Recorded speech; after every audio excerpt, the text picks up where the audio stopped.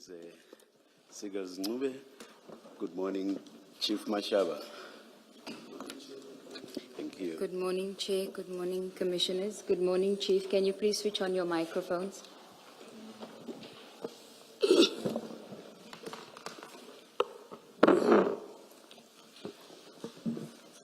Thank you. Chair, yesterday we dealt with the, starting on page 95 of CJC 274.3, the WhatsApp and screenshots bundle, where we dealt with the Chief's version regarding the name, the reference to DD, and Chair, we had put certain propositions to the witness in response to his version, and Chair then asked that we provide the documentation, the announcement of Cabinet and that. We have now provided it. If I could beg leave for it to be handed up if it hasn't already. It is CJC 276, 1, 2, and 3, and I'll just take the witness through it, Chair. CJ. It will be handed to you. It's the loose papers there, CJC 276.1. Somebody will assist you.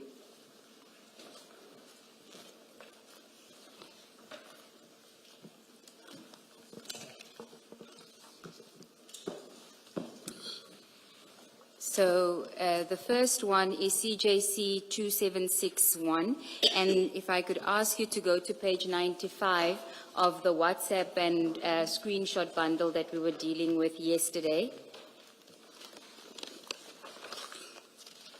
CJ. Yes. On the CJC, yes, the WhatsApp, and then page 95 of that bundle.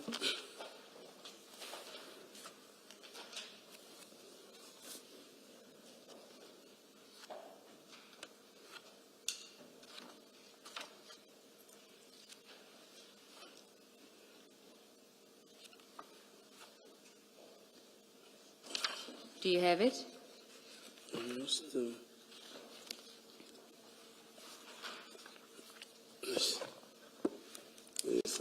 So you will see there's this is an article where it speaks about the ANC's election campaign. The date of the article, you'll see 5 May 2019, just below the photograph. Do you see that? Below the photo of the president. Do you have the right document?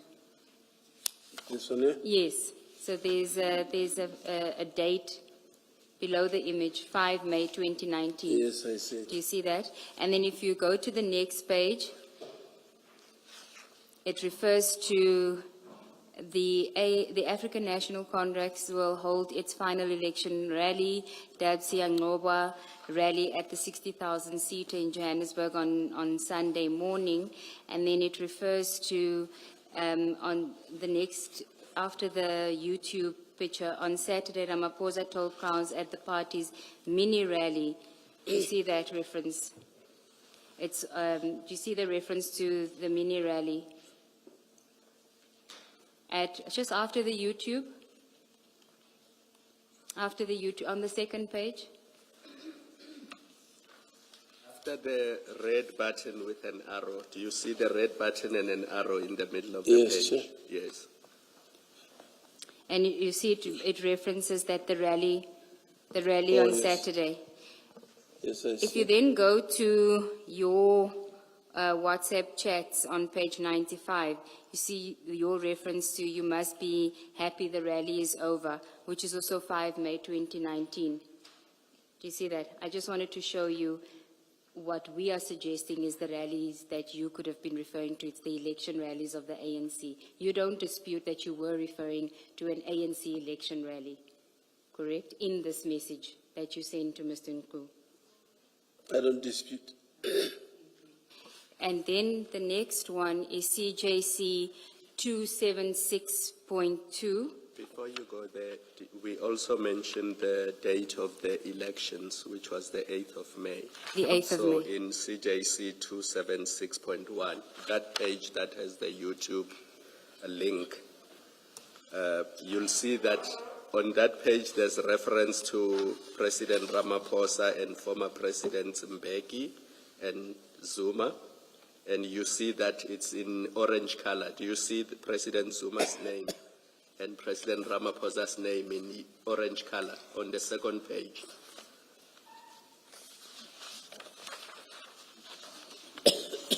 Just look for the colors, it will make it easy for you. Look for the orange colors that have President Ramaphosa's name and President Zuma's name. Do you see that? Third paragraph. On the same, Yes. But the next Second page, page. the next page. Yeah. Where you are, do you see President Okay, Zuma's yes, I name see. and President Ramaphosa's name? Just below that, the next paragraph says, it's the last weekend of the election campaign before May 8 polls. Do you see that? Thank you. Thank you, Commissioner. Then the next document, Ms. Seegers, in fact, the attorneys, I always rely on you to make sure that these loose exhibits or annexures are placed where they should be, please. we will do so, Chair. There's the odd occasion, Ms. Berger, when I've discovered they are not there. If you could convey that to your colleagues as well. Thank you very much. Thank you, Chair. The next one is CJC 276.2. Do you have that? It is the South African government, it's got a South African government on the right top corner. Do you have it? Chief? 272. 276.2, yes. Yes, I have it. Okay, go to the second page. It says President Cyril Ramaphosa Cabinet Announcement.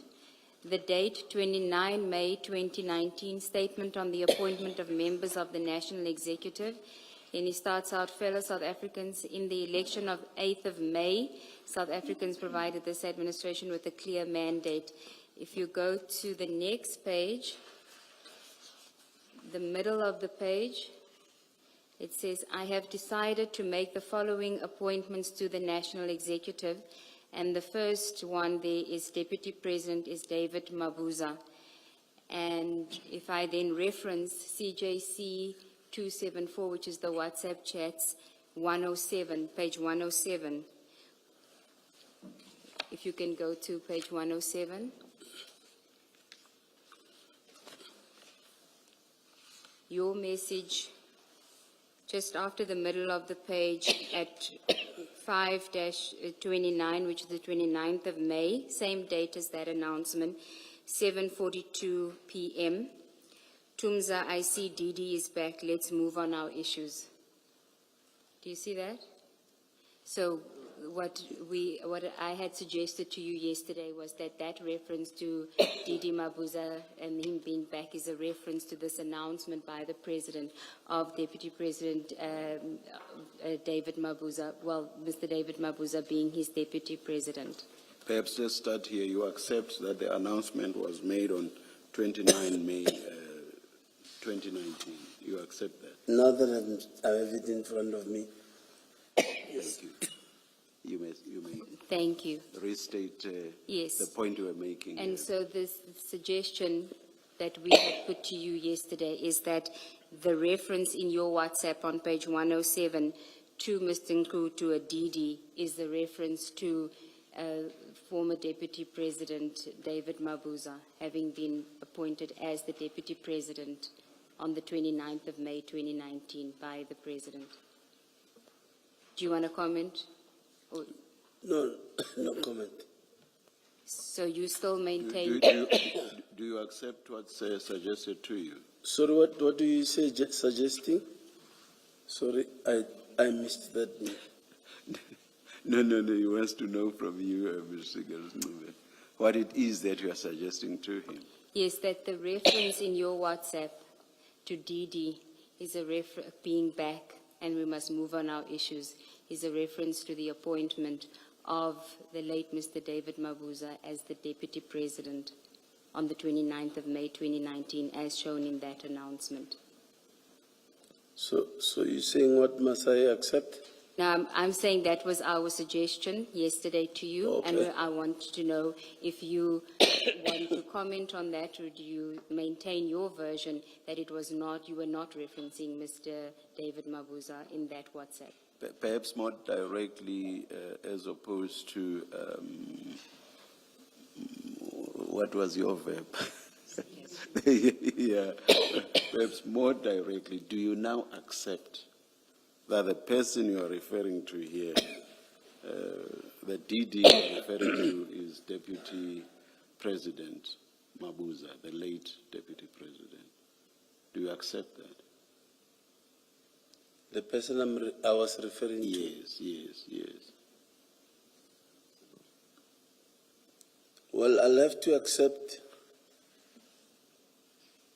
because I was talking about what he used to call. We can say, for instance, like now here, when you say doggy mashaba, doggy hawks, is it me? We are not forcing you to accept, because you say you will now accept, but you go on to suggest that you are referring to something else. So please answer the way you feel you should answer it. You are not being pushed or forced to answer it in any particular way. My apologies, I accept. You accept now.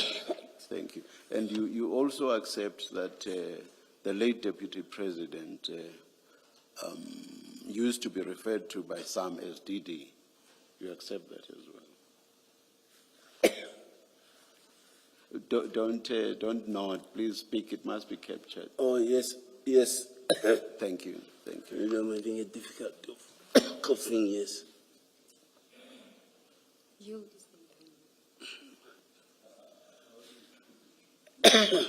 How do you feel? Should we continue, or do you feel like we should take a short adjournment? No, can continue. All Chair. right, thank you. Thank you, Chair. You'll just alert us if you do need to take a break, Chief. Okay. I'll indicate. Yes. Commissioners, we had stopped at page 107. Unless there are any further questions on that, I'd like to move to the next WhatsApp. Oh, the third one, yes, I would. The third one that I want to refer you to is CJC 276.3, the last loose set of pages there.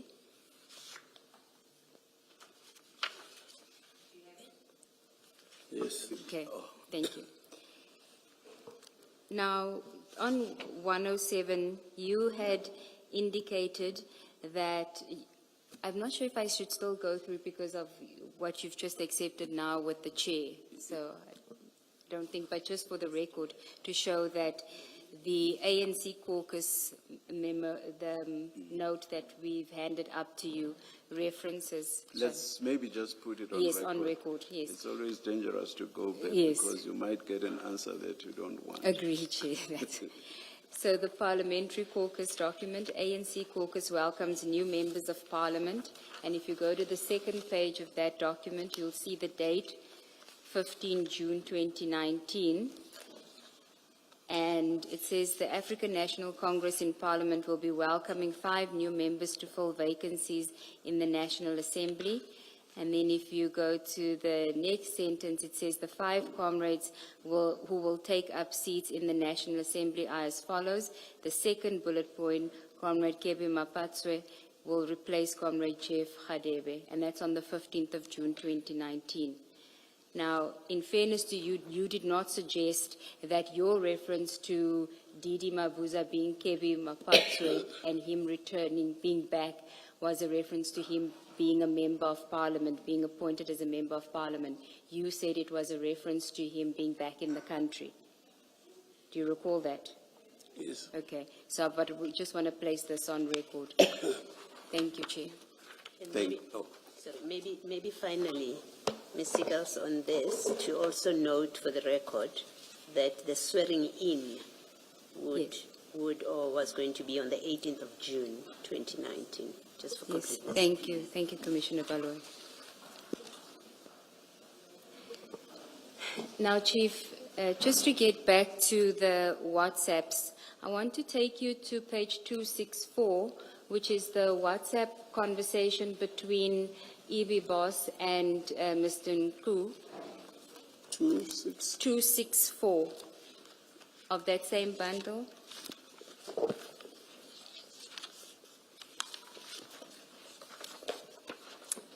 And it's a conversation that occurs on the 7th of April, 2021. And perhaps if we can start on the previous page, 263. But before you go there, do you not want to do what you usually do and refer to page 125 or something similar? The page that identifies the phone numbers and other things.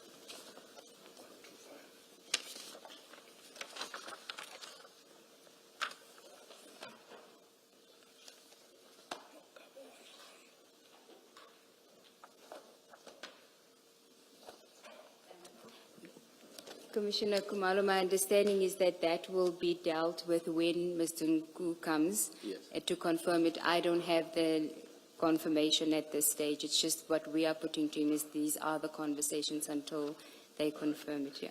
Because he confirmed Nku's phone number and his phone number. Now he's being told that this is a conversation between Nku and Ibi Boss. Yes.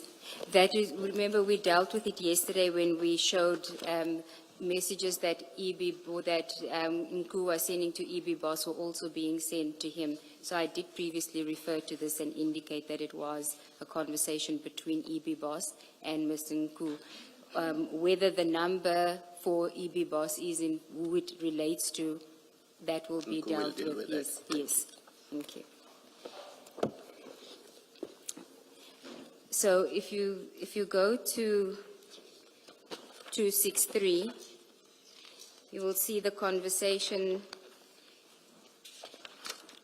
on the 7th. The first message on the 7th of April is a message sent by Mr. Nku to EB Boss and says, "Salam Boss, our guy just called us. He said, those guys said..." You should please always direct us. Oh, where my exactly- apologies, Chair. It's the first one that starts on the 7th of 4/7/2021. All the others are 6, and the first one is 4/7.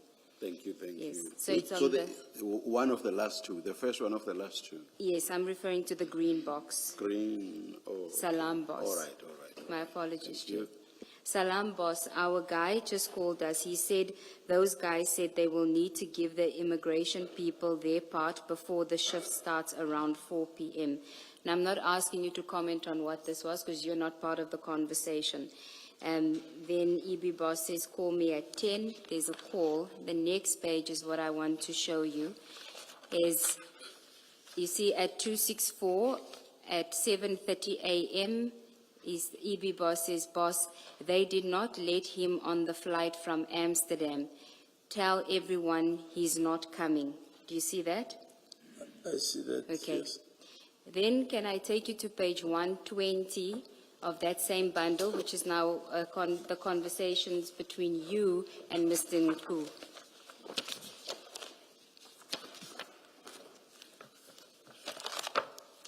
And it is on the same day, 120.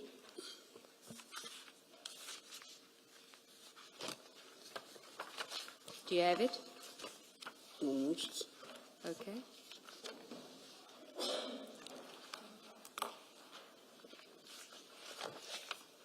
Yes, I have it. The third green block, which from Mr. Nku to you. Boss, they did not let him on the flight from Amsterdam, so it's at 7:41. The one that we looked at 264 was at 7:30. And then it says, tell everyone he's not coming at 7:41. And then the next message, Hola, please postpone preps for today. Our guy is still busy with paperwork. Now, you can see that whatever message is being exchanged between Mr. Nku and EB Boss on page 264 on the 7th of April is being sent to you by Mr. Nku in the conversation that you're having. So I want to know what was this in relation to, and it is very specific. They did not let him on the flight from Amsterdam. Can you tell us what this was about? No, I've got no recollection of this. Okay, it's a very specific incident. I mean, how often would you and Mr. Nku talk about somebody not being let onto a plane on a flight from Amsterdam? I can't remember what we were talking about here. I cannot remember.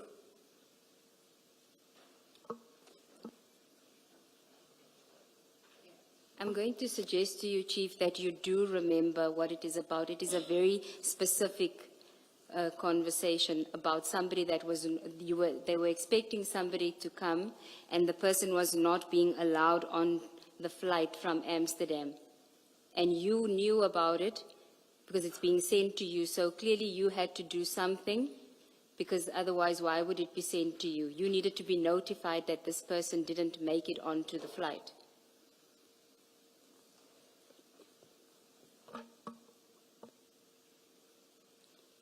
Honestly, I cannot remember this one. Chief What we were talking- Chief Mashaba, I can understand if what you recall is something that's very general in nature and also perhaps the sort of thing that's what ordinary run-of-the-mill type of matter that after years you would easily forget. What we have here is nothing like that at all. As Ms. Sigels-Ncube says, this is something quite specific. I think How many times would you have had discussions about somebody not being allowed onto a flight from Amsterdam? Surely this must be the only occasion. It must be the only occasion. Or not? Have you had several occasions where you were informed about someone who was not allowed onto a flight from Amsterdam? Is that something that happens to you fairly regularly? if my memory serves me well, Chair, I think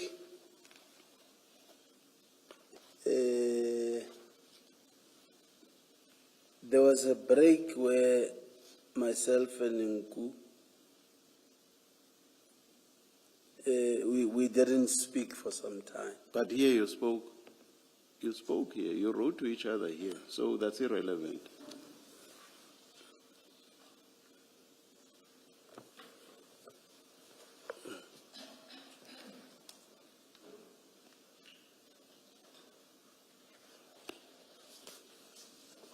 You didn't answer my question. I asked you whether you and Mr. Nku had frequent exchanges about people not being allowed onto flights from Amsterdam. Because if you didn't, and this was the only instance, surely you must remember. So can you please answer the question I posed, which is, did you and Mr. Nku have several exchanges about people who were not allowed onto flights from Amsterdam? No, it didn't have. It didn't happen. We didn't have. To your recollection, this must, now that you see it on these WhatsApp chats, this must be the only exchange of such a nature, correct?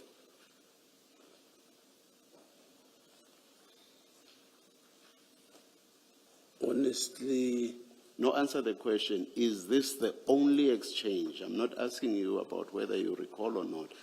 Now that you see it on these chats, is it the only exchange that you and Mr. Nku ever heard about somebody not having been allowed onto a flight from Amsterdam? Is this the only exchange? this is the only exchange. Surely you remember then. What was it about? That's Ms. Sigels-Ncube's question. Surely you must remember.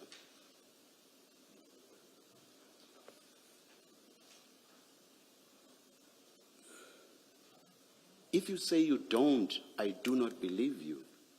What was this about?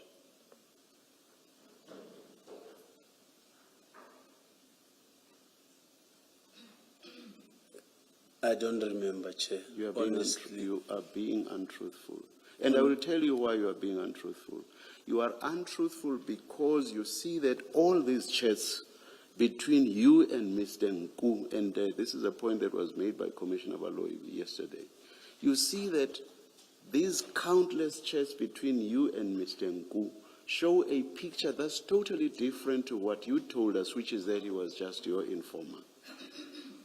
That's why you purport not to recall any of these chats or the content of these chats. I suggest to you, what's your comment? That is, you are trying to extricate yourself from the inferences that we may have to draw because of this long existing relationship with all of the exchanges you had.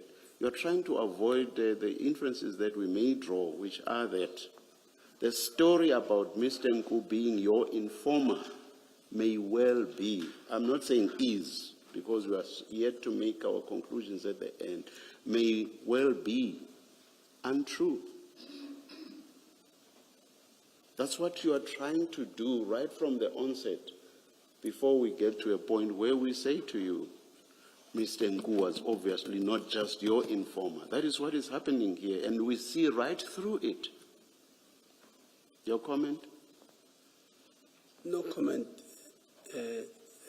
But you know as you sit there that what I'm saying is actually the true position. Yes, Ms. Sigels-Ncube. You may comment if you want to. No comment. Yes, Ms. Sigels. Thank you, Chair. Chief, there's one more exchange that I want to ask you about, and Mr. Gals, are you moving off this? Oh, okay, maybe then let me ask one question. Chief, at that page 120, which is now your communication with Mr. Nku on this same subject, you have those green boxes that you've been referred to. Boss, they did not let him on the flight from Amsterdam. That's Mr. Nku to you, and then which seems to be just forwarding his conversation with Boss Ibi. And then the next one, tell everyone he's not coming. And then this is what seems to be what he directs to you. Hola, please postpone preps for today. Our guy is still busy with paperwork. You do a thumbs up in your next message, on your response in that white box. You do a thumbs up. This reflects you knew what he's talking about, right? You don't ask him, what is he talking about? You do a thumbs up. So you know what he's talking about when he says in that trail, including postponed preps for today.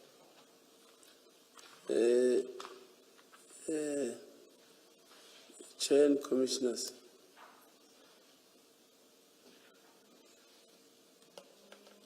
usually if let me say, maybe if Nku gives me an information and information is not executed, it becomes easy for me to forget and just ignore it. But if it would have been something that maybe, let me say, this Amsterdam story, maybe it's something that it was an information that was given, and then we worked on it, or I worked on it, I would easily remember. So it is maybe whatever he was talking about here didn't go anywhere, or I just ignored, because not every information that he gives is positive. other informations will be, can you please check? So if we really had an operation on this, I was gonna easily remember. So I think because it didn't go anywhere, that's why I don't remember. Yeah, except, Chief, I'm not asking you to remember. That was not my question. I'm not asking you to remember what this was about. You've been asked and you've answered. I'm asking you to whether you accept that your thumbs up, your response to Mr. Ngu, which is a thumbs up, means you knew what he's talking about. I'm not asking you now to remember it. I'm saying this thumbs up means you knew and understood what the conversation that is forwarded to you, and when he says to you, please postpone preps, your response of a thumbs up means you knew what he's talking about at the time. Yes, I agree. You knew what he was talking about. I agree. Okay. Then, having cleared that,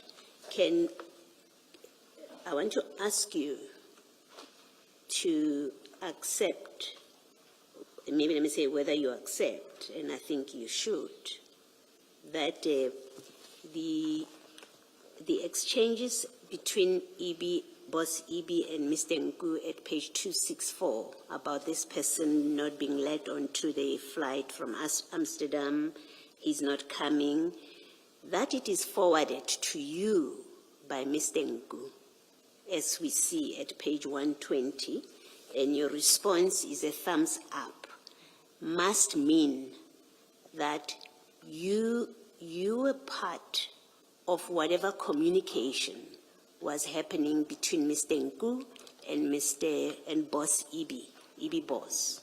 You were part of that circle of communication. You must accept that. Obviously, if I don't know this EB Boss. I don't know this EB Boss. Whatever he forwards to me will be between me and him.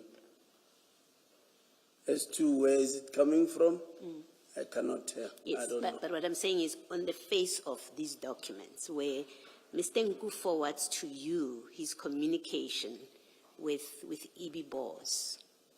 He forwards it to you, you respond with a thumbs up. It means you are part of that circle of communication. At that time, Even if you may I not cannot- have known, even if you say, I didn't know where he gets it from, but on this document in front of us, you are part of that triangle of communication, the three of you. At that time, yes. Even if I might have forgotten now, Yes. at that time it means yes, I was. Okay, thank you. Okay, can I ask you same question but slightly differently? Accepting that you don't remember what the conversation was about. Looking at chat number 345, starting with the one that says, boss, they did not let him into the flight, ending with where you give a thumbs up. Looking at it now as you are sitting there, what picture does it paint to you now sitting there looking at it? It paints that we were talking about something Which is what?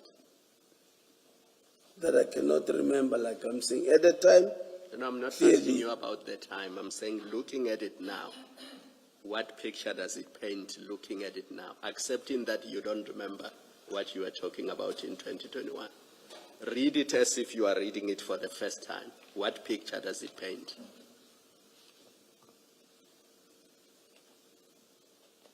maybe I don't understand the picture part. Does it not paint a picture which, as Commissioner Baloy suggests, that you are part of the everyone that Nku needed to inform that the guy is not coming from Amsterdam and that whatever plan you had for that day had to be postponed? Yes, according to this, it says, obviously I'm part of it. Yes. I agree. looking at it now, you were part of a plan that needed to be postponed. The fact that it was even forwarded to me, Yes. I agree. Thank you. Thank you, Mr. Thank you.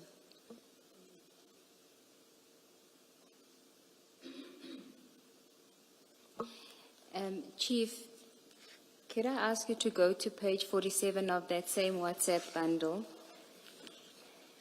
And the reason I'm dealing with this WhatsApp is because you are mentioned in the WhatsApp. I'll give some context to the WhatsApps. So on page 47, same bundle, which is CJC 274.1. So go to page 47.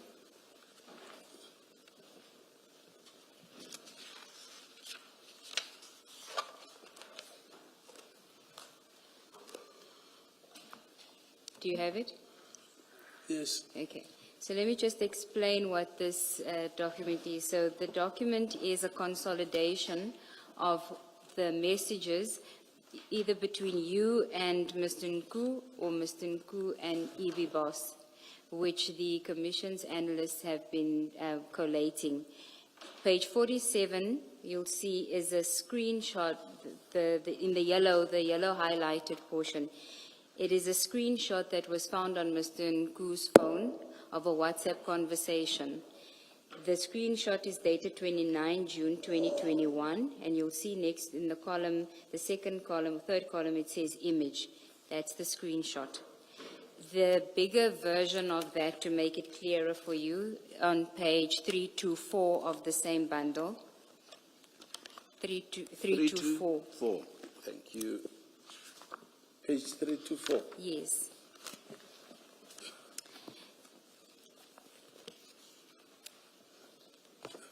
Yes.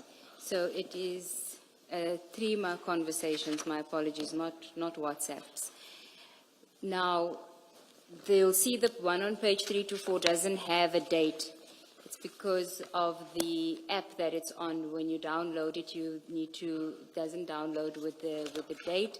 But from the analysis that has been done, that's why I took you to page 47 first. What was found was that the screenshot was taken on the 29th of June 2021.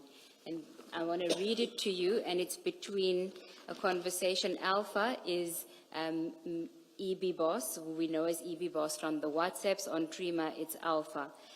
And this is Mr. Nku's phone, so his messages are the green blocks, and then Alpha would be in the white box. So I'm looking at the conversation from the top. It says, we don't know the exact date, but we see it says yesterday. Salam, boss, we will talk properly when we meet. Did VJ collect the keys? Yes, I will see you tomorrow. Hopefully I should be ready for you. VJ phoned today. His phone was off. We'll try it tomorrow morning. Then Mr. Nku says, no problem, please to check with him. Then the messages that start at today. Mate, he won't give me the keys or the phone. He says legally he can't. He put up a big stink about General Mashaba. Also, he said it was a silver X5 with 2 white guys. They have footage, but it's not clear. They got in a white Merc. He also said someone called up about the keys, not Mashaba, said he works with him. Boss, this IO does not want to play game. Now, although it says General Mashaba, it is from the analysis that is being done by the Commission's analysts. The reference to General Mashaba is a reference to you. You don't have to comment on that because you don't know. I'm just putting it to you. I want to show you a conversation between you and Mr. Nku around the same time, and then ask you to comment it. And for that, if I can ask you to go to page 1, I think it starts on page 122.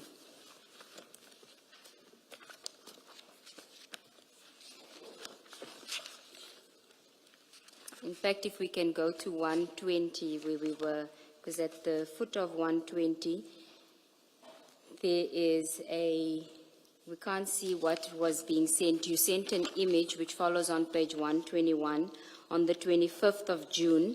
Now remember that screenshot the image that we have says that the image was taken on the 29th of June, but we don't know the exact date of the conversation.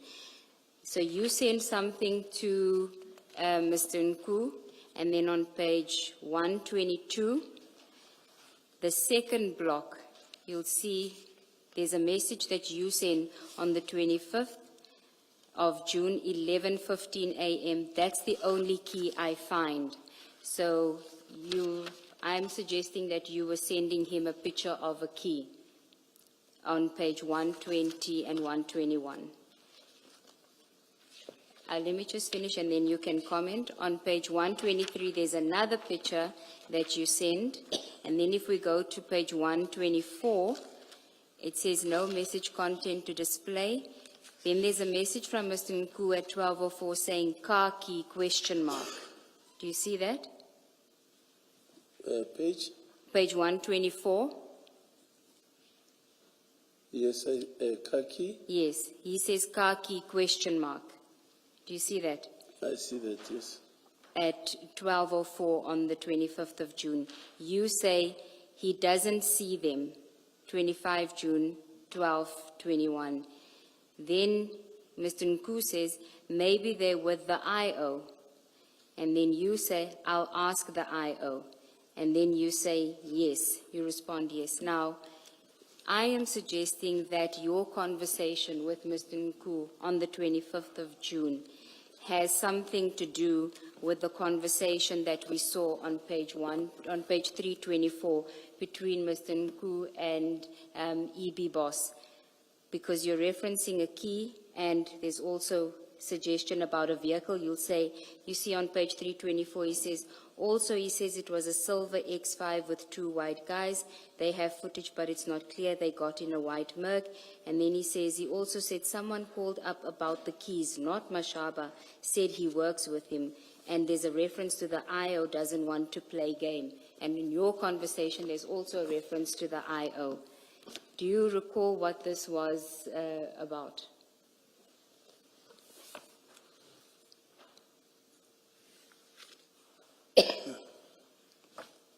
IO in June.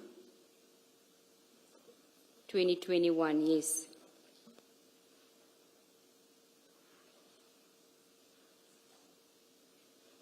Why were you sending him pictures of a car key and speaking about maybe they're with the IO? He doesn't see them. Maybe they're with the IO. I'll ask the IO. You said you'll ask the IO. And again, it is a very specific thing. It's about a car keys that when you took a picture of it, why did you take a picture of this car key and send it to Mr. Nku?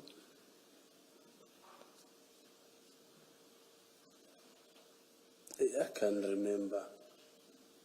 Honestly, I cannot remember. Chief, Don't. Chief, it's not every day that you would be sending pictures of a car key unless you tell us this is what you used to do with Mr. Nku, which would be another basis for concern. But I'm assuming that it's not every day that you would take pictures of a car key that you send to Mr. Nku and that you would have a conversation with an investigating officer about keys that you're discussing with Mr. Nku. And if I'm correct, that it's not something that you would do regularly, then it is something you should remember, surely.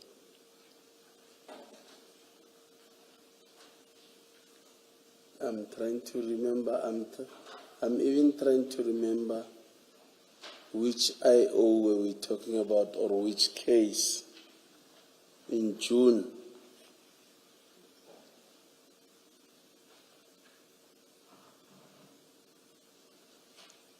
If I may ask, is it the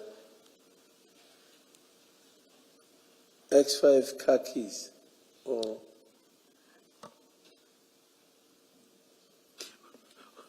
We want to find out from you you were the person that was communicating.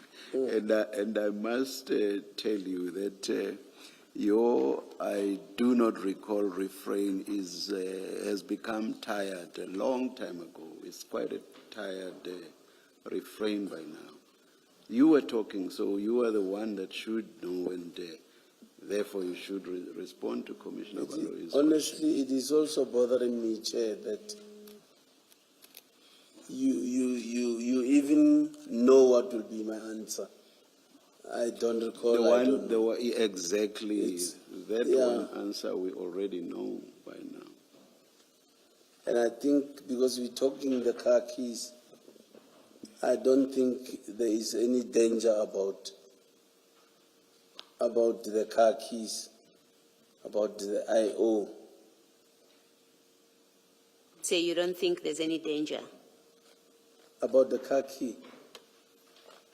So what do you mean by that? Maybe let's understand. What do you mean you don't think there's any danger about it? No, I mean, if maybe the commission think I'm hiding the car key. If I remember exactly, if we're talking the car key, it's not like we're talking a picture of maybe a bag of drugs or something. No, this is unlike a situation where you would be saying to your family, "I can't find my keys, I can't find." That happens all the time. So if there was something relating to that and we were questioning you about that, we would understand you when you say, "I do not recall." But as Commissioner Baloyi says, surely this certainly is a once-off. It is a once-off.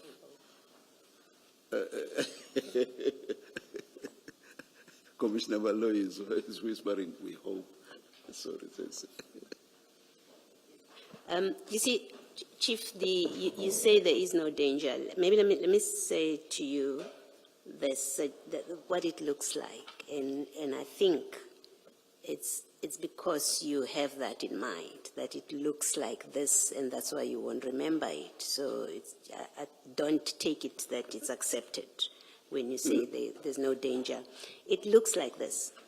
The picture that it creates is you, Mr. Nku, and Boss Ibi, or Ibi Boss, who is also referred to as Alpha, were involved in a transaction that included car keys that are with an investigating officer, possibly as an exhibit, that are with an investigating officer, and you wanted that key to be released, those keys to be released. You have a picture of the key, and you say, "I will speak to the investigating officer about that key." And I think that's your difficulty, why you will not remember, or you will say you don't remember, is because the picture that this presents is, again, in your transactions with Mr. Nku, you are interfering and speaking to influence investigating officer to release an exhibit. That's what it looks like. That's why you say, "I will speak to the investigating officer." And you do so at the behest or at the instance of Mr. Nku, again, a civilian about whom there are problematic issues. And that's why you're avoiding remembering this. You know, commissioners, like taking Nku as my brother, if he needs assistance, I would try by all means to assist him, because I know on many things he relies on me, especially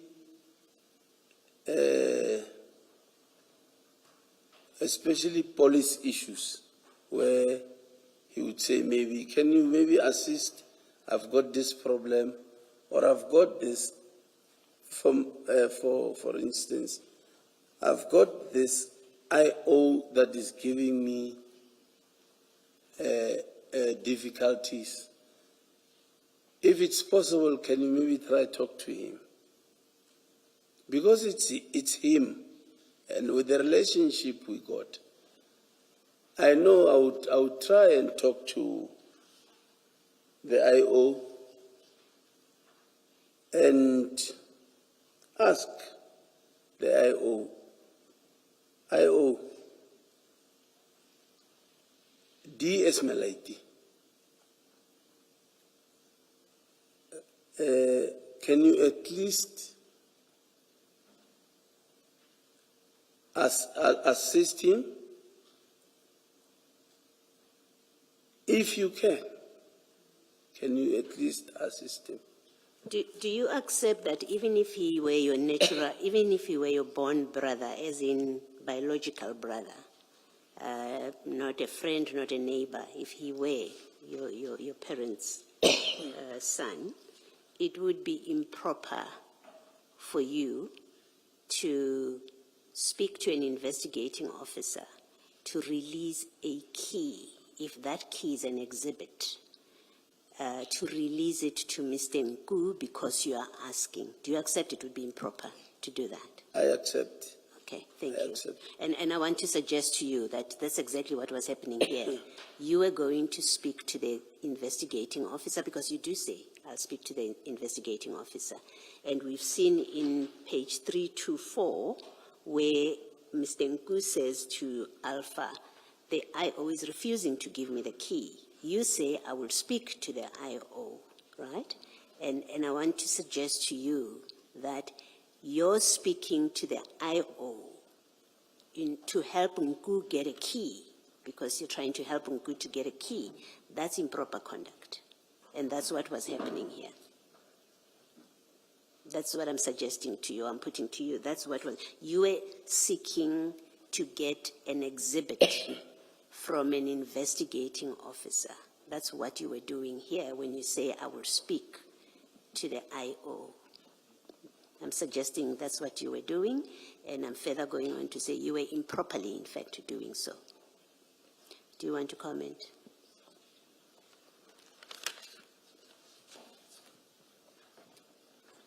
If it's an exhibit,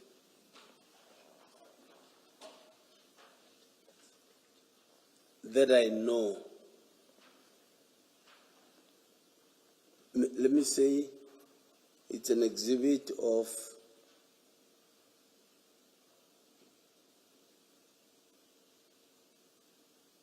maybe a car that the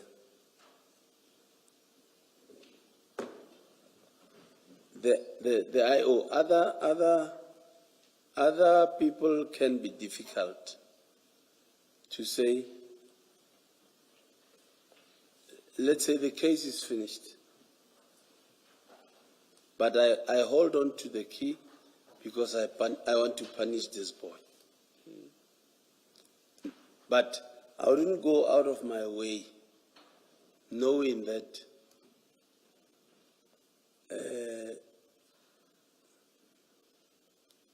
this thing is still on, but I will go and negotiate for something that I know I'll be putting the IO at risk, or for risking his job to do something impossible for me that I wouldn't do. Thank you. Thank you.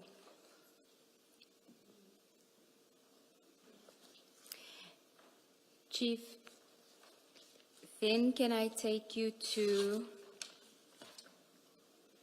just want to deal again with your version before I take you to the next message. You testified yesterday that on the 7th, the evening of the 7th, Mr. Nku called you and said to you that there is a truck with drugs coming from Durban to Johannesburg. On the 8th. On the 8th, sorry. And you told him that he must give you confirm it positively, and he did so the morning of the 5th, of the 9th, sorry, the 9th of July. He didn't quite give any information Yes. tending to show that this is positive, just that the truck is here. Correct, Chair, yes. You asked him to confirm positively that it is indeed, the information is correct. You say on the 9th, the morning of the 9th, he calls you, says the truck is here in Joburg. Correct? Yes. Now, I had said to you that he didn't give you any information that would any new information other than the truck had arrived on the 9th of July, the morning of the 9th of July. Remember, He did not? give you any new information Oh. on the morning of the 9th of July, other than to say the truck is now in Joburg. Correct? He didn't give. You, yes.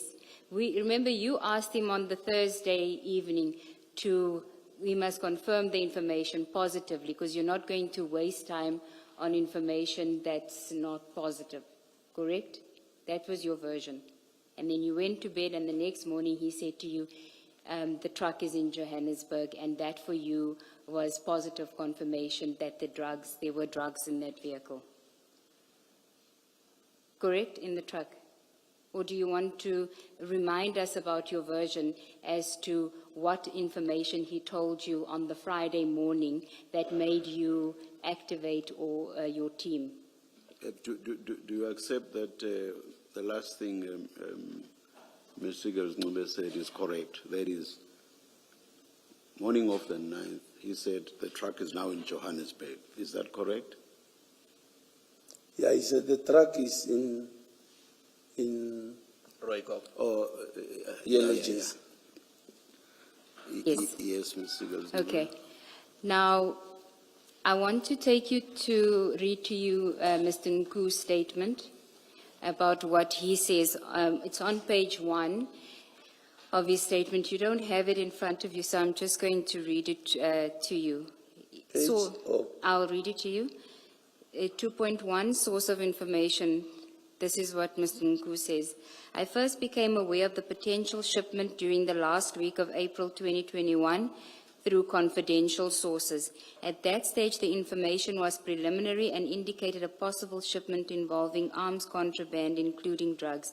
I shared this information with Lieutenant General Sindile Mfazi, whom I was initially introduced to by former Deputy Minister of Defense Commissar Kebi Mapatswe, as he expressed that Lieutenant General Mfazi was his compatriot in exile. Further details were received and shared in late June 2021.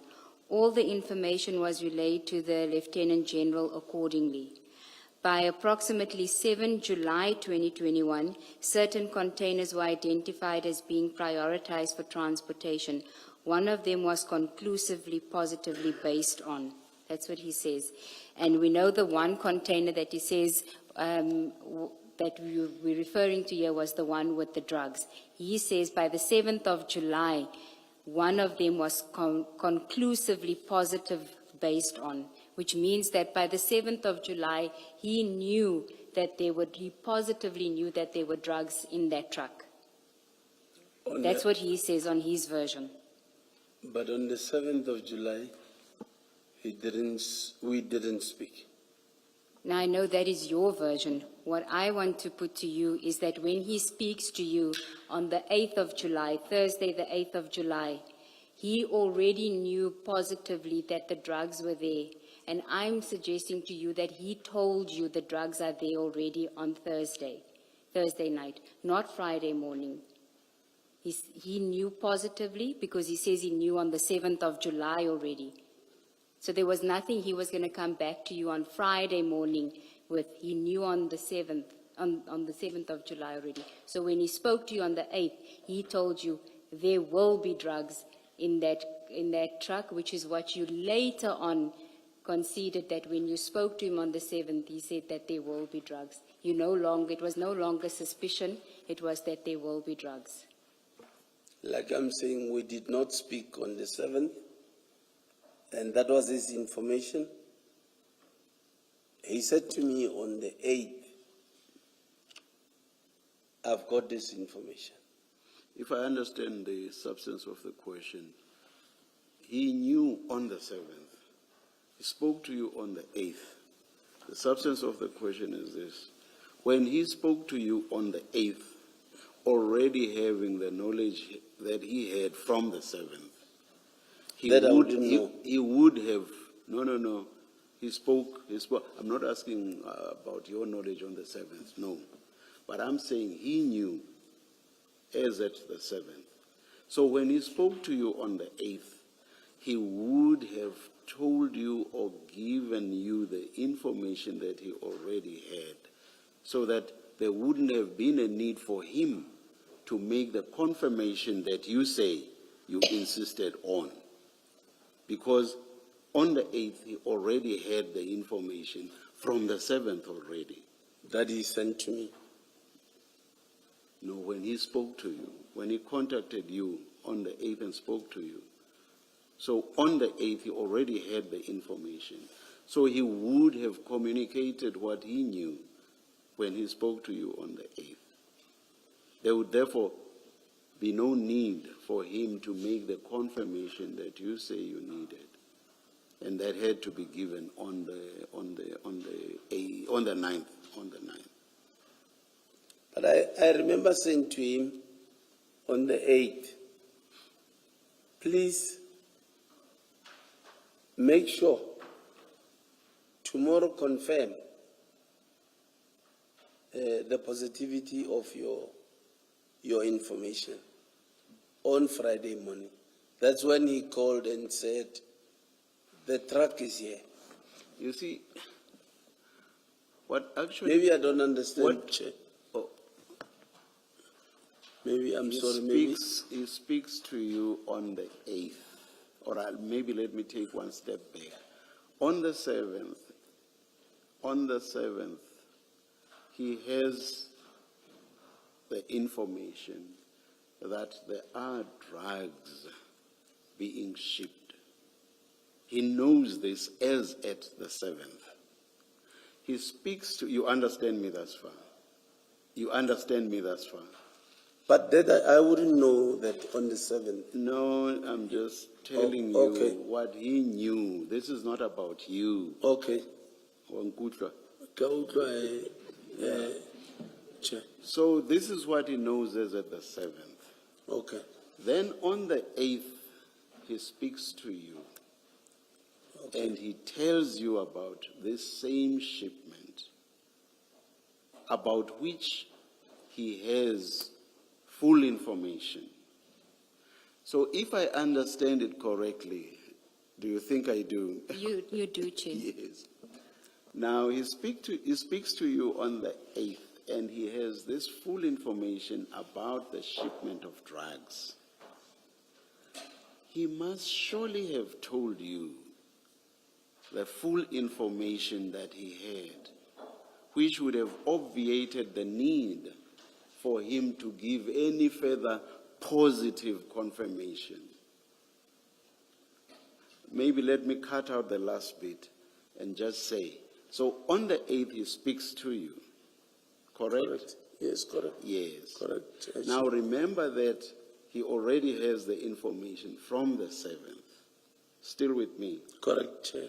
Now, the suggestion to you is that he must have told you or must have given you all the information that he had when he spoke to you on the 8th. On that, I know you are going to say that is not the case. Am I correct? You are going to say he didn't give you any full information. He just said there was a shipment of drugs. Correct? No, on Thursday. On your version, when he spoke to you. On Thursday, obviously, I would want to listen to the information. Yeah. That And is I suggest to you that because he already had it from the 7th, when he spoke to you on the 8th, he gave you that information. You deny that. You deny that he gave you the full information with regard to the shipment. The information I got Yes. It's from Thursday. The And what confirmation was the information? that the truck is from Devon Okay. with trucks.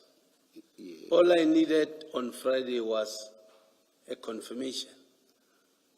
Now, I want to suggest to you that he gave you all the information and there was no need for any confirmation. And I will say to you, what buttresses that view that you had gotten all the information you needed. What buttresses that view is the fact that on the following day, all that you get told is that the truck is now in Gauteng. And you start moving from your side. And you do not say, but what about the confirmation that I asked for yesterday? You do not ask for that. All you are told is the truck is now in Gauteng. Nothing in that statement, the truck is now in Gauteng, confirms anything. It doesn't change what you had been told the previous day. So the fact that you just get the truck is now in Gauteng and you start moving and mobilizing shows that you actually didn't ask for any confirmation the previous day. No, but if he says to me, the truck has landed and I am here with the truck or looking at the truck, it's confirmation. Did he say he had opened the truck and looked inside and got the confirmation you wanted? He did not. No, he can't. He did not. He couldn't. He did not. He couldn't. Yes. So where's the confirmation in merely saying the truck is now in Gauteng? Where's the confirmation of what you wanted the previous day? Him saying the truck is here, landed already, and I'm here. Please come. To me, it's But confirmation. What confirmation did you want? When you said you wanted confirmation so that you don't leave things that you are doing, that's the language you used yesterday. What confirmation did you want? Did you want confirmation of the arrival of the truck in Johannesburg? On the 8th, did you want confirmation of the arrival of the truck in Gauteng, in Gauteng? Maybe I'm missing it. You say on the 8th you asked him to give you confirmation so that you do not leave the things that you were doing for nothing. Did you not say so yesterday? Yes, You said so I yesterday. said so. Yes. Now what I'm asking you is, what confirmation did you want? I think him saying the truck is here. No. Was- No. That's the 9th. I'm asking you about the 8th. What confirmation did you want on the 8th? Remember on the 8th, Chair, he's saying, be on standby. This is what might happen tomorrow. This is the information. What confirmation did you want, Chief Mashaba?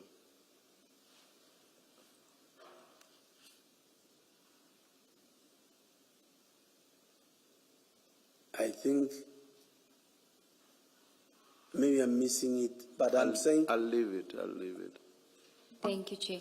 In fact, remember I read to you yesterday what Mr. Nku said about what happened on the 8th of July, but let me just continue with his version on what he discusses with you and when he discusses it with you. Ms. Nobet, sorry to interrupt you. We didn't bring our Nku files, so we've got difficulty that when you read, we don't know where you are reading. Is it possible to put it up on our screens? Okay, we'll just flight the page Subject, two. of course, to whatever needs to be redacted, must be redacted. It has been, Chair. Okay.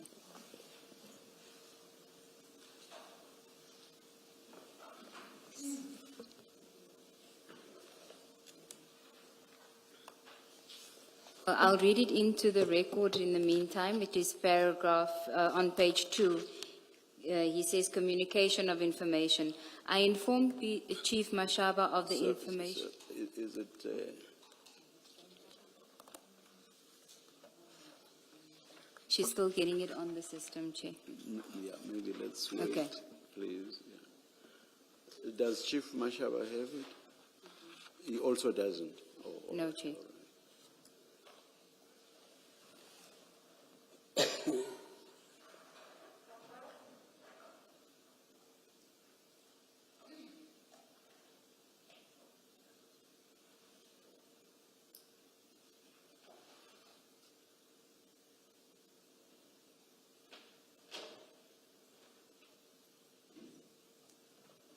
So, page 2, the first paragraph.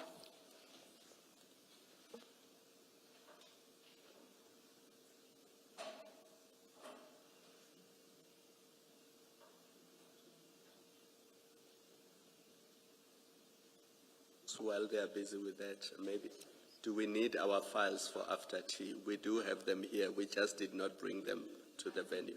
I'm only going to be dealing with this because of the inconsistency with the versions. Page 2, it's the heading on page 1 says communication of information, and on page 2, he says, I informed Chief Mashaba of the information on or about 8 July 2021 around 7:30 p.m. after I became satisfied that the information was sufficiently specific to warrant operational follow-up, as the yellow jersey truck which was carrying the container in question had been traveling in record time towards Johannesburg. In relation to Chief Mashaba, it was a last-minute request, as the high-ranking official who was supposed to have assembled a team to run the operation was not available at that point.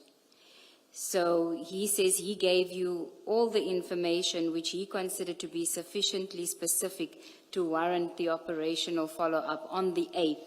The evening of the 8th. And then when you go to 2.5 events of 9 July, he says, on 8 July, I traveled from Durban to Johannesburg at around 8 p.m. after communicating with Chief Mashaba regarding the information. On the morning of 9 July, I met with him and provided a briefing. So he doesn't say that on the 9th of July, he calls you and gives you the confirmation that you told us you needed in order for you to then activate your plan. On his version, by the Thursday night, the 8th, he had given you all the information which for him was specific enough to commence the operation. Do you see that? So you're saying, are you not reading? Yes, I'm reading Nku's statement. He's not saying that you asked for information for him to verify in order for you to be satisfied on the 9th. He says he gave you all that information on the 8th of July, the evening or Thursday evening. He gave you all the information, the sufficiently specific for the operational follow-up.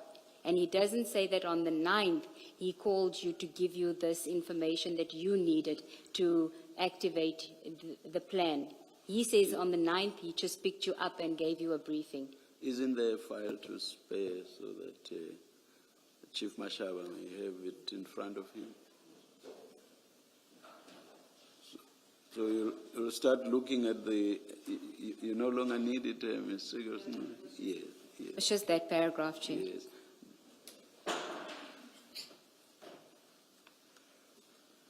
You'll see there's a paragraph at the top, I informed. Yes. And then you skip to 2.4, and you don't read the whole of 2.5. Yes. Read up to which line? Yeah. And then you read the first and second sentences. Yeah. Of 2.5. 2.5. On 8 July 2021, I traveled from Durban to Johannesburg around 8 p.m. after communicating with Chief Mashaba regarding the information. On the morning of 9 July 2021, I met with him and provided a briefing.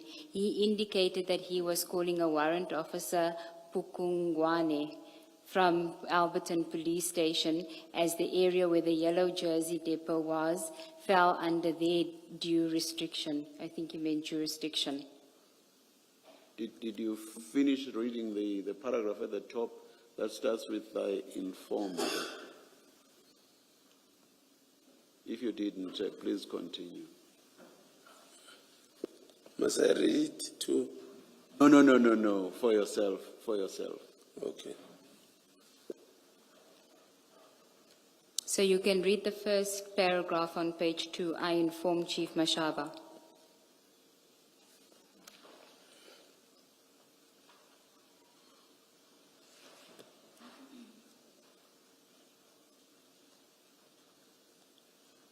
Yes, I read it. So his version differs from yours on what happened on both the Thursday evening, the 8th of July, about the information that he gave you, and on the 9th of July. On his version, all that he did on the 9th of July was, he says that on the morning of 9 July 20, I met with him and provided a briefing. He indicated that he was calling. So you were there. He met with you. There wasn't another call on the 9th of July to give you more information in order to confirm that the drugs were in the truck. So how will I know? You knew on the 8th. I'm giving you the benefit of the doubt that you knew, not on the 7th, but that you knew on the 8th already, all the information that you needed in order to take the proper steps for this investigation. You want to put to me that on Friday he didn't call? Yes, that he doesn't say that he called you on Friday. He says, on the morning of 9 July, I met with him and provided a briefing. Well, if this is what he wrote, can you maybe leave it to him? I'm saying I got a call. He called in the morning. And clearly, our phones were taken. The IO would have seen that. Because I remember the IO said that, yes, Mashaba didn't have Makhana's number, didn't have Bakula's number. If I remember, they spoke on Friday.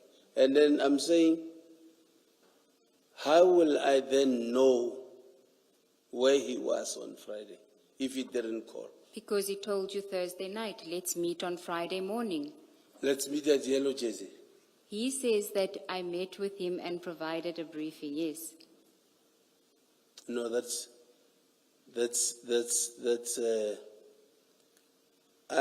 I'm saying to the commission, he called on Friday morning. Okay, so Everything didn't end on the 8th. On the 9th in the morning he called. Okay. And sent me location. Because he had to direct me. I didn't even know where Yellow Jersey. I know the area, but I didn't even know that's Yellow Jersey. Okay. He had to even send me location. Okay. Then, still on this topic, if you go to page 50 of the WhatsApp and screenshots bundle. Page? 50.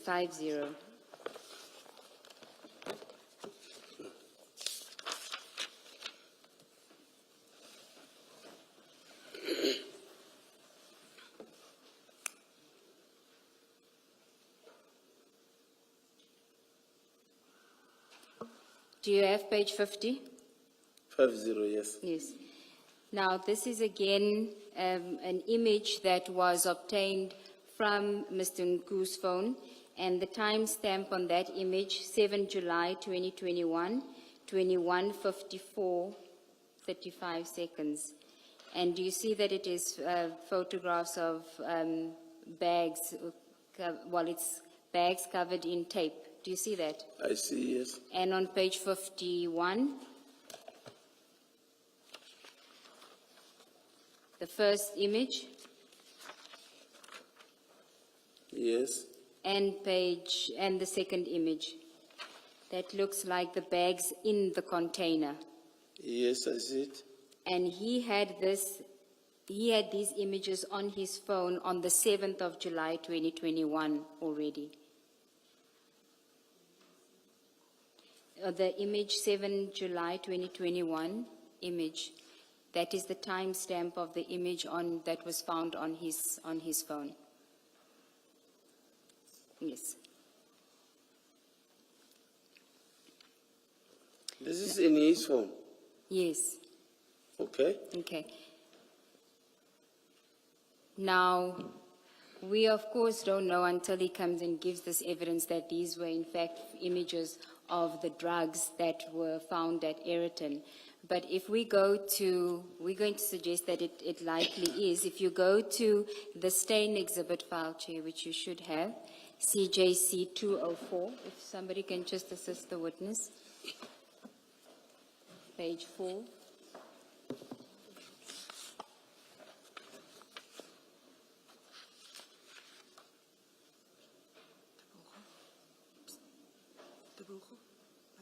Four. Ms. Ncube, Stain. oh, I see, this is projected. We don't, the chair and I don't have our stain bundles because we were not told we should bring them. Apologies for that, Commissioner Baloyi. We had requested that it be brought to you. So if you look at, these are page 4 of the stain exhibit bundle, photos of the bags that were seized at Ayrton. You would remember them because you saw those bags, right? On the 9th of July, you saw those bags. Yes, Okay. And so that's the image on the 9th of July. And then if you go to back to page 50 and 51 of the exhibit bundle, does that look like the bags that you saw on the 9th? page? Page 50 and 51, the images of the bags that I showed you, since you saw the bags on the 9th of July, does it look like it was the same bags?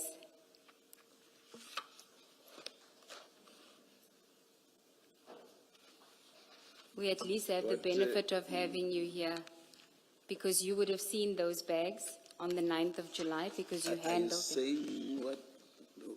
I'm asking the witness whether the bags that he handled on the 9th of July looks the same like page 49 and page 50 and 51, the On photographs. same or similar? Same or similar. Or maybe he'll say the same. They are the same. Not On stains not similar, exhibit five. perhaps. Want to Similar, put it perhaps. higher than that, Chair, because he's effectively an eyewitness. He saw the bags. He should be able to tell us whether they look the same. To ask your question differently, if I may, Chief, your evidence and the Mahane as well, evidence is that when the container was open, the bags fell out. You remember that evidence. Now, the images that are on page 50 and 51, Is it on stains file? The images? No, the images, as I understand it, the image that is now at page 50 and at page 51 were found, it is said they were found in Mr. Nku's phone, those images. Remember the WhatsApp file at page 50? So what Ms. Seagulls says the evidence will be in due course, and what she's putting to you is that according to the analyst, these pictures that you see, these images that you see at page 50 and 51 were taken from Mr. Nku's phone, and they look like they were taken from inside the container. But forget the last part about the container. The question I think that Ms. Sigals is seeking to clarify with you is that the bags that you saw fall out of the container, they looked like what you see at page 50 and 51. That is what is being sought to you. I see the wrapping Yes. looks the same, but here on this one, I don't see clearly, because on the 9th, the one for the 9th, Yes. they got both handles not Yeah. wrapped. Which was my question, whether when they fell out of the container, when you first saw them, did they have this kind of wrapping that you see at page 51? Yes, they were. Yes, They were had wrapped. that wrapping. All right, thank you. Ms. Siegels? Thank you. Thank you. Thank you, Chief. So it seems to me that if Mr. Nku has photographs of the drugs in the container on the 7th of July, 2021, I mean, this would have been taken before the container left its destination where it was coming from. So he had these photographs. He had them on the 7th of July, 2021. He speaks to you on the 8th of July. So I am saying to you that it is implausible that knowing what he knew on the 7th of July, that he wouldn't have confirmed with you positively that the drugs will be there, and I am saying to you that by this, when he speaks to you on the 8th of July, you had all the information that you needed to contact the necessary and the relevant authorities to deal with this matter on the 8th of July already. When we say I had all the information, do you mean I had the details of the truck? I had these pictures? Or all information, what do you? Yes, I'm saying that Mr. Nku had the pictures. I'm saying that he had the details of the truck. He says that he had given you sufficient information in order to do the operation follow-up. What else would you have needed? If he did, in fact, if he comes here and says that he gave you the details of the truck and he told you that the drugs were in the truck on the 8th of July, if that is his evidence that he comes and gives, what more would you have needed from him in order to take the necessary steps to seize these drugs in a lawful manner? I want to answer you correctly. Sorry, please repeat. Okay. If Mr. Nku gives evidence before the Commission that when he spoke to you on the 8th of July, he gave you the details of the truck, including where the truck was going, and he gave you the license plate of the truck, and he told you that he's seen photographs of the drugs in the container, which is also in the truck. If he gave you that information, what more, and he gave you that on the 8th of July, what more did you need from him on the 9th of July in order for you to take the necessary steps for this to be a lawful police operation for the seizure of the drugs?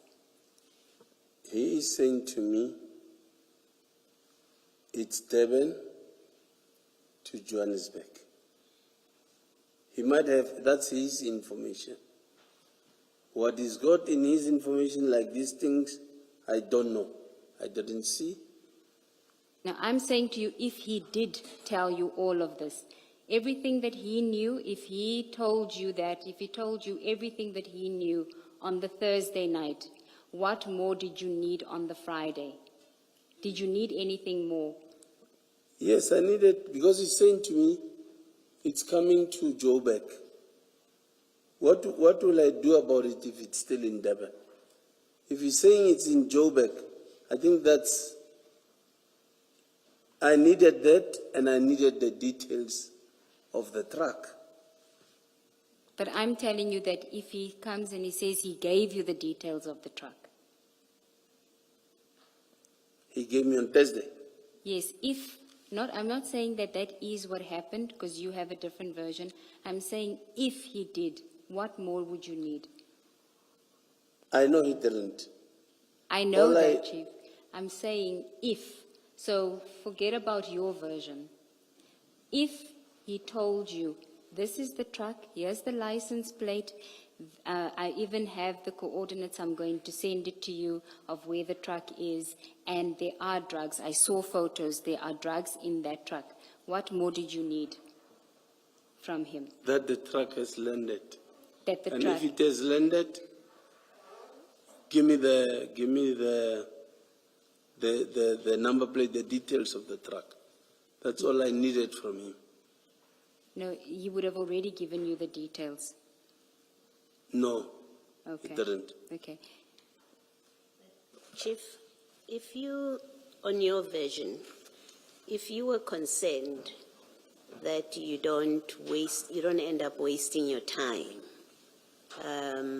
in conducting an operation that in fact is a negative, I think that's the language that you've used, is a negative, surely you would have requested more than the registration number of the truck. You would have wanted confirmation from him that there are drugs in that container. Otherwise, your earlier statement that you did not want to waste your time would not make sense. It only makes sense if you say, yes, I did ask for confirmation that there are drugs in that vehicle, in that container. Surely, you would have asked him to confirm there are drugs in there. But Chair and Commissioners, here is the information. Mashab, there is a truck from Devon. The truck is loaded with drugs. Yes. He wouldn't just say such an information. I don't know how he confirms that. I don't know. It's the information he is now giving to me. Here is there's a truck coming from Devon to Joburg, Yeah. transporting drugs. Yes. I said, okay.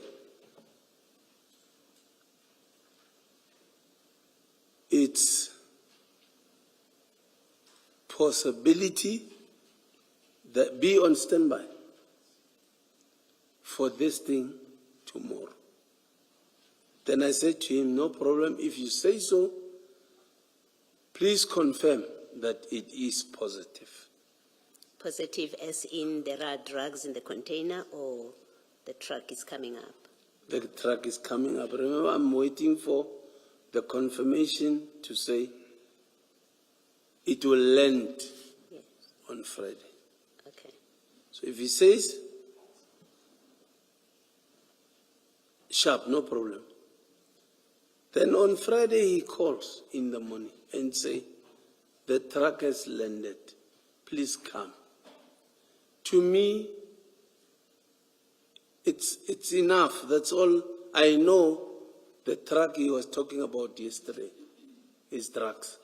You know And that it has drugs in it because that's what he told According- you at yes. that point. Okay. So it has landed, please come. Okay. I said, Sharp, where are you? I'm in Yellow Jersey. Konje, where is Yellow Jersey? No, let me send you location. Okay. I get the location. When I get to him, he gives me the details of the truck. The number plate, was it the number plate or, yeah, the number plate. Here is the truck. I said, oh, okay.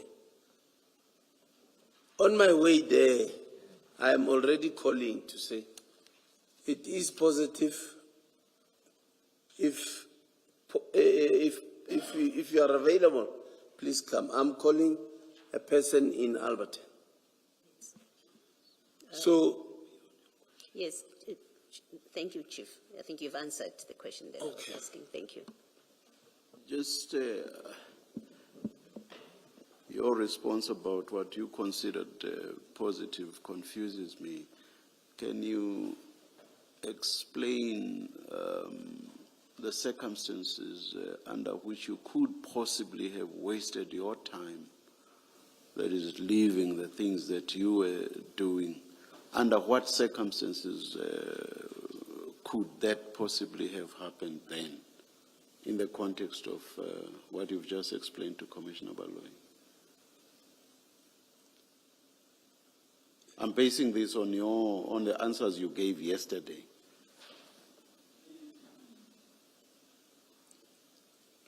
What is the exact question? Chair? Sorry. Confirm that this is positive, because I do not want to leave the things that I'm doing and therefore waste my time. Now, I want to have an idea of the possible circumstances under which you could have wasted your time for you to insist on a positive confirmation. Well, what did you have in mind? How could that have arisen?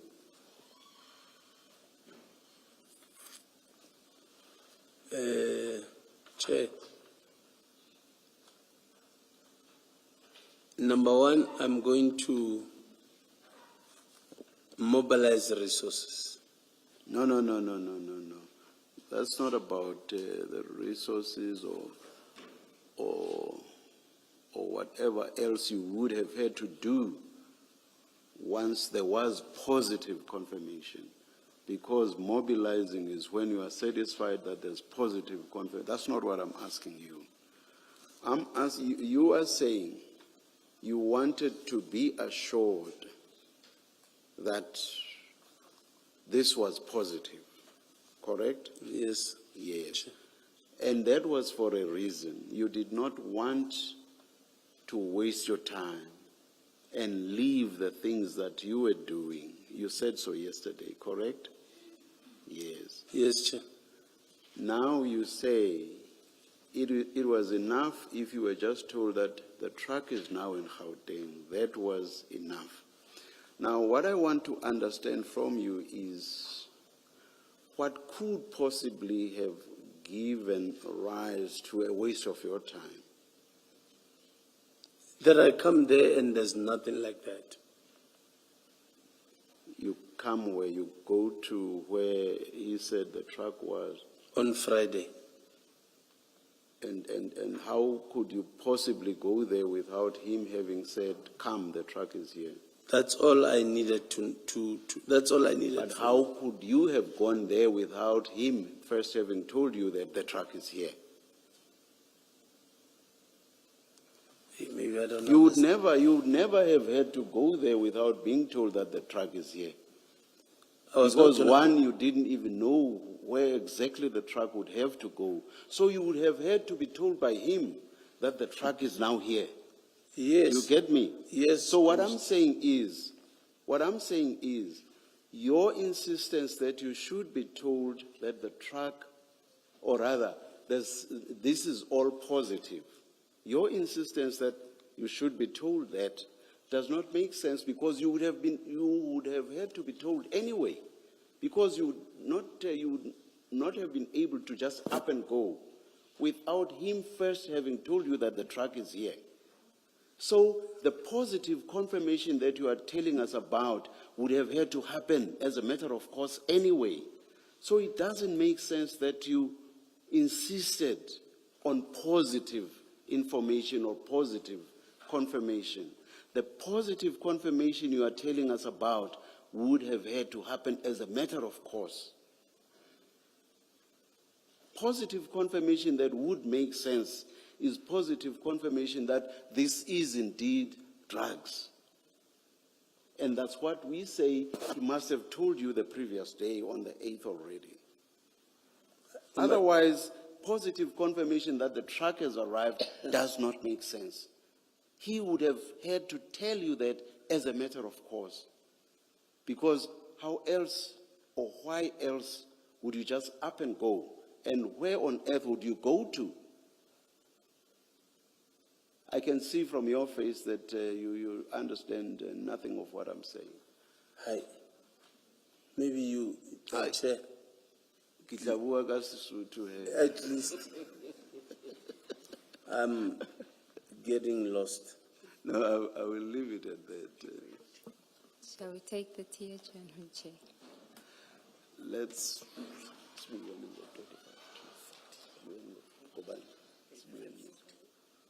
Oh, what 11:40? Let's adjourn and come back at 11:40.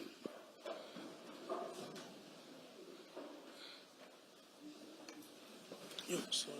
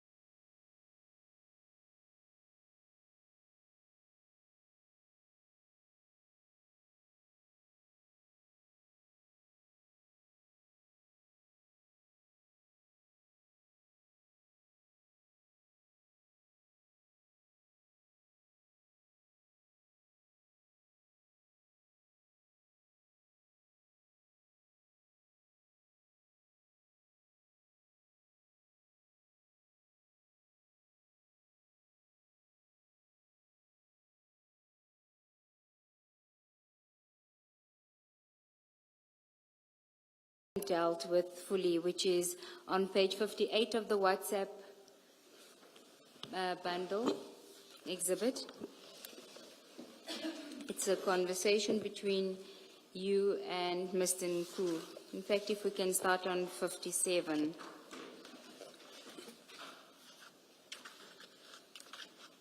On the 21st of February, the last one on page 57. It's a message from Mr. Nku. Do you have it? Yes. He says, hola, and then that's at 8:48. You also at 8:48, you have a thumbs up. And then you send him a photograph of someone, and the next message says, no message content to display. On the next page, page 59, you say, Sergeant Matabuche with the finger pointed up, suggesting that the message from earlier on is a photograph of him. Do you see that? Yes, yes. And then there's a message from Mr. Nku at 3 on the 22nd of Feb saying, ask them to check this number plate, and then he gives a number plate. You say thumbs up, and then he gives you another number plate to look for. And then we have a photograph on page 60. And at the top of page 61, he says the phone he's using is Rickard to this name. And still on the same day, part of the same conversation, he sends you information about a Wild Track Orange vehicle. And then we have that message we dealt with yesterday, Gwaza. Do you recall why he was sending you number plates to check? I don't recall. Is it something he would ask you to do routinely? Is that why you can't recall it, because it happens so frequently, or?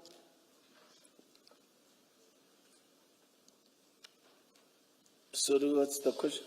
Is it the reason why you can't recall because you did it often for him, so you can't recall this specific instance where he gave you these number plates to check, you don't know why?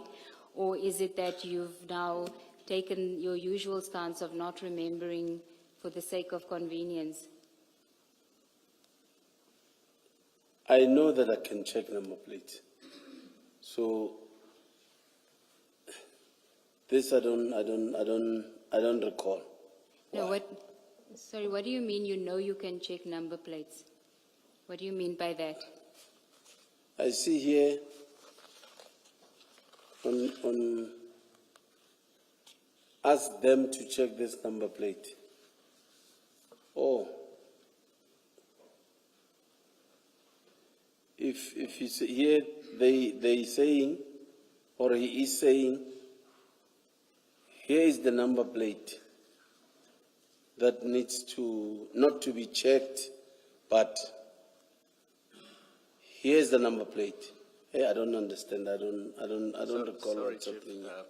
you were asked, what do you mean you can check number plates? Not reading from the chat what you said.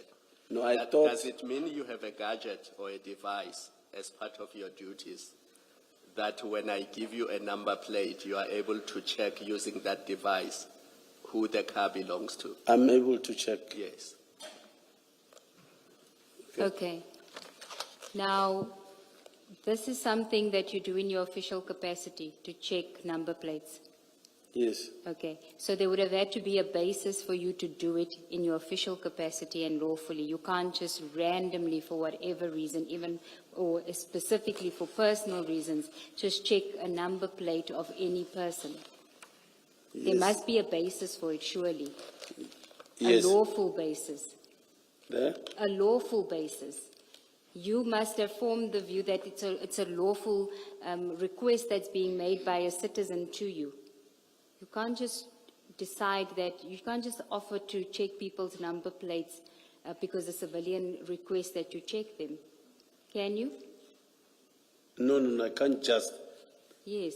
Me, I can, let's say the car is parked next to my yard. Even if I'm off, I can take the number plate and check. Yes, I know you have the power to do so, but that power is not an unfettered power. You must have there must be a basis for you to do it. It seems to me that a friend can't just say to you, please can you check this number plate of this person, I want to see who it belongs to. Why would you be entitled to do that? Yes, there will be a reason why. Yes, a lawful reason. There will be a reason. Yes. There will be a reason why. And in this instance, he's just saying check this number plate, so why are you just checking it? He must have told you the reason that you must check it, and you must have thought that it was a proper reason for you to exercise your power to do so. This I cannot remember. What was this for? But whatever it was for, it could not have been for the exercise of your duties, lawful duties as a traffic officer. It couldn't be. It comes from Mr. Nku. You are checking for Mr. Nku, not in the discharge of your functions as a traffic officer. What's the question, The question is, Commissioner? the question is, you're checking number plates at the request of Mr. Nku could not have happened in the course of you discharging your normal duties as a traffic officer when you look up numbers for Mr. Nku, registration numbers for Mr. Nku. That's not you exercising your functions as a police officer. I don't understand. Maybe you rephrase the question, maybe. Yeah, I'm going to rephrase it.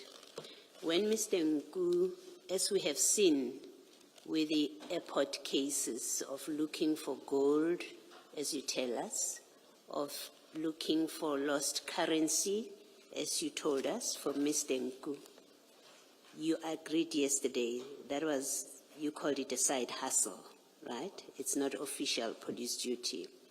I'm saying the same thing, that when Mr. Nku gives you people's registration numbers, vehicle registration numbers, and he says, look up this, you're not, when you do look it up, that's not official police duty that you are doing. It's not official police work that you are doing.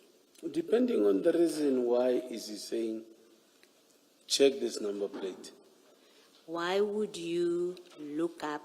You see, the context about Mr. Nku is, remember, you're doing other transactions with him, and he's your funder. We have established that. When he gives you details of motor vehicles, unless you can explain it to us and say the reason he gave you these motor vehicles to look at is A, B, C, D, and from that we are able to determine that this was legitimate police business that is given to you, Chief, by a member of the public, because he has an explanation that you are giving to us. In the absence of that, it's reasonable to conclude this is yet one of those schemes where he asks you to do things in your side hustle with him, or in what you call side hustle with him. It's reasonable to conclude that in the absence of an explanation. And we don't have an explanation because you say you don't remember. Yes, I don't remember. Yes. Commissioner. Don't focus on there, I don't remember. Focus on my saying it is reasonable to conclude that this is one of the side hustles that you were doing with Mr. Nku in 2019. It's reasonable to conclude that, absent an explanation from you of what this was about. Well, I wouldn't agree because I'm saying I don't remember. I wouldn't agree it will be, it's one of my side hustles. I'm saying it's reasonable to conclude that it is one of the side hustles because we don't have any other explanation from you. Is it reasonable, Commissioner, to me? I'm saying, well, it's reasonable for me to conclude. Oh, okay. I'm happy to bring it to me. Well- It's reasonable for me to conclude. I'm suggesting to you, it's reasonable for me to conclude in the absence of an explanation why Mr. Nku is giving you registration numbers to check that this is yet another case of your side hustle with him. Well, I don't have control over that, Commissioner. Over what? Over your conclusion, I'm asking you it's reasonable. I'm not asking you whether you have control over my conclusion. I'm asking you to apply your thought process that look at these facts. Fact, he sends you people's registration numbers, including in some case a car, a vehicle model. He gives you that information. We ask you, you get asked, why do you have this? Why is he sending you this stuff? You say, I don't remember. And I'm saying to you, it is a reasonable conclusion to draw in the absence of an explanation for that activity, that this is one of the things that you are doing as a side hustle with Mr. Nku. I'm saying to you, it's reasonable. You can say you don't have a comment, and I'll accept that, but you've heard what I say, that it is a reasonable conclusion. no comment. Okay. Please. Why were you giving him, Mr. Mataboge here, Sergeant Mataboge? Is he someone that you know personally and that you have a relationship with? I don't even remember. I don't know Mataboge. No, I don't accept or I don't believe you that you do not remember because you actually had a meeting with him. You tell Mr. Nku, let me find that page. Yes, at page 56 of that same bundle. So what you do is you send a picture on the 22nd of February, but before you send that picture, on the 18th at page 56, you say, good morning, S. We met very late yesterday with Captain Mataboge. He is talking to his colleagues today, and we expect a positive answer. This is you writing to Mr. Nku. So it's unbelievable. It's difficult to accept that you don't remember. You met with him. You sent a picture of him to Mr. Nku. It's simply not true that you don't remember who he is and what it was about. I don't remember, Commissioner. Thank you. I just want to check something with you. In the build-up to the Eriton incident, my question may be asked, same question but for different reasons. And before I ask my question, I understand that you can't give me the exact figure. You can't even get close.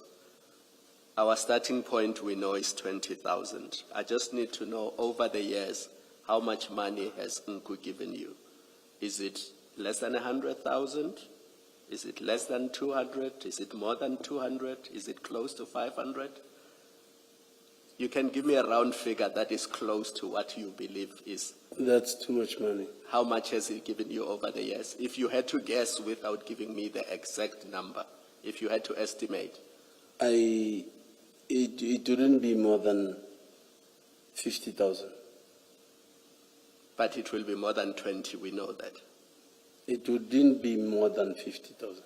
No, it will be more than 20, but it won't be more than 50,000. That's what you are saying. Yes. Yes, because we agreed yesterday that the starting point was 20,000. So he would have given you something between 20 and 50,000, and that's about it. Yes. Okay.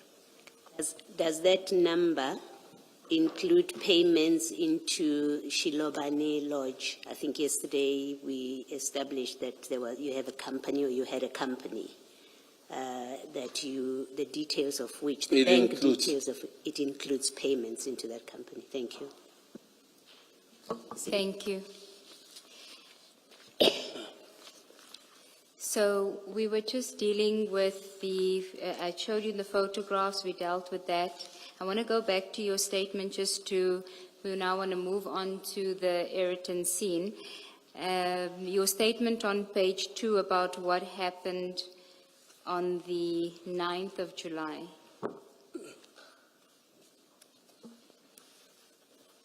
Yes, Paragraph 5. yes. You say, on the following morning, Friday, 9 July, at about 5 a.m., I received a call from Mr. Nku who confirmed that the information was positive and that I should come meet him at a certain place in Alberton. I left my house to the agreed location, and then you say I was driving a silver grey state VW Golf 7. What was the agreed location where you were going to meet him in Alberton? Where Yellow is- jersey. Yellow jersey. Did he give you the name of the place? Did he send you a location? Location. He sent you a location. He sent you a pin location. Yes, yes. Okay. Did he send you the pin location before or after you spoke to him at 5 a.m.? When I'm leaving the house after his call. Yes. So he calls you. Does he then send the location, or does he first send you the location and then call you? Then I can't remember, but I think I left, then he sent me location. That's what Okay. I can't remember, he sent location first or he called me first, but I think he called. On my way to him, he sent the pin. Okay. Then just at 6, I'm going to just read parts of it and then we can deal with it. 6, I met Mr. Nku and he gave me a briefing on his information and the truck in question. After the briefing, I decided to engage the process of intercepting the truck and to have it searched. So this would have happened after 5 o'clock, 5 a.m., because you meet him after 5 a.m. After 5 o'clock, yes. Yes. Do you recall more or less what time you met with him? Between 5 and 6. And do you recall what time you would have contacted Warrant Officer Pokungwane to assist? On my way to him. So after 5 as well? After 5 years. Okay. After his call. And did he send you the pin location on Telegram? The app Telegram? I can't remember, was it WhatsApp or Telegram? Okay. So you were using Telegram at the time? At some stage, there was Telegram and WhatsApp. Okay. I just want to, Chair, there's a file that would have been given to you. It's called Boyson 98/07/2021.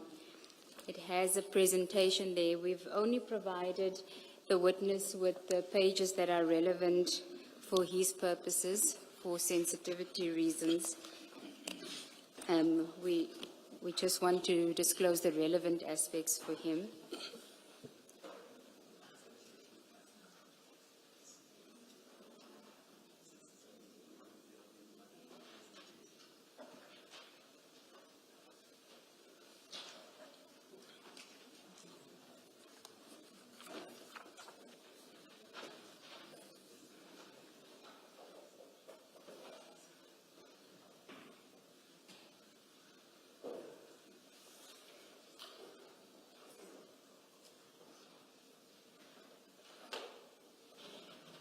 I'm informed by my learned friend, Ms. Poe, that it was dealt with by a previous witness.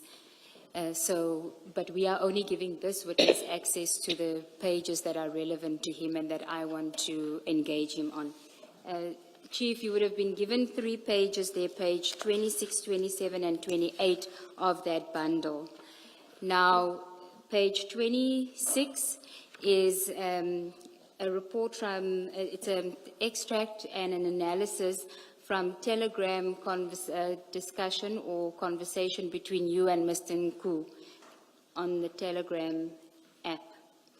And the analysis part will be the top part, and then where you see from, that is the chat, the data that comes directly from the chat. And I want to just clarify the time that is, or the date that's reflected. It says on 2021/07/09, that is 9 July 2021, Nku, and it says the illusion owner, it should be not sent, it's that you received from Mr. Nku. So that sentence is incorrect. It should read, on the 9th of July 2021, Samuel Mashaba received a location from Mr. Nku through the telegram of where they should go, and the coordinates are that of Yellow Jersey Logistics in Roodepoort. Now, let me just clarify the time why it says the 9th of July. You received it or accessed it at 00:25, so 25 minutes after midnight on the 9th of July, 2021. And the time is important because if you look at the message itself, where it says from is Mr. Nku. The timestamp of the message when he sends it to you is 25 minutes past 10 on the 8th. Ms. Segas, you're moving too fast Okay. for us. Can I start with the message itself and then explain? So we'll start with from. Take it step by step. Where it says from, where the message says from, that is from Mr. Nku. He sends it timestamp at 22:25 on the 8th of July, 2021, which is the day when you said you had the conversation with him. The source app is Telegram, and the body is the message that was sent. And what was shared was GPS coordinates, and those GPS coordinates are to Yellow Jersey Logistics. Now, the bullet point at the top where it says to Melo Nku and Samuel Mashaba, this is what the analyst is saying is reflected in that telegram message. It should read, Mr. Mashaba received or accessed this telegram message on the 9th of July 2021 at 00:25. So 25 minutes past midnight, you received the PIN location that Mr. Nku had sent at 10:30 the evening before. Do you see that at 22:25 he sent it? You only accessed it at 00:25. And where do we see the 00:25? It should be on the analyst report. I believe that it has been clarified and it will be updated to reflect the correct time when that evidence is laid further. So that is and I'm going to give you an opportunity to comment about whether you recall receiving the location after midnight or accessing the location coordinates after midnight on the 9th of July. Do you recall? Midnight. Yes, shortly after midnight. You said he sent you the coordinates? Remember, you said he sent you the PIN location. Yes. But your suggestion was that he sent it to you either just before the call at 5 o'clock in the morning, or it could have been when you were on your way already to meet him, which would have been after 5 o'clock in the morning. I don't see the time you're talking about. Yes, I'm telling you about the time that you said. Remember, you said that he would have sent you the PIN location either after 5 when you were on your way to meet him already, or before 5 when you called him. Not before 5. Okay, so after 5. After 5. So this report shows that he sent it at 22:25 the day before. Do you see the timestamp? Timestamp says 2021/07/08, 2022:2025, which means 25 minutes past 10 in the evening, on Thursday evening. That's when he sent it. That's what? No. You dispute that? He sent me in the morning, after 5. The simple point that is being made is that you and Nku were communicating via telegram, and according to this report, he sent you the location at 25 minutes past 10 on the 8th. And then just after midnight, before your conversation in the morning, just after midnight, you then opened the message. At 25 minutes past midnight, you opened the message, which was before this call that you say took place at 5 o'clock in the morning. That's the simple point that is being made. That before the call in the morning, you had already accessed the location just after midnight on the 9th. I don't remember that. I remember saying to him, please send location of that yellow jersey in the morning after waking up. Okay. And then the next message, you'll see the messages are divided by, there's a dotted line there. The next message is also from Mr. Nku. The timestamp is 22:25:37, so a few seconds after he sends the location, that same Thursday evening. And then it's also from Telegram. The body says, that's the message that was in the message, we need to go there. So that he sends to you 22:25 on the Thursday. We need to go there. Here, we need to go. Oh, we need to go here. My apologies. We need to go here, meaning we need to go here where I've sent you that pin location. That's where we need to go. I'm not like him. Where is my response to this? Okay. If maybe you would say, I communicated or I saw. I'm just telling you what he said. Remember, I didn't say to you when you access this message, when you've read it. I'm just telling you when he sent you the information. So he told you already that he sent you the coordinates on the 8th already, the evening of the 8th, and he told you on the 8th, the evening of the 8th, we need to go here. And then the next message is at 22:28 from him to you again saying before 6:30, meaning we need to go here to Yellow Jersey Logistics before 6:30. Do you want to comment?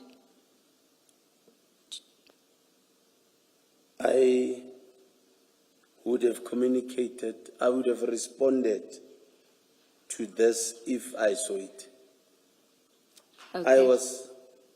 I was sleeping on the 8th. Can I just find out why were you suddenly using Telegram with Mr. Nku? What was the reason for moving to the Telegram app?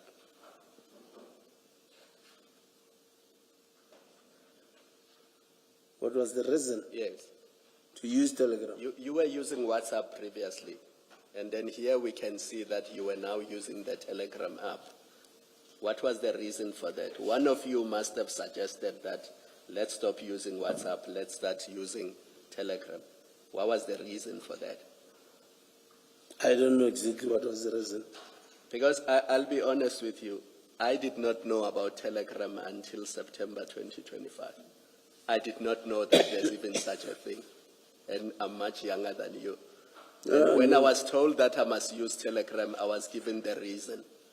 I don't want to share that reason with you, but I was given a reason why we should move from WhatsApp to Telegram. So my question to you is, what made you and Mr. Nku decide that for the purposes of this operation, we're going to communicate via Telegram and not WhatsApp? I don't even remember we used Telegram. All along, I'm of the opinion that we used WhatsApp. But we were in your WhatsApps. I think we were dealing with your WhatsApps with Mr. Nku, and you could see from those WhatsApps that there were no WhatsApps from July 2021. And this report shows that in July 2021, you were communicating by means of this Telegram app. Well, My simple question to you is, why did the two of you, decide that you will communicate by Telegram? And whose idea was it? Because somebody must have said, let's stop communicating via WhatsApp, let's start communicating via telegram, and then a reason would have been given. So I'm trying to understand that.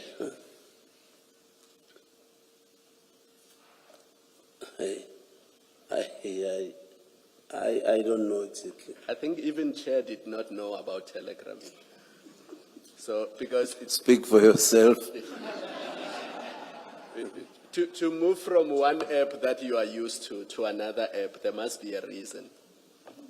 And it is relevant for us to understand what that reason was, because it may be relevant to what is going on the 9th of July. I don't think there was a reason. So it was just a random decision. I don't think, yes. I don't And think you there was a didn't reason. ask any questions. You didn't say, Nku, why are we now moving from I WhatsApp don't to even- this app? I don't even remember that we used Telegram.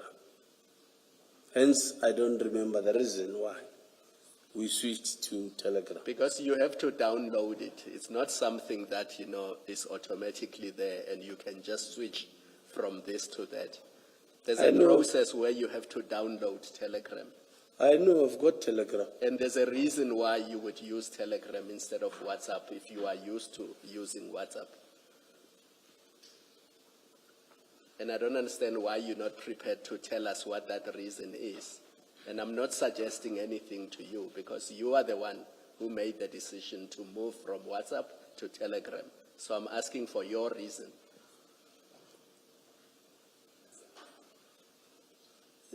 No specific reason per se. If I'm in WhatsApp and say, let's switch, it would mean we're giving maybe WhatsApp a break. Let's go to Telegram. Or maybe because you know that it's not easy to access WhatsApp. If a third party wanted to access the communication in WhatsApp, it would not be easy to do so. It's not. It's I more know- secure. Let me put it in technical language. Telegram is more secure, and a third party cannot easily access your communication with Nku if it is on Telegram. But here is it accessed. How will I? Do you accept that Telegram is more secure? I mean, Commissioner Kumalo is putting that to you as a fact. Do you accept that? I don't know how secured it is. I don't know. Yeah. Why would you, in particular, have downloaded the Telegram app? You have WhatsApp. You conduct official police business. I'm assuming on WhatsApp when you get information, law enforcement, you have no problem doing that on WhatsApp.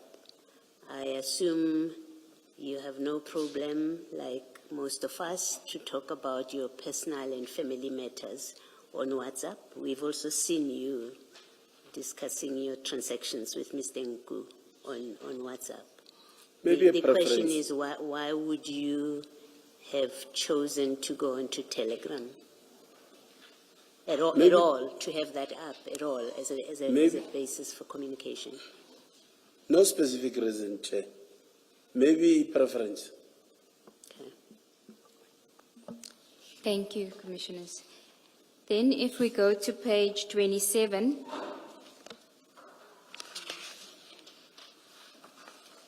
so page 27 is an analysis of the WhatsApps.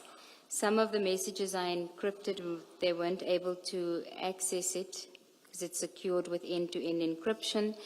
But the first block that has a message, that message is from Warrant Officer Pokungwane to you.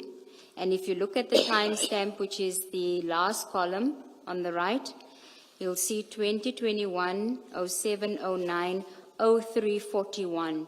So 20 to 4 in the morning. He sends you the number. If you look at the body, the column that says body, he sends you Warrant Officer Mahane's number. And we know from your evidence that Warrant Officer Pokongwane couldn't assist you. and he then he referred you to Warrant Officer Mahane. But according to this, that happened at 20 to 4 in the morning already. Do you want to comment on that? No comment. What it means, Chief Mashaba, is at 20 to 4 in the morning, you already knew that you need assistance from Pokongwane and from Mahano. That's what this means. That as at this time, when you receive this contact of Mahano at 3:41, you already knew at that point that you are going on to this operation and you are going to need assistance. And what that means is your earlier evidence that you only met with Mr. Nku and only when you met with him did you know you're going to need assistance cannot be true. You knew at 3:41 in the morning. You reached out. You couldn't wait for the sun to come up. At 3:41, you reached out. Before, in fact, 3:41, you reached out to Pokongwane to say, I need assistance. So you knew what was going to happen.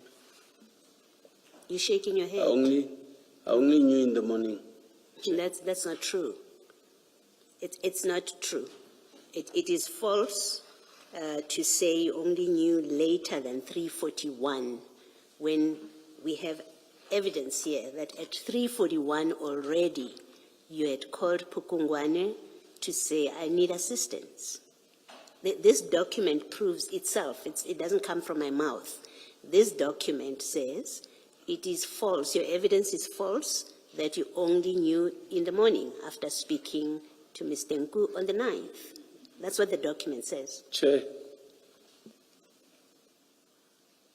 it's totally unfair that something will be pushed through my throat, even if the authenticity of this thing needs to be investigated. I must just be told, this is what happened. Just given a paper like this, I'm saying in the morning, just because I don't agree to this, it's a lie. I don't think it's fair. All right, let me reformulate. I'm happy to reformulate what I'm going to say and still put the same proposition that I'm making. Assuming this document is a true reflection of what it purports to be, that it's not doctored, it's not a false document, it's not a created document. Let's assume, for purposes of my proposition, right? From that premise, assuming that this information that says at 3:41 in the morning, Pukungwane sent you Mohane's contact details, assuming there's no question about the reliability of this document, and we accept on its face what it says. What it says, the 3:41 contact from Pukungwane would mean, maybe let me also choose my words carefully, would mean that your earlier evidence that you only got to know the details of this operation when you met with Mr. Nku, and it is only after he had given you those details on the 9th in the morning that you started mobilizing resources. It would mean that evidence is false. If what is contained in this document, if what is contained in this document is the truth, the timestamp. Do you understand the proposition I'm making to you?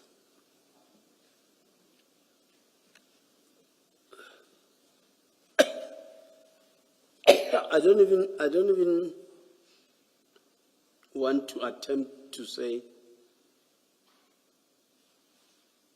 it might be, because really, I really feel things are being pushed to me, and I must just be forced. I must just be forced to to agree, whereas I'm saying, and whatever I'm saying here, it's a true reflection of what happened. But now if I'm being proven wrong and I agree to it, I don't think it is fair. And I'm pushed again I'm forced actually to agree. And if I don't agree, I'm lying. Okay. Chief, I think you do understand very well what this engagement is. Yeah, I think you do. Just observing you in the last 2 days, I know you have a full understanding of what this engagement is about, including when I say to you, for purposes of our engagement, let's assume this page is a true reflection of what is contained. You fully understand what that means for purposes of engagement. But I'm going to move on and actually make the statement to you, because you refuse to engage with my suggestion that let's make an assumption and then about the contents of this, the truthfulness of it, and then let's see if we can get the kind of comment that I'm asking. But you're refusing to do that because you feel you're being forced. And I've said to you, I don't believe that's how you feel about it. I feel... No, let me finish. I'm going to make my statement. An analyst will come and testify and confirm that the document at page 27 is an extraction, is an accurate, a credible and reliable extraction of communication that relates to you and Warrant Officer Pukungwane. We will have an analyst who will confirm the authenticity of this.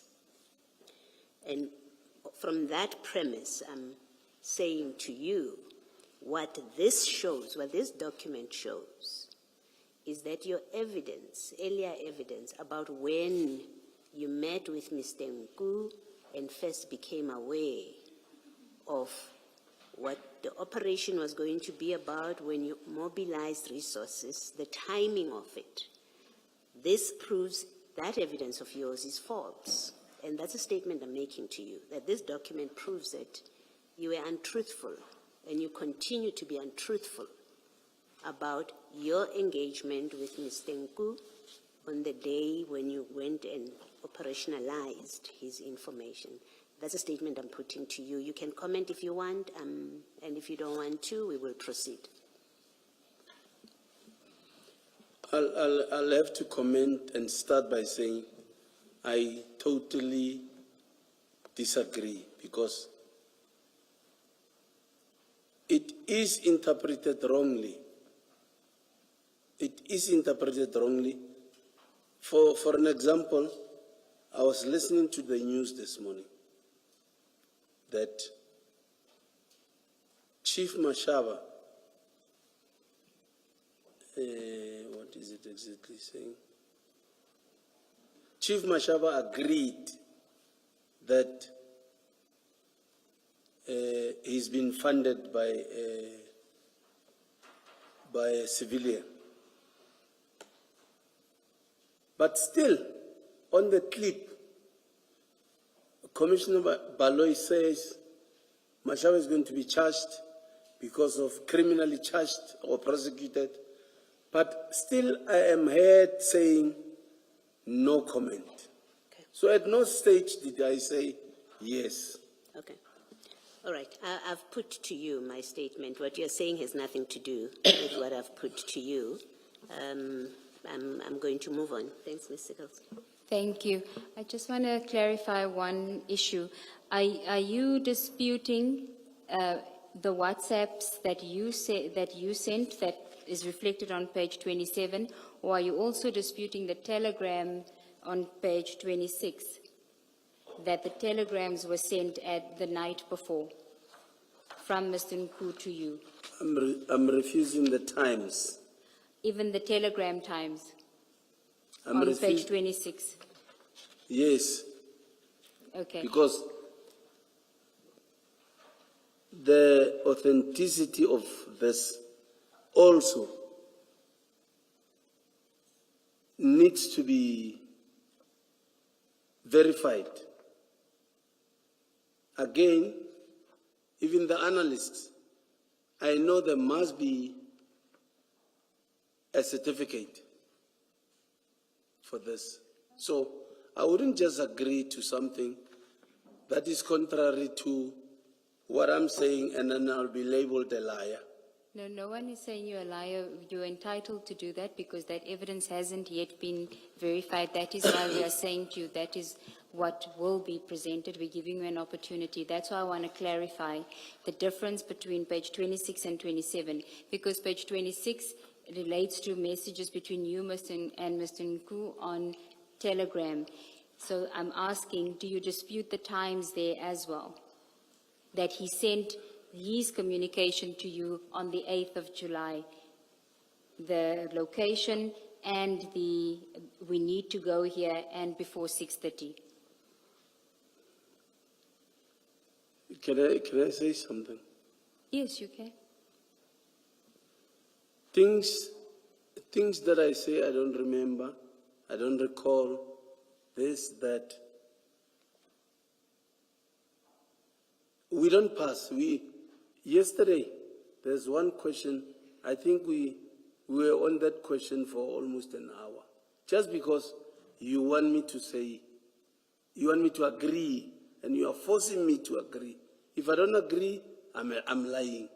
If it's the other way around, I'm not helpful to the commission. I don't know what to do. I want to do my best to work with the commission. Can we just take it step by step? I'm asking you on page 26, which is the Telegram conversation. Do you dispute that those messages were sent to you on the 8th of July 2021? I dispute. Okay. And when do you say you received them? Firstly, do you accept that you received the messages? I don't even remember using. All along, I thought, or I'm thinking, we used WhatsApp. And the times I'm saying, in the morning, I think I'm telling the truth. So, I'm saying in the morning, you give me a piece of paper to say, it's not in the morning, it's this time.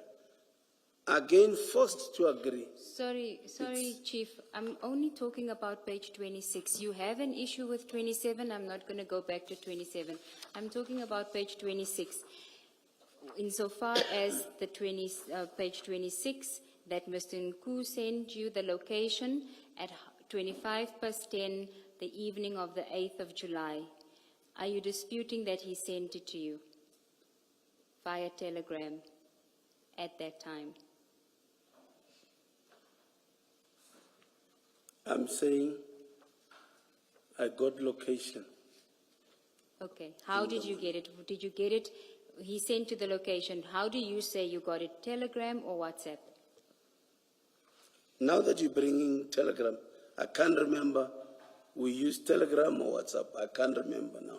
Because you're now saying to me, you didn't use WhatsApp, you used a Telegram. Then I don't know which is which now.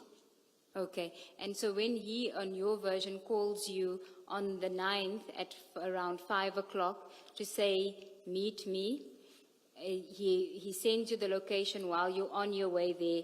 Would he have also then said to you before 6:30? You see the last message there on page 26 where he says, we need to go here, and then the next message before 6:30. When would he have sent that to you, according to you? All I know is the location I got in the morning on the 9th. That's the only one you're willing to say that you received, but Yes. only on the 9th. These other messages where he says we need to go here, you didn't receive them. No, And before 6:30, you didn't receive those. I didn't. Okay, let's move on then. Now, Sorry, did you deal with 28? Maybe I missed it, so it may be I I was thinking that Commissioner Kumalo, because he is disputing it and we 27. have, yeah, Then there's it's no the need to same, deal with 28 is the same, yeah. We'll rather just leave it until we get the verification. Can we go to the WhatsApp bundle again? Just want to deal with one more WhatsApp before we go to your statement. Sorry, Advocate Siggles, you've been overruled by the commissioners, so you must deal with page 28.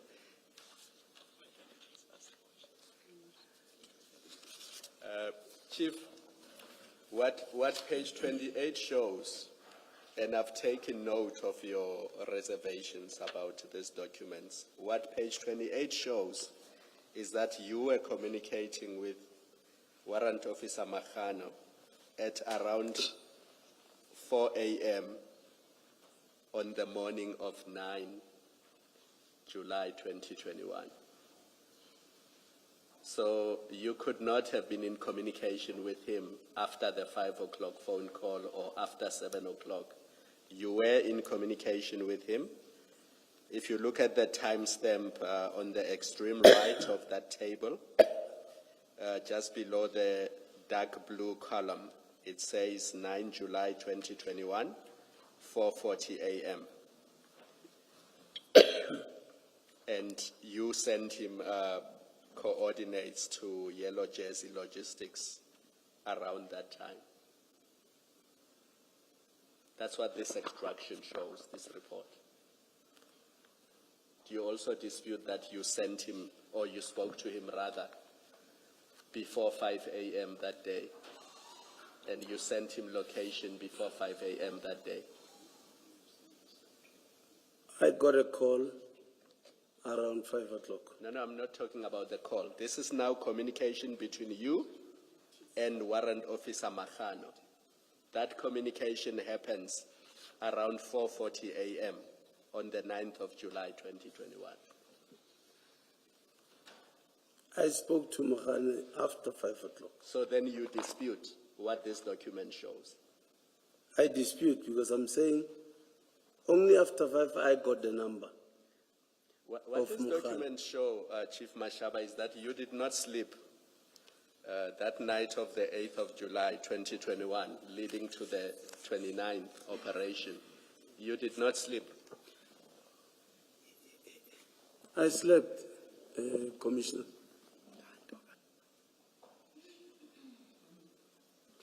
Ms. Ngube, what does the UTC mean there in terms of time? Yes. I know with the previous witness, and it was a different set of messages, we had to do the subtracting and the adding of Yes. 2 hours and so.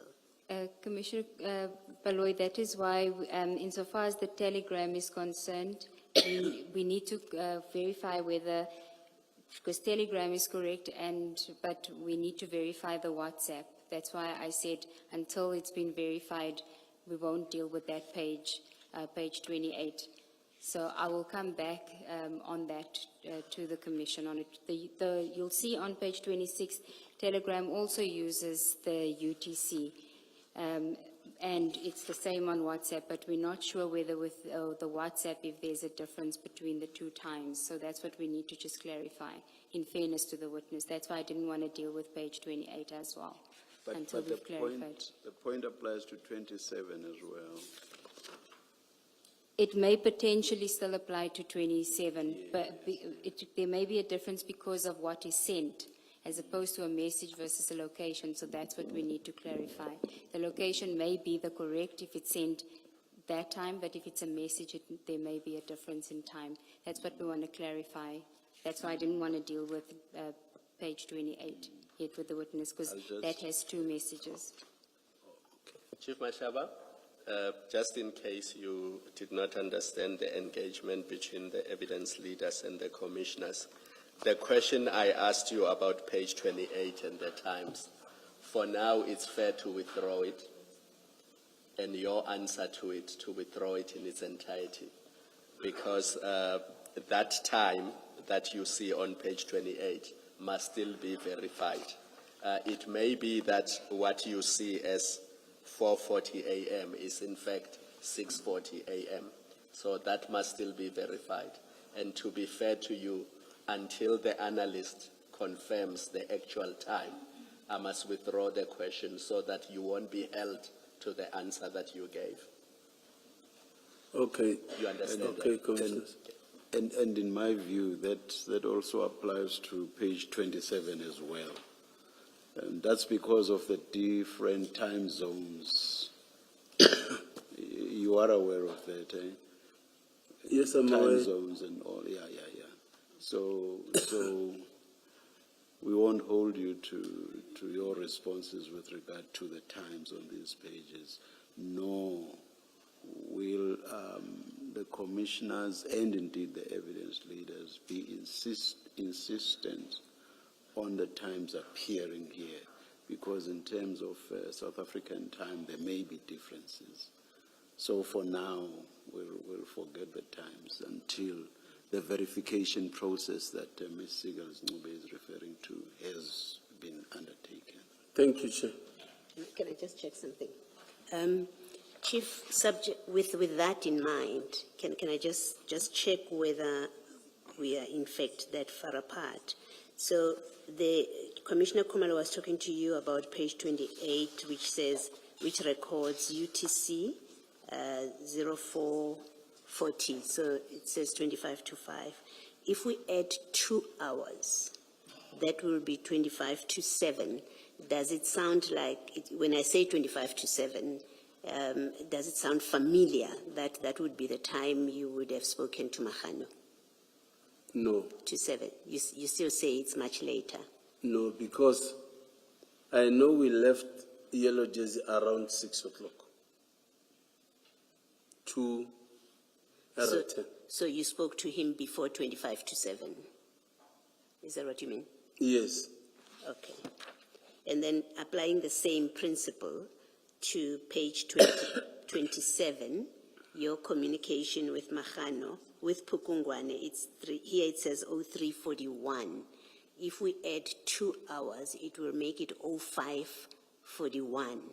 Does that sound right, that you would have communicated with him around that time, or you still say it was later than 0541, which is 20 to 6?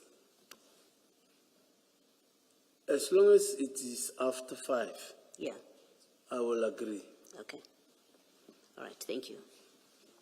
And we should also make sure that the analyst is an expert with regard to the time as well, because the expert may be an expert with regard to telling us, downloading all of this and speaking just more the content and so on. Correct, Chair. Yes.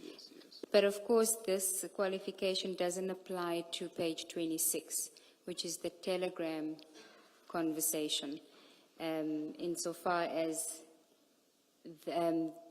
that UTC may very well be correct, but even if it isn't, it is still inconsistent with the time. It's still Yes. at night. It's still at night. Either night or very early hours. Correct, Chair. Thank you. Can I then take you to the WhatsApp bundle so that we can deal with the actual scene and your participation there? But there's one trail of WhatsApps that I'd like to refer you to before we get there regarding Mr. Nku's knowledge when he then activates your involvement in this. You say you were not aware of who Mr. Nku's boss was. You didn't know what kind of business he was doing. Correct? Yes. Okay. Can I ask you to go to page 49 of the WhatsApp bundle, which is, it's CJC 274.1.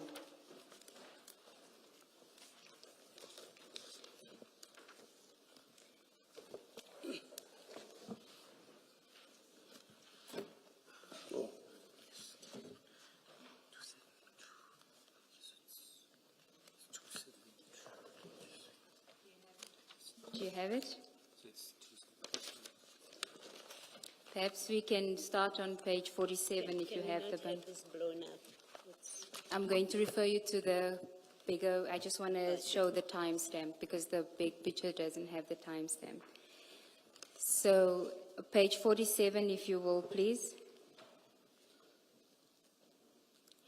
This is again content that was obtained from Mr. Nku's phone, which is communication on Treem between him and who we've come to know as EB Boss Alpha. I'm going to refer you to page 47 and the messages on page 49, but to go to the larger images of that, if you can go to 324, page 324. Page? 324.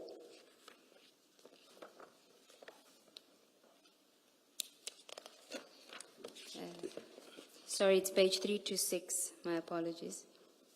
326.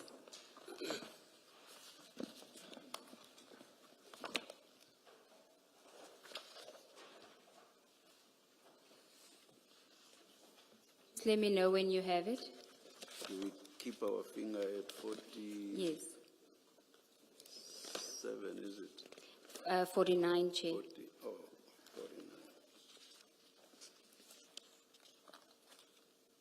Do you have it? 326. Yes. Yes, I'm on 326. So on page 326, it's the same image that you see on page 49. And page 49 is just beneficial because it gives us the date of the data from Mr. Nku's phone. It's 1 July 2021 at 1924. So this is before the Ayrton incident on 1 July 2021. So on 326, this is the messages between him and Alpha. His will be in the green and Alpha is the white. Alpha says, I only got to know now. Then he says, but what is that container carrying? That's Mr. Nku. Alpha says, no idea, behind door. Then Nku says, boss, these people are really making our job impossible by the day. And in response to Alpha's message behind door, Mr. Nku says, please ask them, because if they loaded it on a car or anything that can be mobile from the container, it will be a bust, comma. And then he sends another message saying, boss, please tell the people that avoid any containers with metal or anything automobile. Only load goods or sugar. Anything that goes to Pier 1 or 2 is workable. Remember, there was a bust a week ago. Now we need to go offloading from trucks again. And he's got a surprise emoji. And then next one is call aborted. So he probably attempted a call. So he's saying, remember, there was a bust a week ago.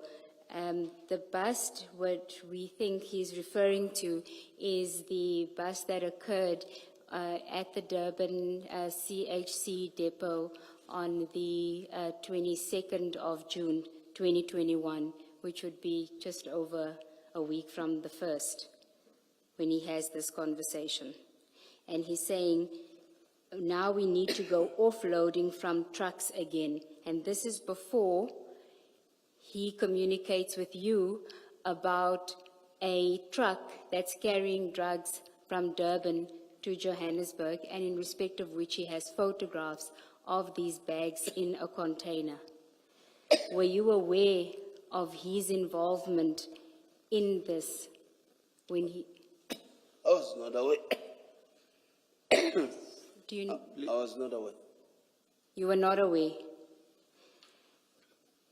You were not aware of any of this? I was not aware. Okay. And so when he activates you, when he gives you that information,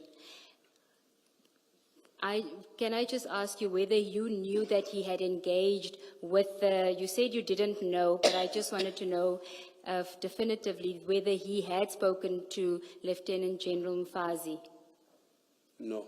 Do you know who that is? Lieutenant Fazi, Yeah. I knew after his death, or after he passed on.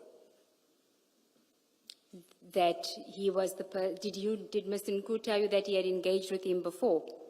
No, no, no, Okay, you didn't know about that. I didn't know. Okay. So you can see that the person that is giving you information about drugs in a truck that's coming from Durban to Johannesburg, in fact, is involved in this from the outset. He knows on 1 July 21 already that there's drugs that are going to come through. I wouldn't speak for you. Yes, I'm just trying to show you the person that you were dealing with at the Okay. time. He was not an informant that was trying to assist you with a lawful drug bust. Do you want to comment on that? To me, it was lawful. But here, hence I'm saying I cannot speak for him. But what he gave me was lawful. And I didn't even know it started somewhere. Why would you think that this time it would be lawful when every other time that he engaged you, it was for unlawful side hustle activities?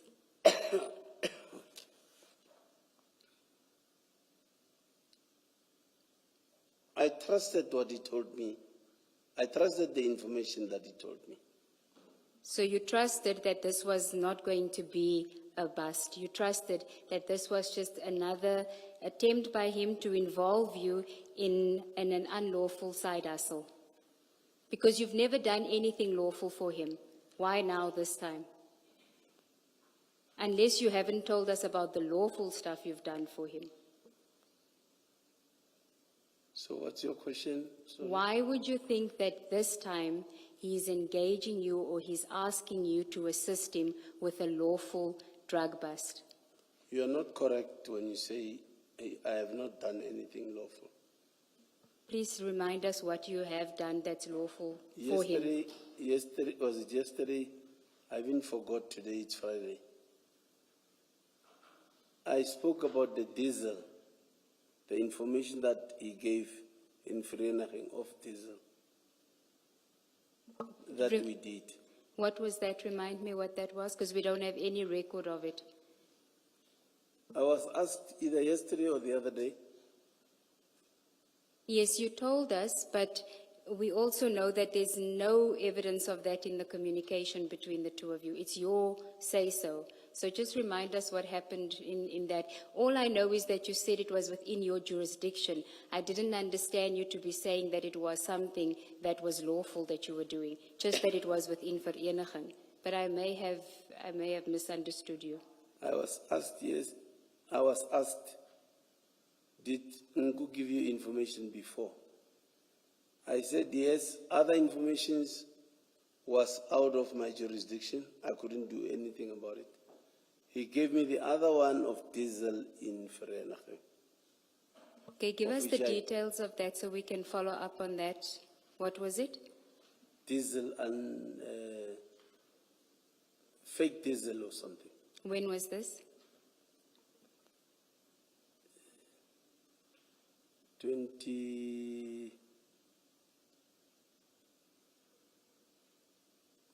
I'm not sure, but 2019 somewhere there, yes. 2019. Yes. Okay. What were the facts of that case? There was a fake diesel, somewhere, an illegal depot in Vereniging somewhere, where I called the police to come and attend to it. And then the police called, I can't remember, the people that are dealing with those petroleum, whatever. Okay. And was the diesel seized? I don't know what exactly happened because I left it with the police, and because police were calling those people, I can't recall what are they called. The experts in testing the authenticity of this fluid. Who did you contact with, did you make contact with in Vereniging? Was it Vereniging Police Station? Who did you refer the matter to? I think, I can't remember who did I call, but I know that I left it to the police, because police even said they also don't know how to deal with these diesel things. They'll have to call other people. Yes. Do you know if an inquiry was opened at Vereniging Police Station? Honestly, I don't know what happened to their case. I don't So know. it will be a waste of our time to go to Vereniging Police Station and try to make inquiries. I think so, because even myself didn't even follow up. Okay, so this was not one of those instances where you decide to go and do the seizure yourself, outside of your powers to do so. This was? This was the diesel incident. This wasn't one of those incidents where you decided to act outside of your powers to go and do this bust. Here, you knew to refer to the police and not to have any further involvement. I've always called the police if something is out of my scope or my area of responsibility. I will refer it to the relevant people. That is the police. Unless it's a side hustle. We know from the evidence, and I ask this just to clarify, from yesterday's evidence, which involved Gauza in them at the airport, that's a side hustle. You don't call the police for something like that. I'm just clarifying. That's all. Can I please not comment on that? Why can't you comment? You say you always call the police. That's what you say, remember? Yeah, just a second ago, you said I always call the police when it is out of my jurisdiction. That's what you said. And I'm saying, but that's not always the case. You have operations such as the airport operation, which you did, which we discussed yesterday, which is outside of your jurisdiction. You did not call the police. So your answer saying I always call the police must be qualified. That's really the point I'm saying. You still don't want to comment? Can I please not comment? Okay, thank you. And it is surprising that you do remember the diesel incident with such clarity, except when we ask you for specifics as to who you referred it to. But when we ask you about the airport stuff, where there's actual contemporaneous recordals of what you're discussing, it doesn't jog your memory. So can you see how implausible it is that this diesel incident could have actually happened, the fake diesel incident? There's no record of it in the WhatsApp conversations between you and Mr. Nku. You can't tell us who you referred it to. And when we ask you about stuff where there is contemporaneous recording, you have amnesia. Do you want to comment on that, Chief? No comment. Okay.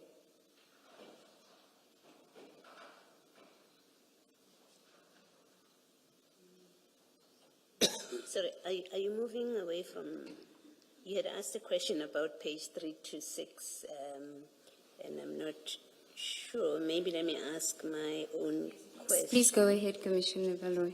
Which is really more, I think it's more a formulation of what you asked, to see if we can get a better answer. Chief, you were referred to that WhatsApp exchanges, is it WhatsApp? No, 3MA exchanges at page 326. And this is between Alpha and Mr. Nku, where they are quite obviously, just from the text, when you read the text, they are talking about how drugs should be transported, with Mr. Nku suggesting, please ask your people if they loaded it on a car or anything that can be mobile from the container, it will be a bust. And then he says, avoid any containers with metal or anything automobile. Only load goods or sugar. Anything that goes to Pier 1 or 2 is workable. That text, and I think Ms. Seagals has indicated that this is supposed to have been on the 1st of July 2021. What I'm wanting to check with you, and I think this is what she was trying to get you to comment on, that according to this page 326, it conveys, you may not have known it, and for purposes of my question, I'm not saying you knew this, which I'm going to ask, that according to this page 326, it is clear, or it conveys, that Mr. Nku was engaging or arranging in the trafficking or the movement of drugs from wherever, and they land at the port, and they are going to come out of the port. Pier 1, Pier 2 is preferable. That's what this conveys. I know you said you can't speak for him. I'm not asking you to speak for him. I'm saying this page conveys that he was in fact part of the trafficking of whatever drugs he's talking about here.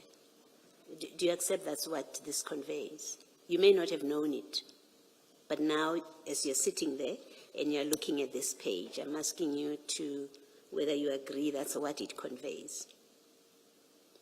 And I'm asking you to comment about it in that way, because I want to suggest that you may well, subject to what Mr. Nku says, he may well have been using you to participate in his drug trafficking without your knowledge, even with that operation on the 9th of July. That's what I want to conclude with.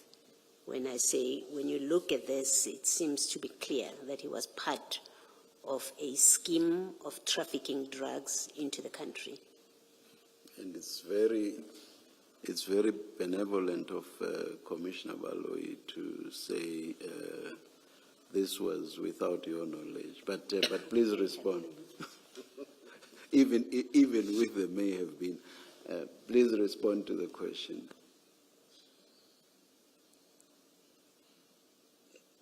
Can I please not respond for things that were, can we please reserve this for him? No, we will certainly ask him. You can be sure about that. He's coming. We will ask him. All I'm doing is saying to you, and if you choose not to respond and that's your final answer, it is what it is. But I will then put to you what I say this conveys. And he will come, maybe he'll say, I'm wrong in my understanding of what this. But what I'm putting to you is, or what I'm proposing to you is page 326 clearly records and shows that Mr. Nku was involved in a process of arranging for the importation and transporting of drugs into the country. I'm saying that's what 326 says. I've heard, and that's what will be discussed with him, but you say you don't want to comment. That's your last word. Thank you. I accept that. Thank you, Ms. Siegel. No comment. But for your benefit, the relevance of what Commissioner Baloyi is asking is, if you say he was merely an informer, that's at odds with what Commissioner Baloyi has just drawn to your attention now. Do you follow that? I'm afraid, Commissioners, I don't want to fall in the trap of agreeing or disagreeing, and then he comes here and says something else. At face value, if we look at this at face value, regardless of where the truth may lie, but if we look at this at face value, that's what it points to. Correct? No, I don't agree to that. Okay, all right, thank you. Do you not even have an opinion of what, looking at it now, what does it look like? I don't want to speak for him, but this is No, him. you speak for yourself. You look at a document and you read it and you say, I don't know the full facts, but looking at it, this is what it looks like to me. And that may well be wrong because it's an opinion, it's not a fact. But you are able to read something or to see something and form a view one way or another. You won't be held to that view because you are not a party to these conversations. It's not you communicating. But you can look at a conversation and say, this is what it looks like. Or you can say, I can see what it looks like, but I choose not to say anything. I don't even want to attempt to say anything. But you can see what it looks like. I don't want to, You don't even want to see. I choose not to see.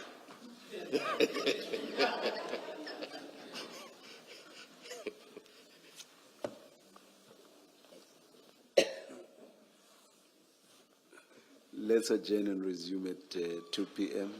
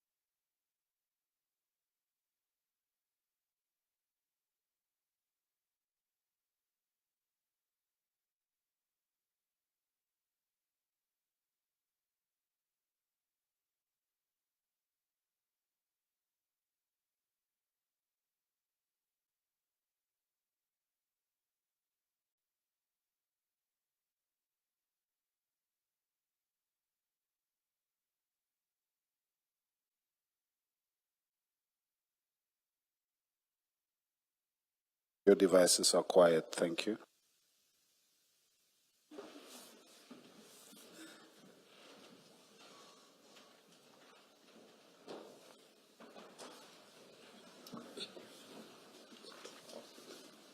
Yes, Ms. Sigal Thank you, Zingube. Chair.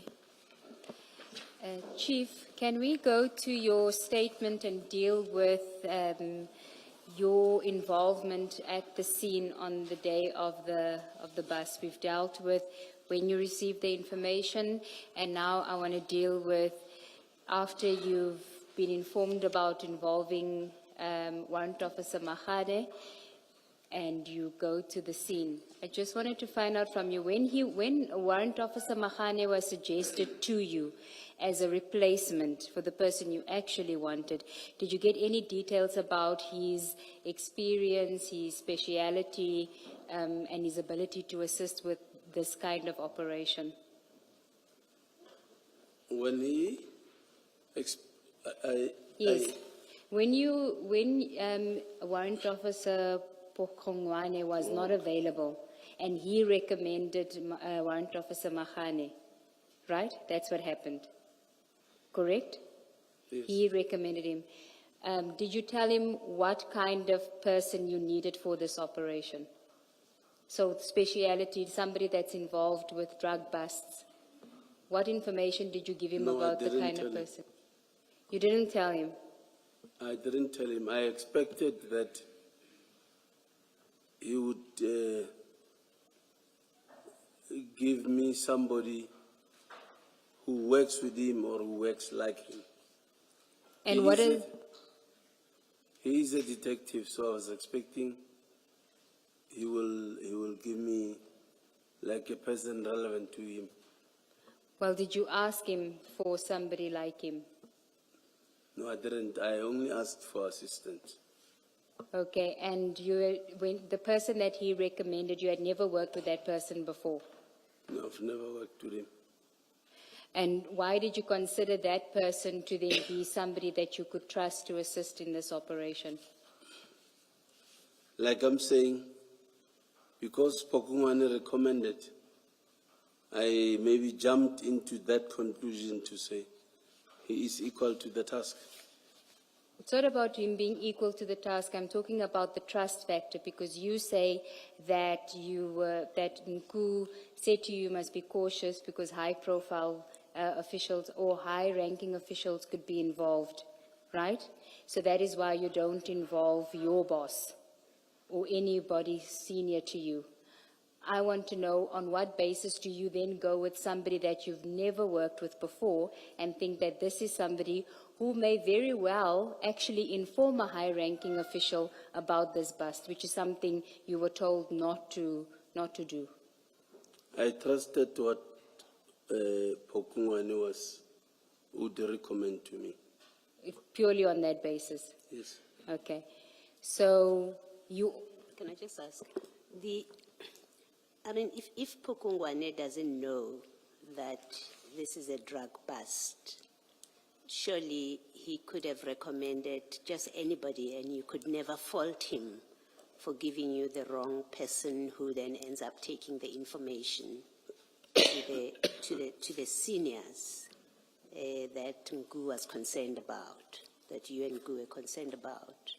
So the question being asked really is, you say in your testimony, this is a sensitive operation that had to be kept away from others because because people should not be trusted, and yet you are prepared to bring onto the operation someone that you have no way of knowing where they sit, in terms of they could alert the seniors, and it is a risk you take because you don't tell Pukungwane, this is what this operation is about. I need someone that you trust, that they will not be compromised, or they will not compromise the mission. You just say, I need assistance. I think what Ms. Sigals is asking really is, how do you reconcile that you ask without telling Pukungwane what it is about?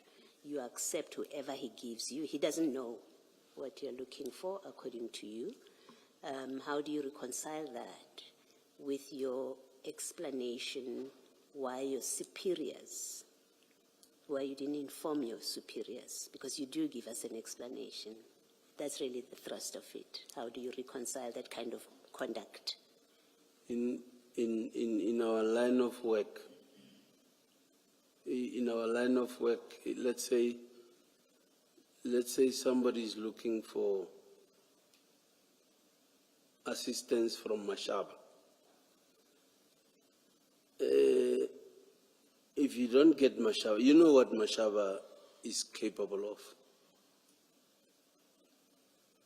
If you don't get Mashaba, I would also refer you to somebody that I know I can also work with.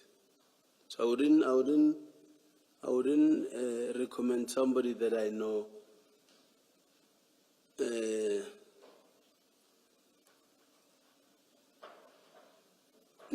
not trustworthy, but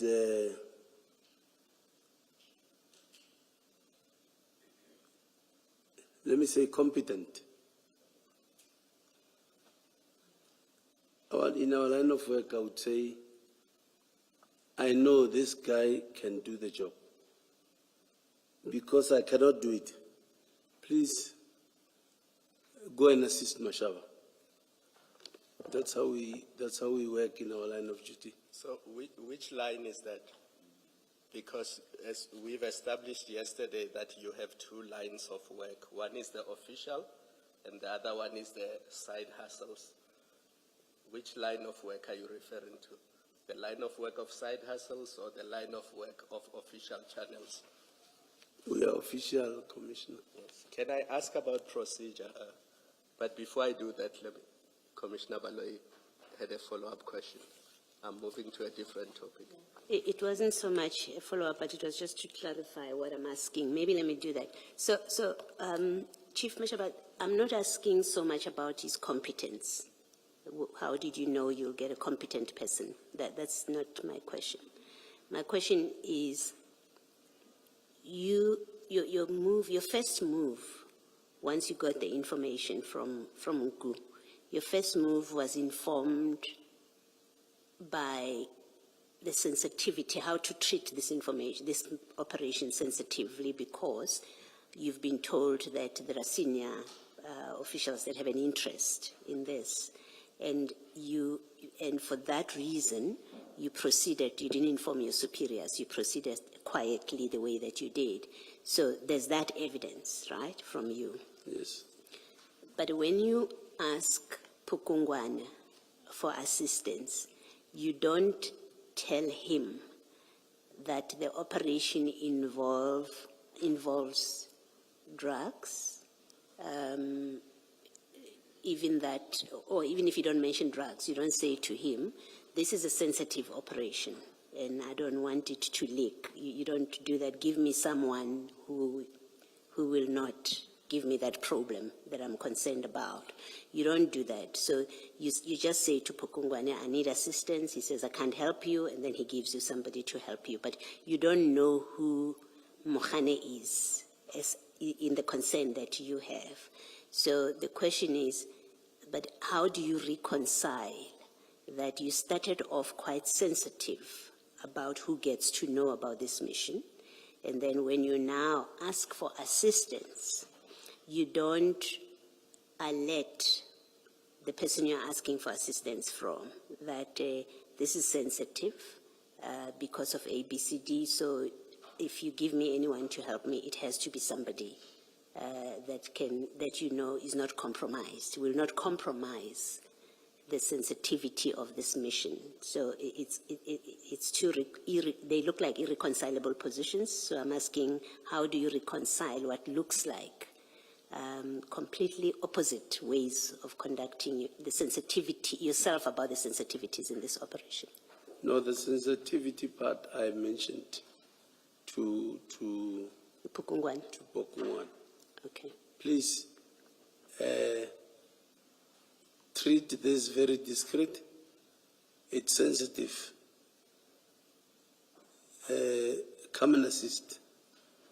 No, I can't come because I've got this problem. Okay. Obviously, when I tell him that, I'm expecting that whoever that he will send, he will also relay the message. The same message I said to him, I relate to him. And did he know that you need someone that is up to the task of a drug bust? From how you discussed with Pukungwane, did you know that's what you're looking for? Because my understanding so far is that from the evidence of others is not everybody is familiar with different kinds of work that you do. So, for example, within the SAPS itself, not everybody is familiar with drug busts. So how would Pukungwane have known that he has to give you somebody who is familiar with that kind of operation? What did you say to him that would have familiarized him with the nature of the mission and therefore the kind of recommendation that he makes to you? Number one, I wanted somebody in the area. Number two, I know, even if Pokungwani knows he can't do, I know he will know somebody that can do. So he would come, look at the situation, like I did. Come and look at the situation and say, no, this one, maybe, I need so and so. That's how we operate. Thank you, Commissioner. Just a sequence and procedure. When Advocate Ngube asked you, why did you not alert other authorities? You said the information was verified in the morning. So let's focus on the period after the information is verified. Don't tell us where you live, but am I correct that the suburb where you live is in the Alberton area, so not far from the Alberton police station? It's not far, yes. Yes. And when you say in your statement that you decided to engage in a process of intercepting the truck and to have it searched, you say that in paragraph 5 of your statement. So intercepting a truck and searching it, that's a normal police operation, correct? Yes. Yes. And what was your reason for not going to the Alberton police station and to say to them, look, I will be conducting a search operation in your area of jurisdiction. I cannot give you the details because it's sensitive. I don't want people who may compromise the operation to compromise it. Just so that it's recorded in the books of the police, and at the very least there's an entry or an inquiry dealing with the operation that you were about to carry out that day. Maybe looking at the time, Commissioner, it wouldn't allow me to go to the police station and come back. I might go there and it leaves. So, no, but Nku is there. He's telling you that I'm here, the truck is there. So if it leaves, he will tell you that the truck is leaving. You told us that Nku was already there, and he told you that this is the location, the truck is here. You are in Alberton, your suburb. From your suburb to the Alberton police station, I don't think it's even 2 kilometers. again, I'm being careful also as to who do I involve. So you did not want Alberton police station to know that you were engaging in this operation? Not necessarily that I didn't want to know. You know, if in an operation, things happen so fast. It happens so fast that you think of the operation, you think of the safety, you think of the agency, you think of a lot of things. Chief, the operation has not started. You are at your house in the Albertine area. That suburb where it is and where the Albertine police station is can be 5 kilometers. It's a short distance. Nothing stops you in 5 minutes to go to the Albertine police station and to say, I'm a traffic officer, I'm not a policeman, I'm a traffic officer. I will be conducting a search and seizure in your area of jurisdiction. The details are sensitive because my source says I must not disclose it to people who may compromise the operation. Just so that the station commander is aware that there's a traffic officer who is in his jurisdiction conducting what is essentially police work. The police, the station commander is also senior. So he might be one of the people that I might not make away. So even if you don't give him the details and you just say, I'm conducting an operation due to its sensitive nature, I cannot disclose the detail. But so that you know there's a traffic officer in your area of jurisdiction who's conducting a search and seizure operation. Are you saying you couldn't even do that? How commanders work, even myself, I know I would want to know. It is sensitive? What is it? Remember, you are expecting my station's assistance. As you should. Yes. Because this is So- not a traffic police operation. Let me ask you one last question. Are you familiar with the Roads and Road Traffic Provincial Act of Gauteng, Act 10 of 1997? Are you familiar with it? Which act? Gauteng Provincial Road Traffic Act 10 of 1997. Okay, it's here. So. Sorry.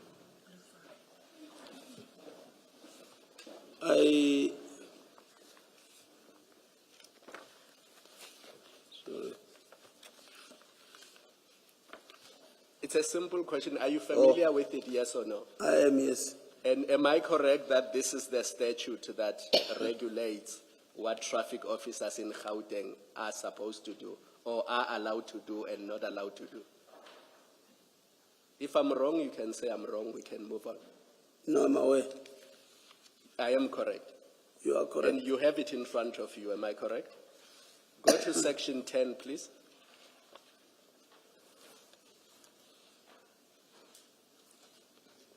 Yes. Do you see that the heading to section 10 says powers and duties of a traffic officer? Yes. And since you are familiar with this, is there anywhere there where it says you can go? Is there anywhere in section 10 where it says traffic officers can go to a private facility such as a warehouse and conduct search and seizure operations? This is a Road Traffic Act. I'm using Criminal Procedure Act as a peace officer now. Chief, Chair has already engaged you about the Criminal Procedure Act. I'm not going there. This statute says, section 10, powers and duties of a traffic officer. Do you see the heading? Yes, sir. And then it sets out what the powers and duties of traffic officers are. Now, is there anywhere in that section where it says a traffic officer can go to private premises of a business and conduct a search and seizure operation? No. Thank you. Can I just ask, you said to Commissioner Kumalo that even your commanders are not to be trusted. When you say you, and I don't mean necessarily your direct commander, I didn't understand you that way, but you were talking about the senior people, that even those that are commanders are not to be trusted. Now, how and why would you have known that you can trust Warrant Officer Pukungwane with this mission? Because now your evidence is you did tell him it's a sensitive operation, so he understood that it's something that he must keep to himself. How did you know that you could trust him with that? Well, Pokungwani, I can say he also stays in my neighborhood. Yes. We also form part of neighborhood watch or neighborhood patrol. So I know him more than others. And I have worked with him officially also. You've done other operations with him? Yes. Okay. And were they the kind of operations that, and you can give us what those operations are they the kind of operations where sensitivity of information, not to be disclosed to superiors, not just generally, but not to be disclosed to superiors was an issue in those operations? Did he have the same suspicion, or does he? And we will ask him if we have to. Does he have the same suspicion of superiors that you have, that you would trust him, that if it is something, a mission or an operation about which superiors should not know, he would oblige? Well, that I don't know. Yeah, then that begs my question. If you have not had past dealings with him in these kind of circumstances, comparable circumstances, if you have not had past dealings with him, how would you have known that you can trust him not to alert superiors that Chief Mashaba is involved in a secret operation that superiors shouldn't know about? How do you know he was trustworthy? A person that you, when I say in my neighborhood, it would mean I would know him more than others that are not staying around with us. I will, as a colleague, as somebody that we always work together or visit, we get to know one another, you get to be comfortable with one another. Okay. That's how you build even a trust. Okay, so from what you're saying, Pakungwana is not an arm's length relationship that you have with him. It's someone that you know fairly closely and you've dealt with him. Yes. Okay. Commissioners. Now, how would have Pakungwana known that he has to give you a police officer who can keep things secret? Did you ask him? Did you say, I need you to give me someone who will keep this mission quiet? Like I'm saying, when I say to him, it is sensitive. I know he would treat it as such, and he would also prefer somebody that would do the same. Okay, that will keep it quiet. That would do the same, yes. Okay, thank you. I just want to make sure that you are not going back on what you said yesterday, because when Commissioner Kumalo is engaging you on the act that stipulates your powers and functions, you say, I use the Criminal Procedure Act. Maybe I should ask you this. What exactly in the Criminal Procedure Act do you use? Well, it gives us a power and authority to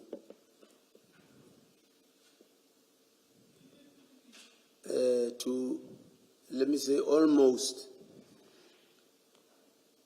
act similar or exactly powers that the police has.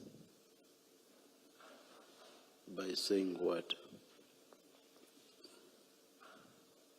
I can hear, Commissioner. By providing what exactly? By giving you powers, you can. Okay, relate that to what you did in this instance.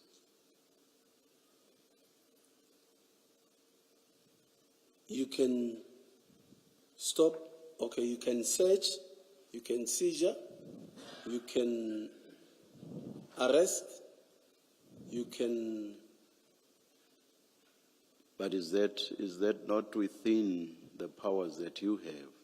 You have specified powers which Commissioner Kumalo referred you to, and you agreed that those are indeed the powers that you have in terms of that act. So I would imagine that in certain instances, but in relation to those powers, you may have to arrest, you may have to search and seize, but in relation to those powers. Because if you can now search and seize in respect of matters you have no powers over, it makes nonsense. That would make nonsense of the powers that are stipulated as being the powers that you have. It would basically mean that you have any powers that you believe you have.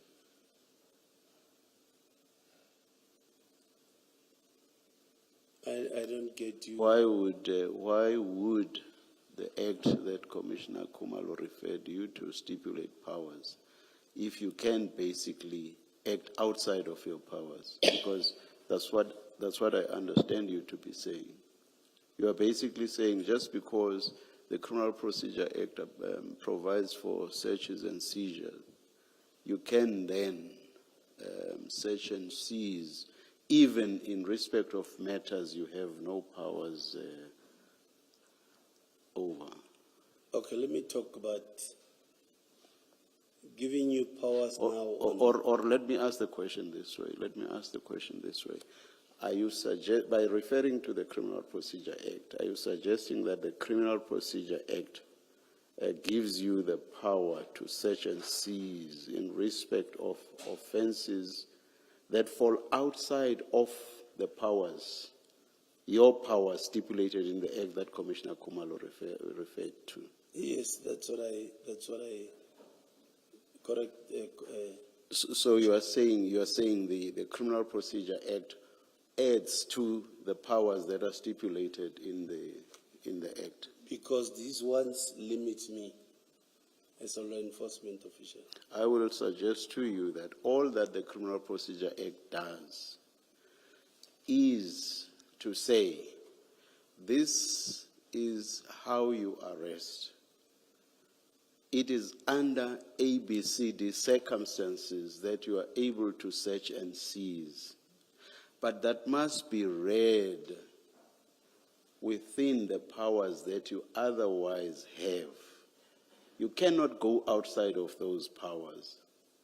But if you must arrest, then you may arrest according to the Criminal Procedure Act. But arresting in respect of offenses that you have powers over, in accordance with the Act, you then use the Criminal Procedure Act.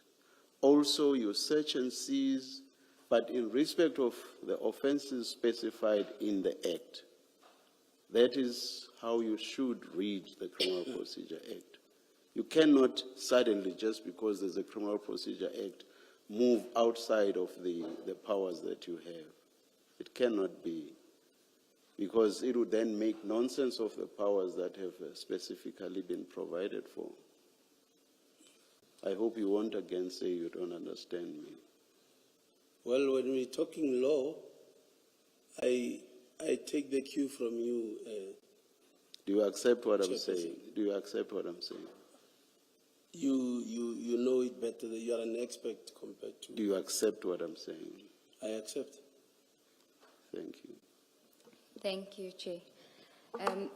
Chief, can I just understand what was your concern about being cautious about involving high-ranking officials in this operation? What was the concern if you involved them? The concern most of the time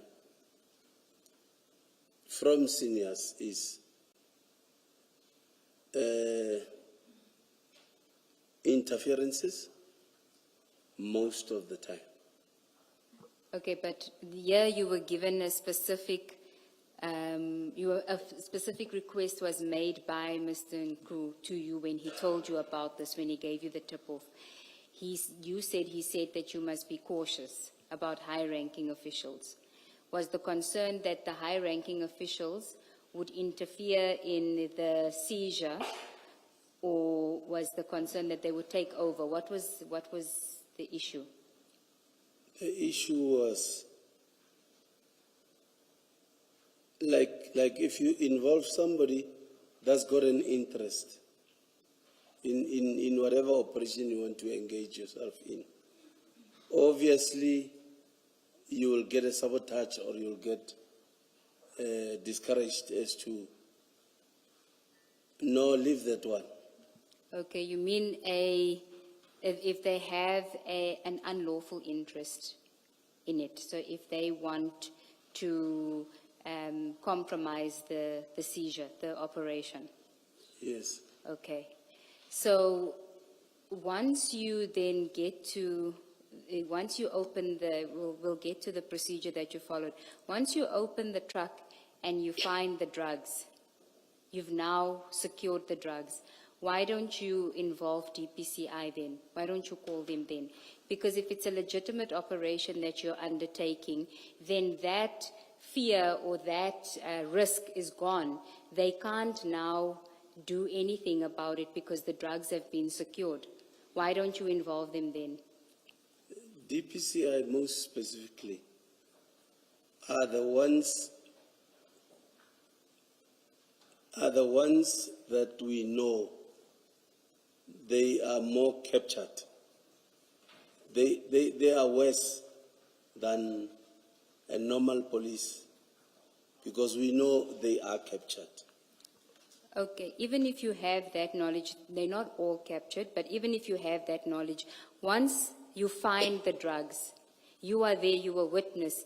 The people from Scania, they are witnesses. So the drugs can't be taken at that point. You can still be there at the scene. They can be. What is the concern then? I don't understand.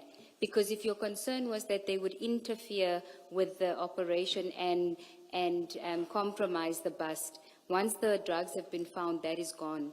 If, of course, your intention is for this to be a legitimate operation, you actually do want to seize the drugs. In actual fact, once I have involved the police, I wouldn't want to, I would now start playing a supporting role. I leave it to the police and I give it, they know what to do. But you didn't do that. You had Mahane there, but you wanted to arrest Ms. Wenzel. Remember we were two there, myself and Mahane. Yes? Like the other day, I don't remember, was it Wednesday or yesterday? I said, in the police, you don't command somebody's resources. And in the police, protocol dictates that in a joint operation with the police, protocol dictates that police takes the lead.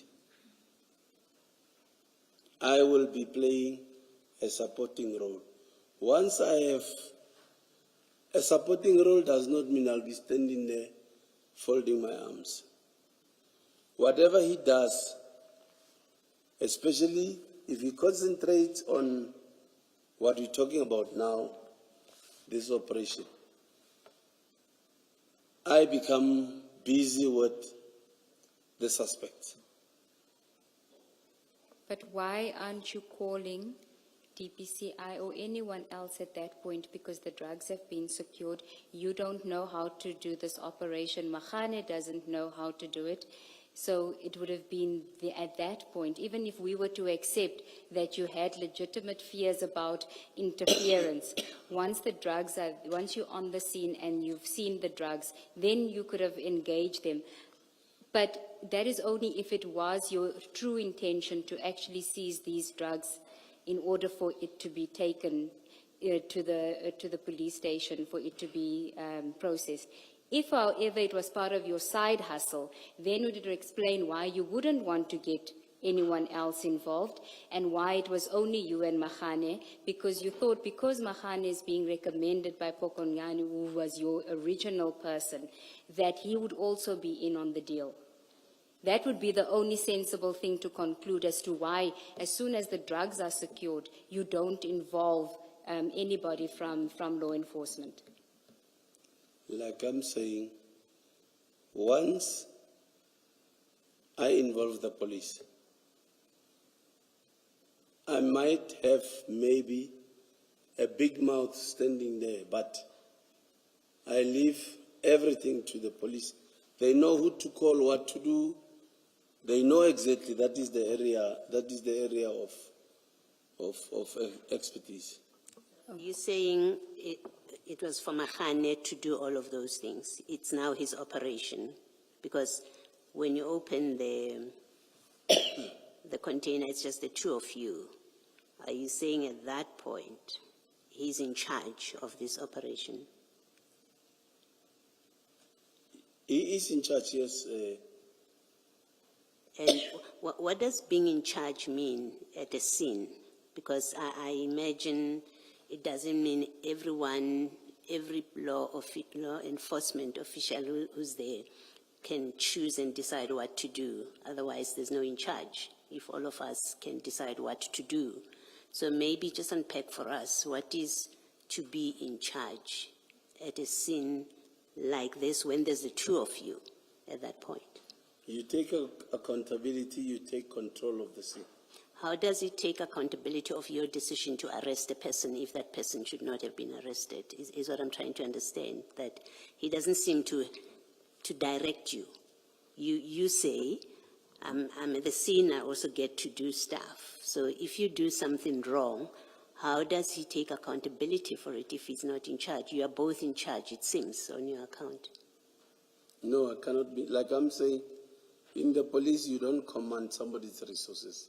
Yes. And when we are jointly working in an operation, they take the lead.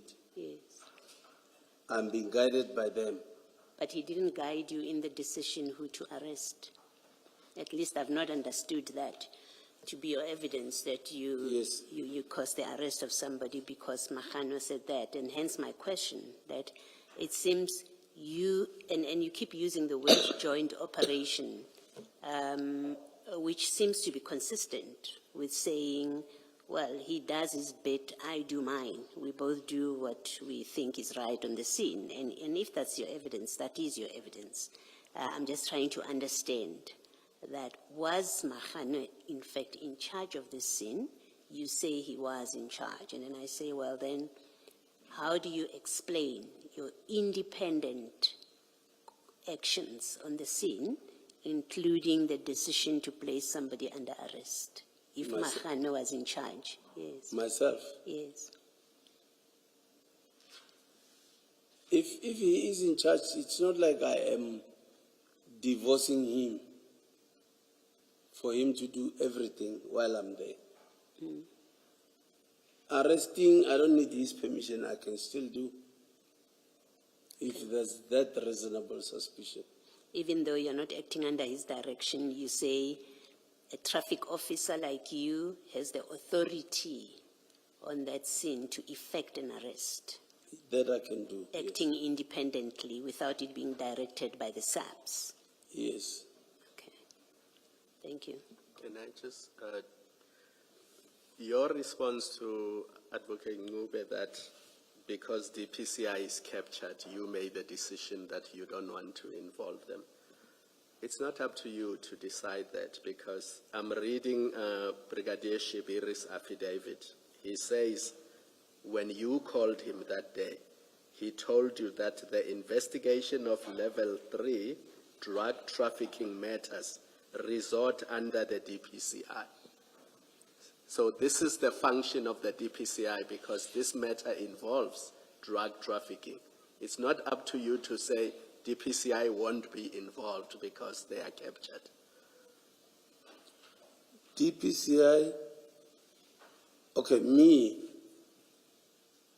knowing Not all, obviously.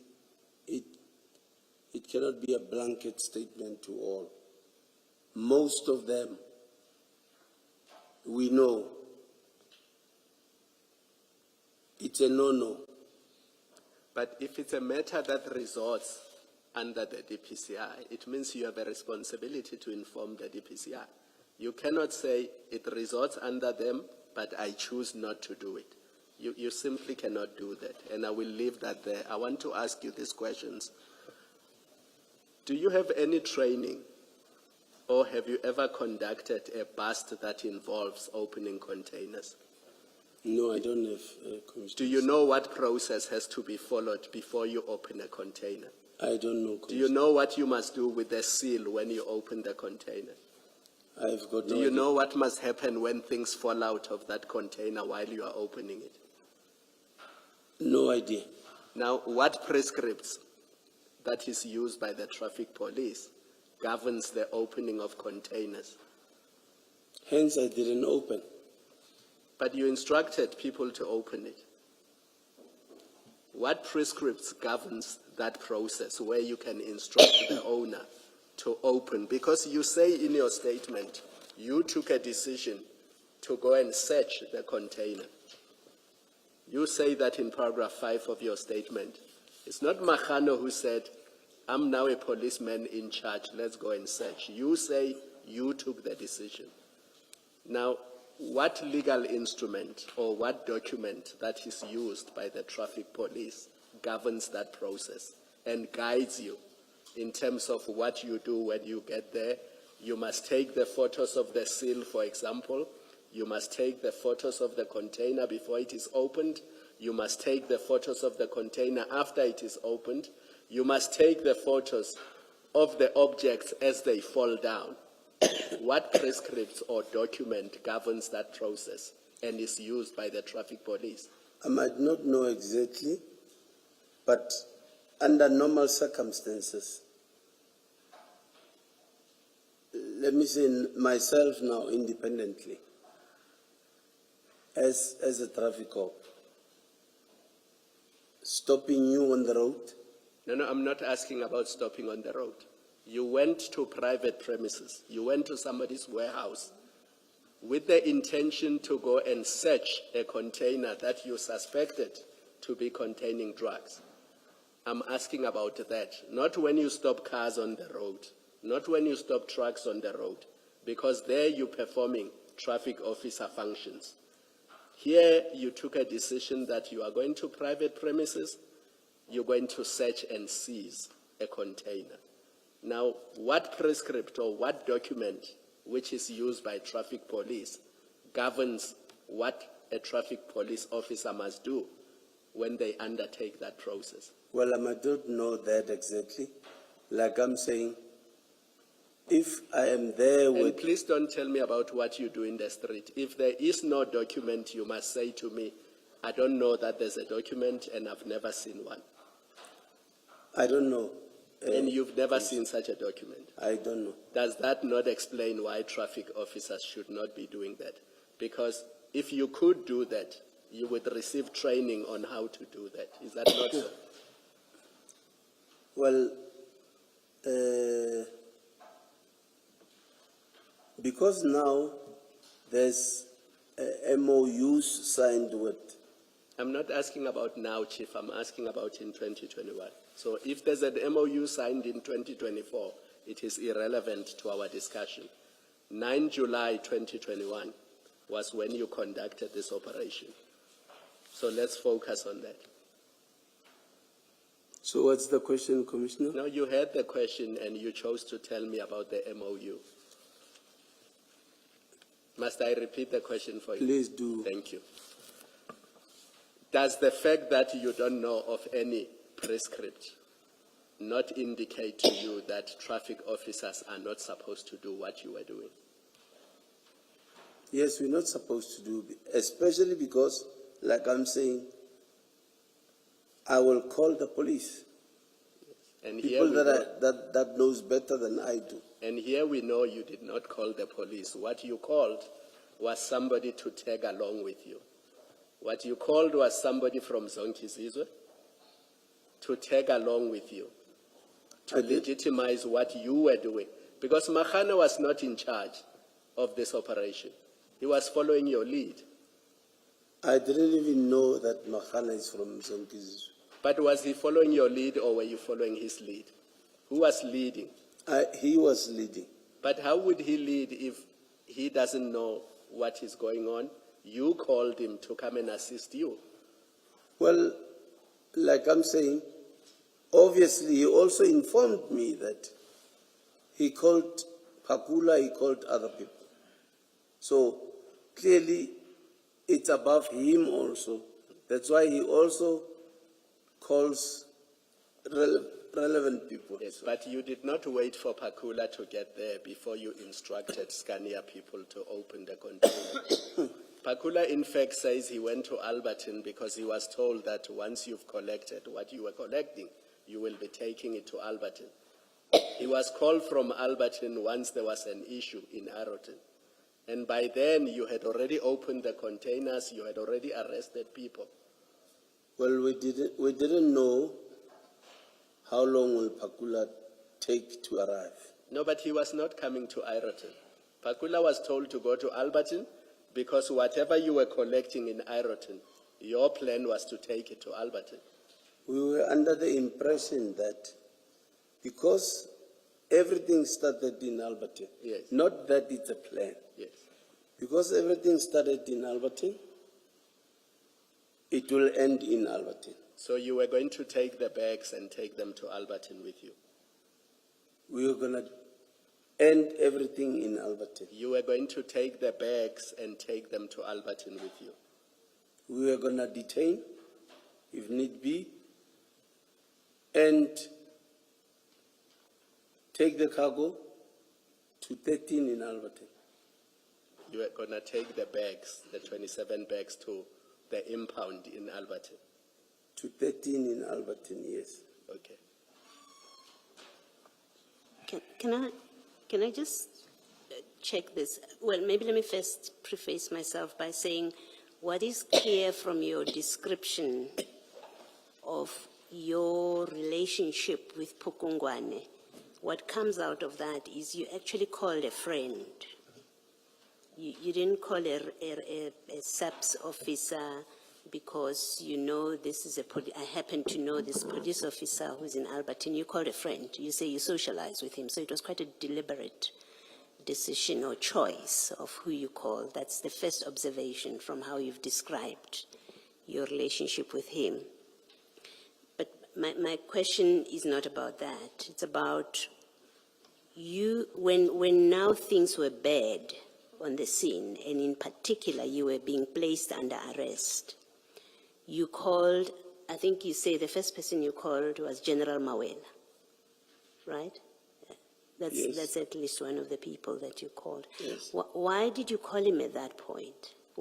Why did you choose to call him and not another police officer? Why did you not call Pompi or Superior? Any other name? Choose any other name. Could have been any other name, but I'm asking specifically, why did you call General Mawela in particular? Because of the harassment and the bullying of Khan, General Khan. But remember, you don't trust all these senior officers. You say they have an interest in this. So I'm interested in your choice of General Mawela because you don't trust all the seniors. Why did you think he won't have an interest in this?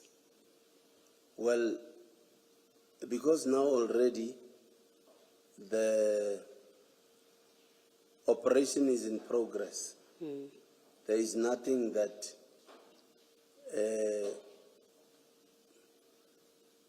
there is now there's a need because now there will be no that disturbances or sabotage for this to to be a success. Okay, but that's exactly the point, that when you open the container and the drugs come out and others are watching, the employees of that place, there will not be sabotage. Whoever you call to the scene, there would not be sabotage at that point. So you have to explain again why at that point, once you've opened the container and the drugs fall out, why did you not now mobilize, including General Mawela, that clearly you do have access to him at that time, why you did not mobilize other SAPs, appropriate units of SAPs, DPCI, SANEB, LCRC, as soon as those things dropped, and then you wait there, because as you say, at that point, the opportunity for sabotage is lost, because the drugs are now in the open. No one can intercept them at this point, because it's in full public view. Explain why at that point you do not then mobilize the appropriate SAPS people. I'm under the impression that people that are involved, that I involved, will do the necessary, will know who to call. Yes, they will know who to call and know who to mobilize. No, but you see, you're the one that called Pukungwane, you're the one that calls Mawela, and so we know you do have access to people that you can mobilize to come to the scene. So my question to you is, and it really flows from an earlier question that you were asked, that you are now at the operation, you're no longer concerned about the drugs being intercepted before they land somewhere. They are in full public view. You don't call others and you say, well, you're under the impression Mr. Mahane, Warrant Officer Mahane will know what to do. But you actually together make a decision to load them onto a van, clearly intending to take them somewhere. You say you were taking them to Alberton, and my question is, well, at that point, why do you not say, Mahane, I see we are making the decision to put them on the van, but in fact we should be calling the SEPS people to come here. Let's do that, because you're making decisions with him. So please don't pretend when it suits that Mahane was in charge and he's the one that does things. We see you arresting people. You know, you tell us, place somebody under arrest.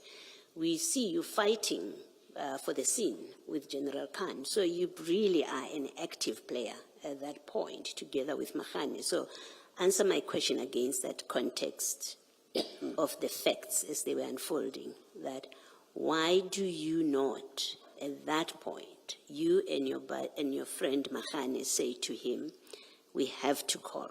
Now that we are here and it's all down here, it's open, it won't be sabotaged. Let's call the right people to come and deal with this. Why do you not do that? Sometimes, Commissioner, you take long, I end up forgetting. My question is The question is. Let me summarize it for you, and I don't understand that you don't understand my question, but I'll accept. And I'm not going to give you a background. The drugs fall out. They are in full public view. There are spectators. There's zero risk of sabotage. Why do you not? You say to Mahane, let's call the appropriate SAPS units to come and deal with this, instead of putting this thing on the bakkie, instead of putting them on the bakkie, let's call the SAPS people to come and deal with this, the appropriate people. Why don't you do that? No, like I'm saying, I left everything to Mahane, and for him to say, I called Pakula, for Pakula when on his arrival to say, I called K9, then I know we are safe now, because they calling the relevant people. Why do you fight with Khan? when he comes there and takes charge? Because there's now subs proper. The scene is being managed. Other people are now there. Why are you fighting them? You're saying Mahane has called, the version is not as clean and as clear as you're making it to be about what Mahane did. But you say Mahane has called, Pakula has called, well, somebody has called Khan, somebody has called Sebola, someone has called Kadwa, all of them sub-officials. Why are you fighting them? You're a traffic officer and that doesn't change. Why are you fighting them about them now taking charge of this scene? Because it's a scene. It's being taken charge of by appropriately qualified people. In fact, you and Mahane are completely inappropriate for this operation. You're not qualified for this operation. Forget their motives, which maybe they do have other motives, but on the scene descends people who are appropriately qualified, which you and Mahane have zero of. Why do you fight when subs officials, appropriately qualified, come and take control of the scene? I was not fighting. Khan was fighting us. So you just handed it over to Khan. Is that what you're saying? That you were happy to hand over to Khan, Sibula, Kadwa, and every other person who is not you and Mahane? Are you saying you happily were handing it over to them? No, we're not happy because, okay,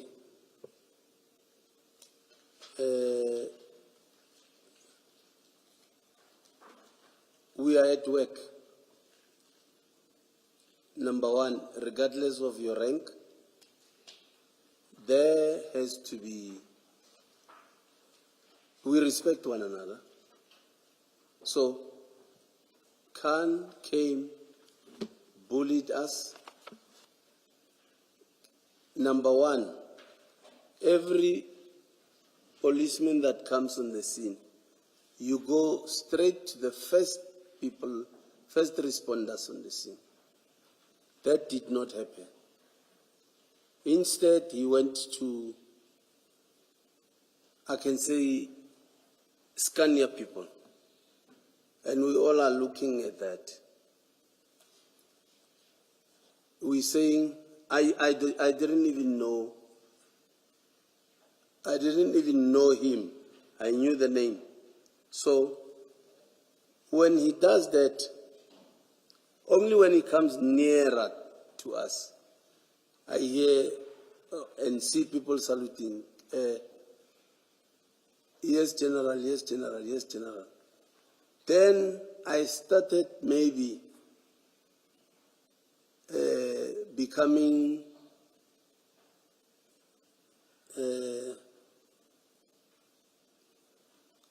I don't know what's the right word. When he started saying to Mokhana, who are you, where are you from? Who's the driver of the buggy? Sit in your car. Then that's when I went to him and said, I said to him, but why do you,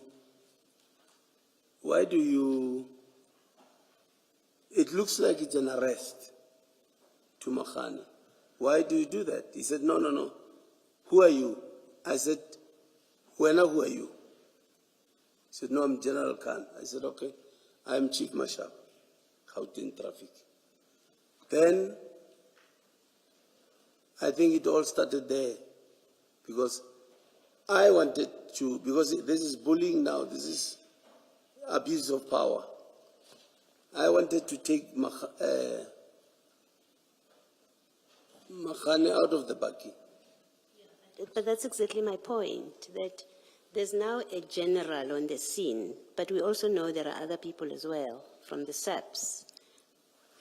On the scene, what is your business in continuing these conversations? Now you have the SAPs proper people, including a general.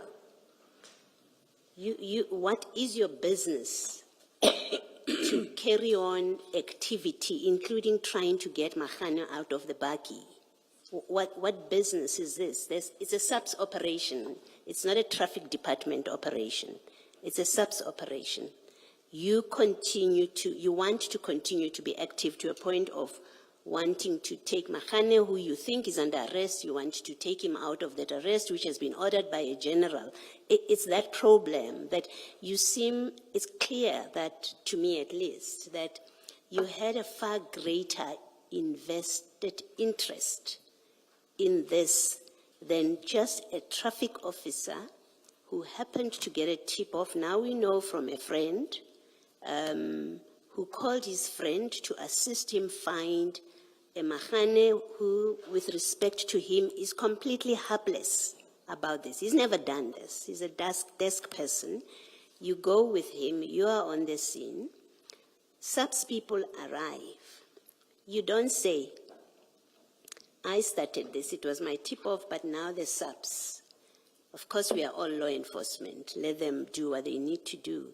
You are so actively, you're even fighting, why is Mahane arrested? And I'm suggesting to you that all of that conduct indicates that you had a vested interest other than a law enforcement officer who has found out about drugs and is happy that they are now under the control of the state. That's the impression I have about you, that you had a far greater interest. If you have any comment, you can comment, but that's my view about your conduct here, that it went beyond just everyday traffic officer or law enforcement activity. Like I'm saying, sometimes you take long, and I really want to comment. Yes, you can. It means you heard me. You can comment.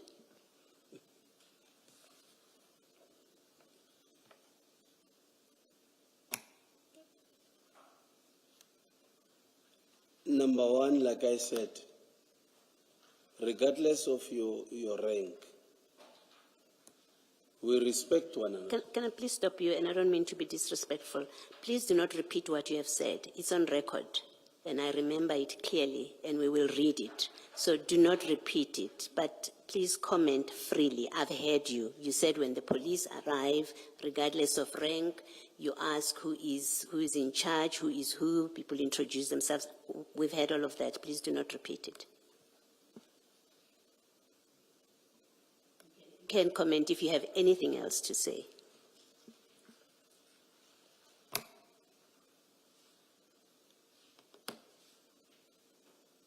No comment. Thank you. Ms. Siggles? Thank you, Commissioner. Chief, why was Mr. Nku at the scene? Why was he going with you from Yellow Jersey to Ayrton? Well, Mr. Nku asked me that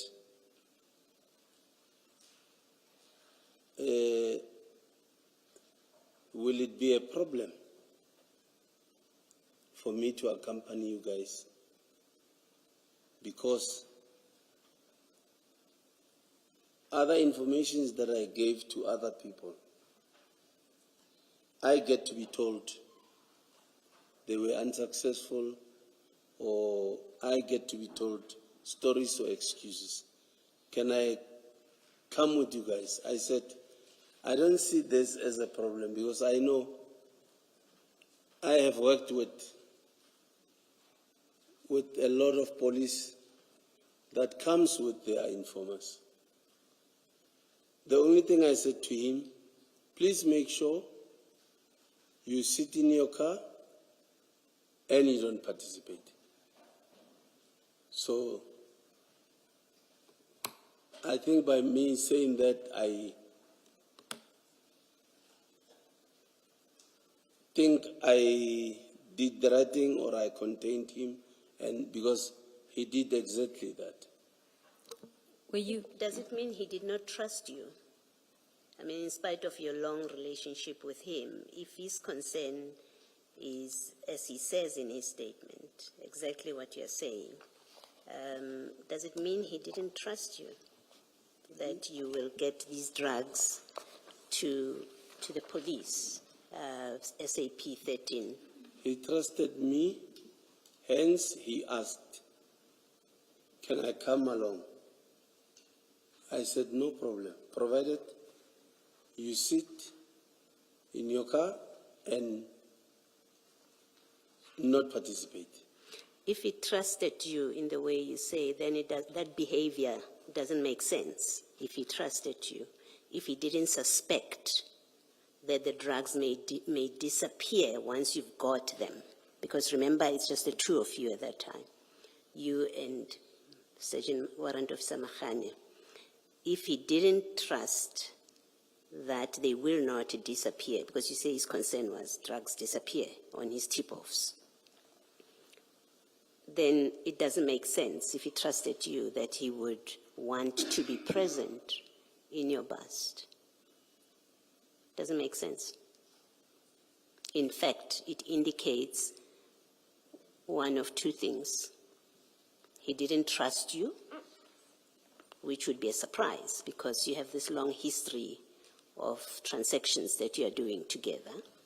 Or the alternative is he was there not for the reason that you are telling us, but for a different reason, which you are not disclosing.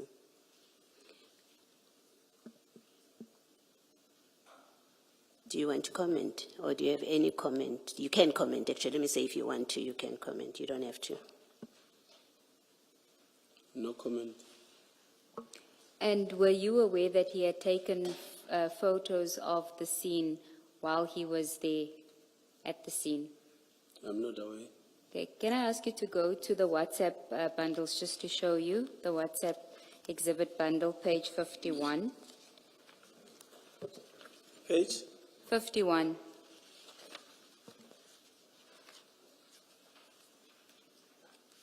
You may just have to zoom in on the last photo.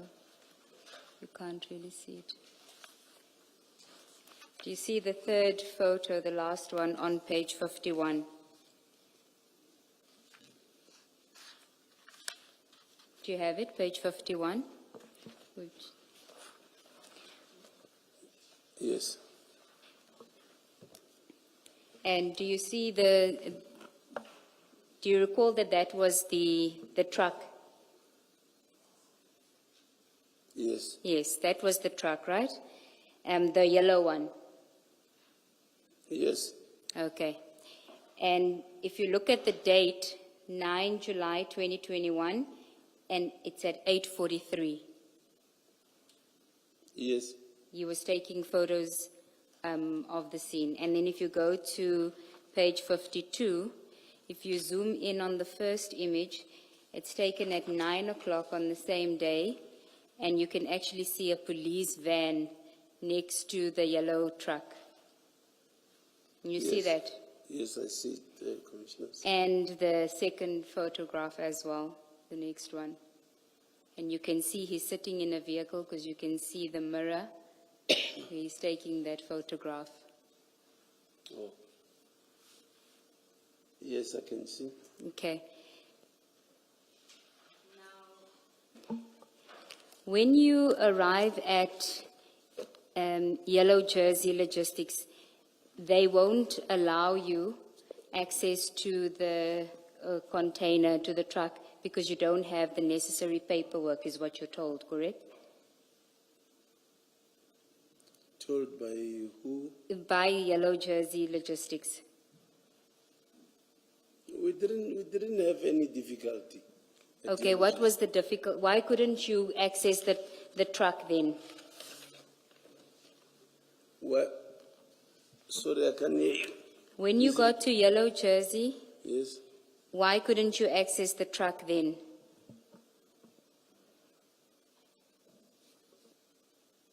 What was the reason given to you by the people in Roykop for you not to open the container? No, they said what if you open here and then we get in trouble with the client? Rather, preferably, go and open it at the client. Yes, but the reason why they wouldn't is because you didn't have the paperwork, so they couldn't open it then. It wasn't about necessarily the client. You needed to have a search and seizure warrant at the very least, right? It says that you didn't have the necessary paperwork in the statements. Well, they didn't tell us that. Oh, they didn't tell you that? No. So they told you, we are refusing police officers, because Mahane was a police officer, we're refusing a police officer from searching a truck where they suspect drugs in there because the owners, we're going to get in trouble with the owner. That's what they tell you. They didn't refuse. So why didn't you just access it then? Because according to you, time is of the essence, this is a drug bust, you don't want any interference. Why not seize it at the first opportunity? They advised. We also advised because we could see in their eyes that we don't look genuine in their eyes. We also advised that give us escort. We will go to the client with your escort. So you say you didn't look genuine in their eyes. What do you mean by that? Well, you know. No, I don't know. You know. No. I have not said you know what you are. Continue. There's a lot of bogus cops operating. So they can see a Golf 7 that is gray. We are not in uniform. Even the cards, the bogus cards, they look more authentic than originals. So if somebody suspects or don't believe that you are a cop, Tina, we know a cop and a criminal, how do they look? We know. The criminal will always be in a hurry. But in this context, weren't you bogus cops? Because didn't you tell them that you were crime intelligence officers? Told who? Jolene Wenzel at Scania. No, people that want to defend themselves would say anything. So how do I say to a person, I'm crime intelligence? I know for more than 2 decades at work, I know you cannot identify yourself wrongly. I know. Well, you would do it if what you were busy with was not official police business and you didn't want to be identified, which seems to be a consistent theme from all the other witnesses who did statements, that there was either a reluctance to properly identify yourself, or when you did identify yourself, you said that it was crime intelligence. If you go to the docket exhibit bundle, I just want to show you the statement of Jolene Wenzel, because her statement is prepared on the day at 1 o'clock in the afternoon. So if you can go to the docket exhibit bundle, page, I think it's 267. Somebody can just assist him. The docket exhibit bundle, is that Page? Page Can't 267. It's the one that says can disciplinary.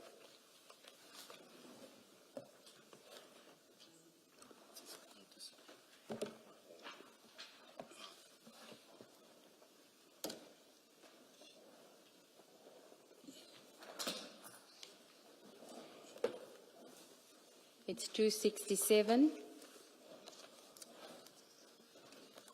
Ms. Nube, while they are looking at it, can you please deal with 145 as well? Canberra.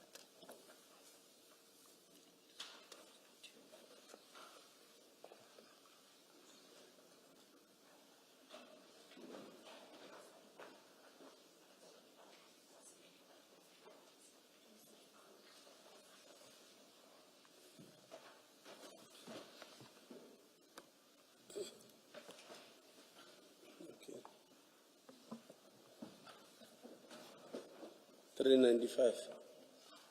No, it's page 267.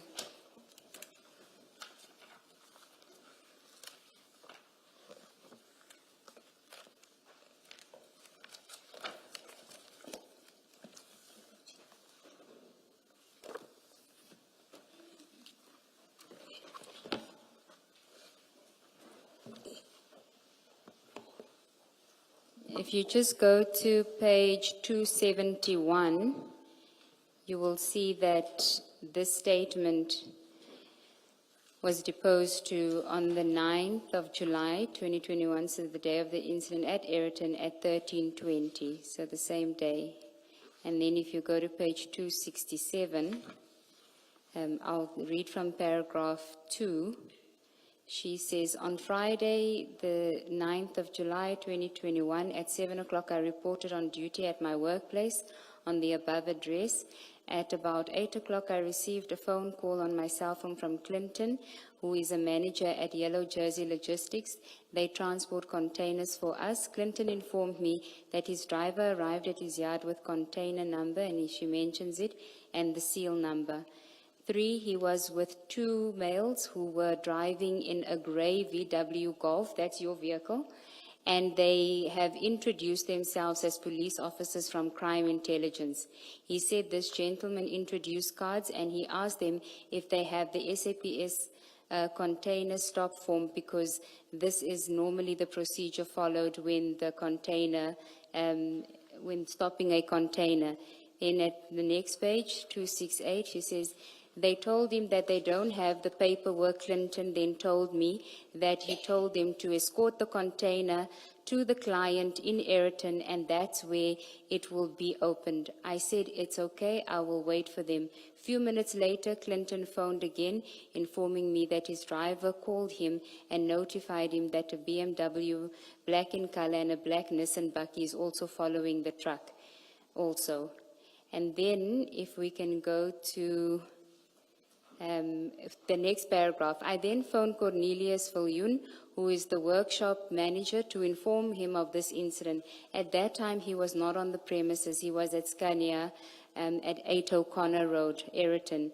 I panicked from what Clinton told me, and I decided to also phone 10111 from the office landline. And then, just skip a few paragraphs. At paragraph 9 on page 270, the tall police officer further said that myself and Cornelius, including the driver, that we were under arrest. That's consistent with your evidence that you told them they were under arrest.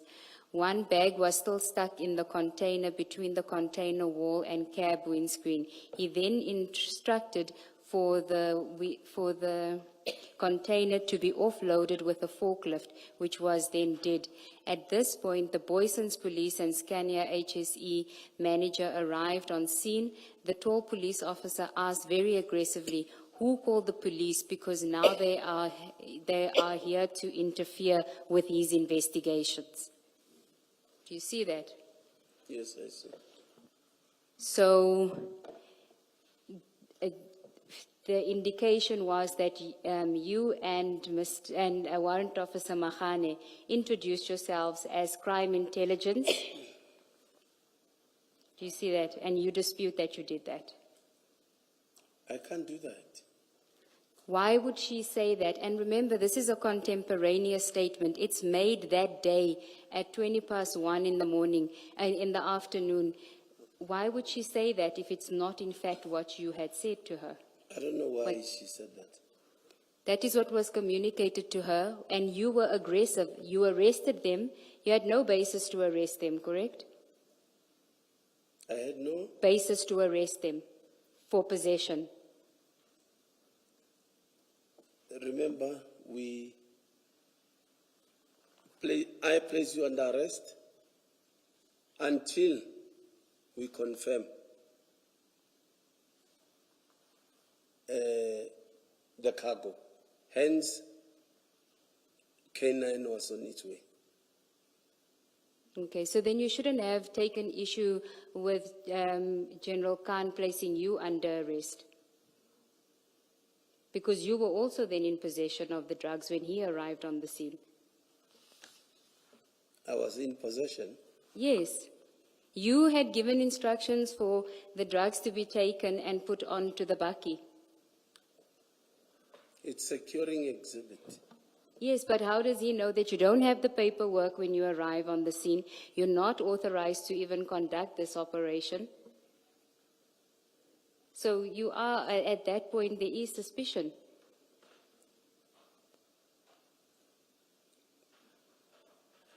Suspicion from General Khan. Yes, because you are in possession. On the same basis as which you arrested Jolene Wenzel for merely being a manager at Scania and saying that she's being arrested for possession, and the truck driver, that's the same basis. Because you say, until I can verify, I'm going to arrest them. We are at the premises, Scania premises.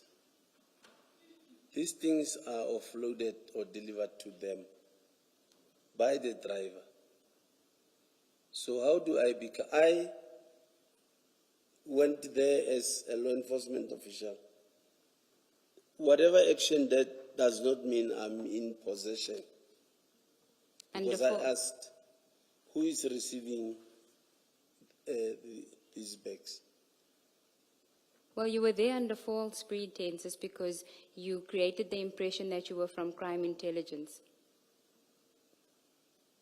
They have no reason to lie that you introduced yourself as being from crime intelligence. Well, I don't know why they said that, because I did not say that. Can I raise a different concern in this discussion? That you are at Yellow Jersey. You have information. At this point, you know, because that's what Nku has told you, that there are drugs in that truck. So you know there's narcotics, stuff that shouldn't be there, that breaks the law. How do you take instructions from the Yellow Jersey people not to conduct an operation? Here you are in a lawful operation. Let's assume this is a lawful operation. How do you get told by the people that, according to you, at that point are in possession? Because Yellow Jersey is in possession at that time, because this is on their property. They transported it. Their driver that you later say is in possession, you arrest him for possession. He's in possession. You are at Yellow Jersey. How are you dictated upon not to take action at that point? It's not dictated upon, it's being advised. How do Because you? Yellow Jersey manager also didn't know what's inside. No, how do you know? You don't know that. You know there's drugs in there. You know this is a Yellow Jersey truck. You are on Yellow Jersey property. There's a Yellow Jersey driver. Why are you, if this is a lawful operation, why are you not breaking the seal at that point? Opening the container, taking the drugs, and placing the Yellow Jersey people under arrest? Like I'm saying, this might sound easy to you, commissioners, because you have ample time to sit and research and Google or whatever. Me in an operation, I don't have the time. Things happen so fast. No, there's nothing fast here. There's nothing fast. You knew there's a truck. You were called from home and told there's a truck, it's packed. So you had time. You left your house knowing there's a truck that is packed that we are going to open because it has drugs in it. You know that before you arrive on the scene. You had ample opportunity to mobilize resources. But that's not even the discussion I'm having with you, because I think the discussion about why you didn't mobilize resources has been had and it's been exhausted. So that's not what I'm raising with you. There's no agency.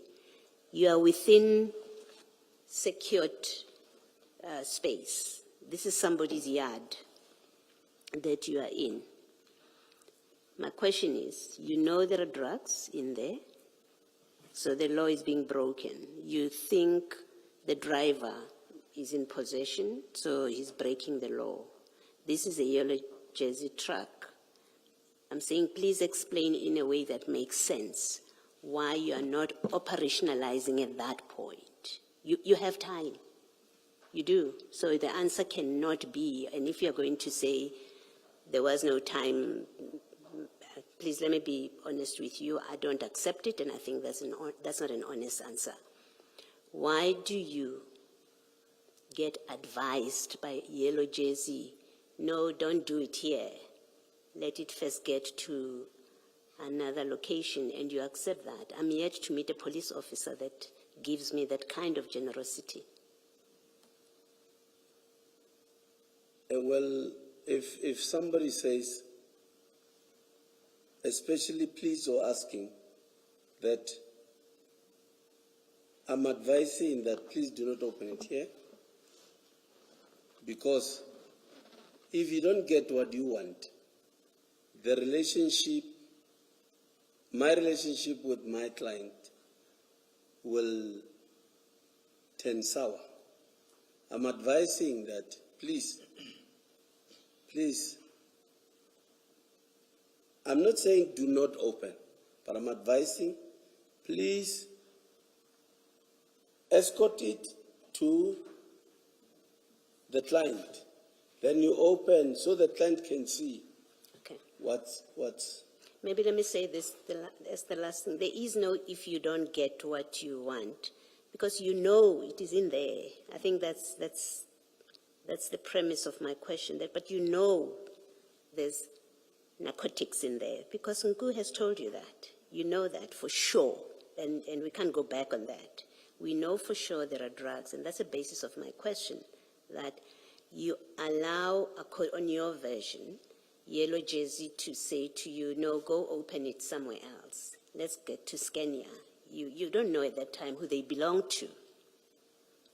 At least you have not said you knew they belonged to Scania. You don't know. You've stopped a truck. It's there, and at least you know where it is. And you choose to take the advice of the person who's in possession of the truck at that time, who owns the truck, whose driver it is. You choose to take their advice to say, go open it somewhere else. That it absolutely doesn't make sense. And it I think, unavoidably suggests there was another reason why you went all the way to Scania. And I want to suggest maybe it's because you saw that it's actually not safe to open it here, because these people don't trust us and we may get into trouble. They may call the police. They may do other things. As you say, they looked like they don't trust you. And I think it's because you saw that and you thought they will call the police on you. That's why you moved on, and you were hoping that where you are going, you will quickly load these things on the van as you did and leave before there was any interruption. That's what I say it looks like. Thank you.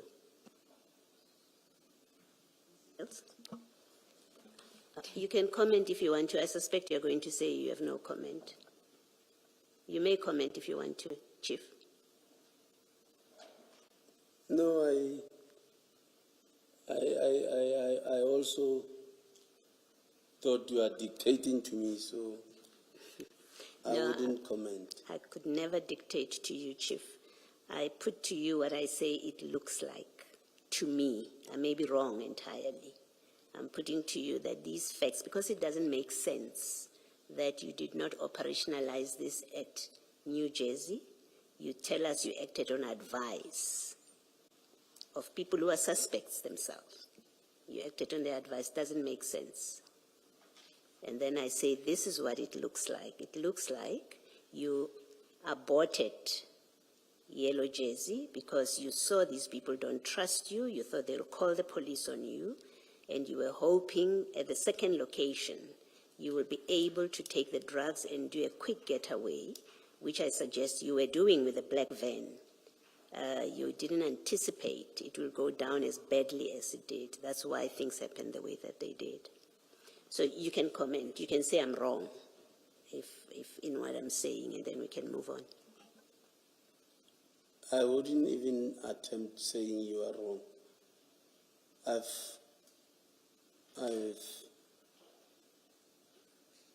learned to accept that I don't think I'll ever make sense to you, Commissioner, because... Okay, thank you. Yes. All right, I've heard you. Thank you. Ms. Siegels? Thank you, Commissioners. Can I just confer with...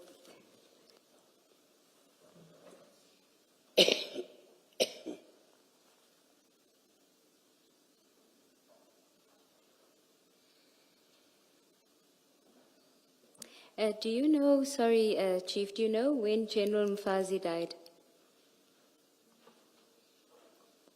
I was told by Nku recently that he died, I think on the 8th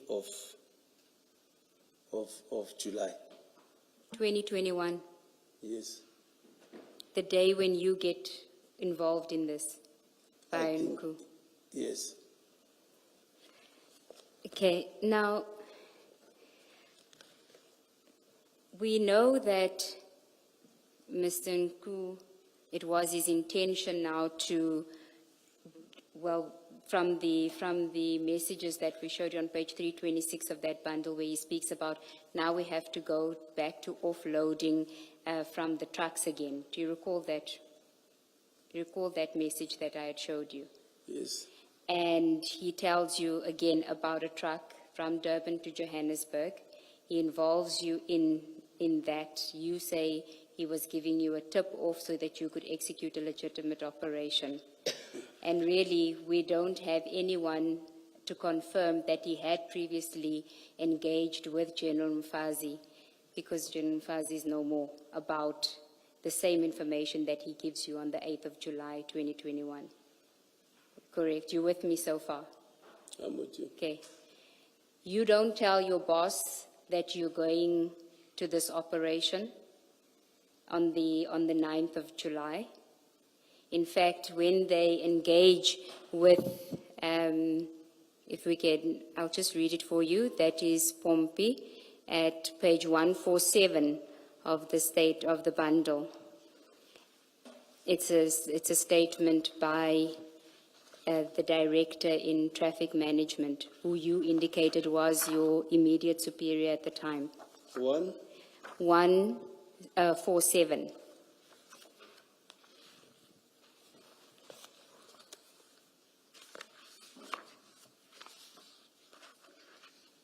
Do you see that? Just let me know when you're there. It's Yes. the statement by Director Pompey. Yes, I see that.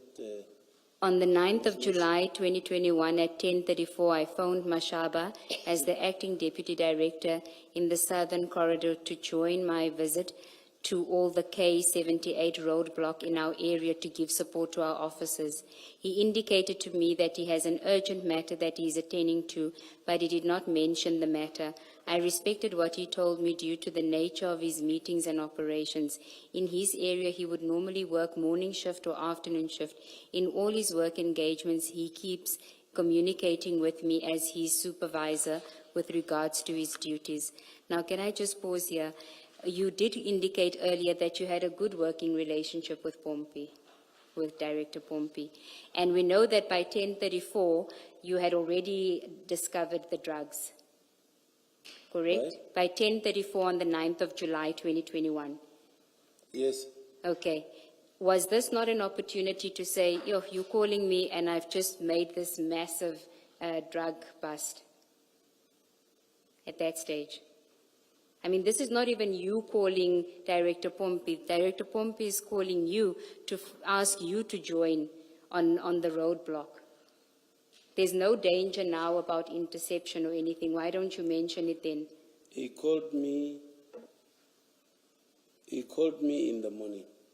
Yes, Because I had to 10:34. join him for visits. So you're saying, what's the question? Why didn't you at 10:34, when you received the call from the director to join, that's what, do you dispute that when the call was made, it was to join you to visit them at the K78 roadblock? When Director Pompey called you, what did he say to you? Why was he calling you? Please join me, let's go visit K78 Yes. roadblocks. Exactly. So at that stage, why don't you say, I can't, I am busy with a drug bust. I've just uncovered a massive amount of drugs here at Ayrton, so I can't come now. No, I was still gonna tell him as to what time. I didn't see any urgency. That is implausible. You as a traffic officer have just made a significant drug bust, 700 kgs. You don't see that when your boss calls you to ask you to join on a roadblock, that you say, listen, I've done something bigger here. You don't see, you want us to accept that you wouldn't have said that if it was a legitimate operation. If I recall, he called me, are you saying he called me at 10:34? I'm not saying it. That's what he says. On the 9th of July, 2021, at 10:34, I phoned Mashaba as the acting deputy director in the Southern Corridor to join my visit to all the K78 roadblock in our area to give support to our officers. No, I think this time, I couldn't, I mean, the scene was a chaos this time already. So I knew I was going to get time to call him. Because here, we were still, I can say we were still having some misunderstandings with other police as colleagues. Chief, I'm going to suggest that you didn't tell Director Pompey about your discovery because you weren't on a legitimate operation. It was your side hustle with Mr. Nku. That's why you didn't say anything. You only involve people when you are now in a bind because you've been arrested, because you're being bullied by General Khan. That is when you engage with your superiors. But when you are called to attend to official business, you don't say, I can't attend to official business now because I've just made one of the biggest drug busts in the country. Well, you are telling me I don't have control over that. I'll just accept what you're telling me. Okay, thank you. Or you did have control over telling your superior what you were doing. You can't hide behind what you've just said. Nothing stopped you. Nothing stopped you from telling him. No, she's saying she's telling me Yes. that she's putting to me that it's because it was illegitimate. So I'm saying I agree with you because that's your opinion. I cannot say anything. What do you mean agreeing? Do you Because mean you accept the correctness of what Advocate Sigal is saying when you say you agree? What exactly do you mean I agree? Chair, she is telling me that it was illegitimate. So if somebody says, like now the picture that is being painted was that we were stealing. I don't have control over what you think as a person. If you're saying I was stealing, it's your word against mine, it's fine. I'll accept you what you're saying because one way or the other I cannot convince you otherwise. That's what you already concluded. Yes, Mr. Wilson. Thank you, Chair. I have no further questions for the witness. Chief Mashaba, go to page 145 of that bundle. Let me know once you are there. I'm there, 145. Are you there? So this is the operations director at New Jersey. And you'll see that he signs the statement on page 146, same day at 1321. Remember, we dealt with Ms. Jolene, who was at Scania and is a Scania employee. Now, these are the people you interacted with on the morning of 9 July. If you look at paragraph 3, they say on the 9th of July, Mr. Fanikek was at home when Hardus, their director, gave him a call stating that there are people from crime intelligence here asking to open the container. Again, consistent with what Jolene said, that you and Mahana told Yellow Jersey people that you are from crime intelligence. Now, if what they are saying is true, it means you were impersonating a police officer. You were operating as a bogus crime intelligence officer, if what they are saying is true. Do you see that? I see that. Now, would this person have any reason to say you introduced yourselves as crime intelligence officers? Because remember, Yellow Jersey has no issue with you. You did not arrest them. They are still at Yellow Jersey in Roykop. Your arrests were effected at Scania in Iroton. Why would they say you introduced yourselves as crime intelligence officers if that's not what happened? I can't speak for them. That's what they say. All right. And then we continue. They asked for documentation, and you did not have documentation. And it goes to the question that Advocate Ngube asked you earlier. And it was because you did not have documentation, it's now the unnumbered paragraph 4, that you ended up having to go to Scania. Going back to Commissioner Baloy's point, had you had a search warrant, Yellow Jersey would have had no reason to refuse you to search the container.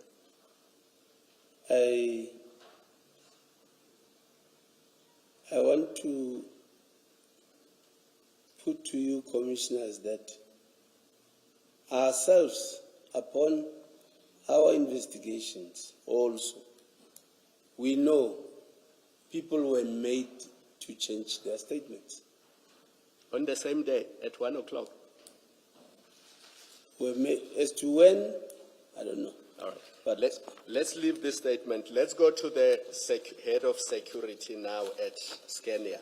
It's page 290, Mr. Rickett.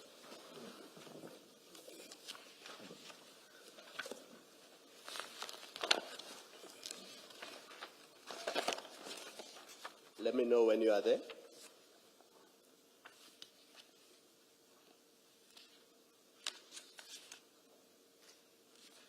Yes, I'm there, Commissioner. Paragraph 3, Mr. Rickett says he's the security manager at Scania. You see that at paragraph 2. Do you see that? Yes, I see. And then at paragraph 3, he describes the events of the day starting from 8:15 in the morning. And he explains how the two of you were aggressive and you did not want to identify yourselves and you sounded suspicious, and that's why they called the Boyson's police. So if you look at the last two sentences of paragraph 3 on page 290, do you see that? I see that. So they say the reason for calling Boyson's police was because you did not want to identify yourselves, you were aggressive, and you were behaving in a suspicious manner. Commissioners, I become happy when you talk about the scene, because we also advised Sebola that please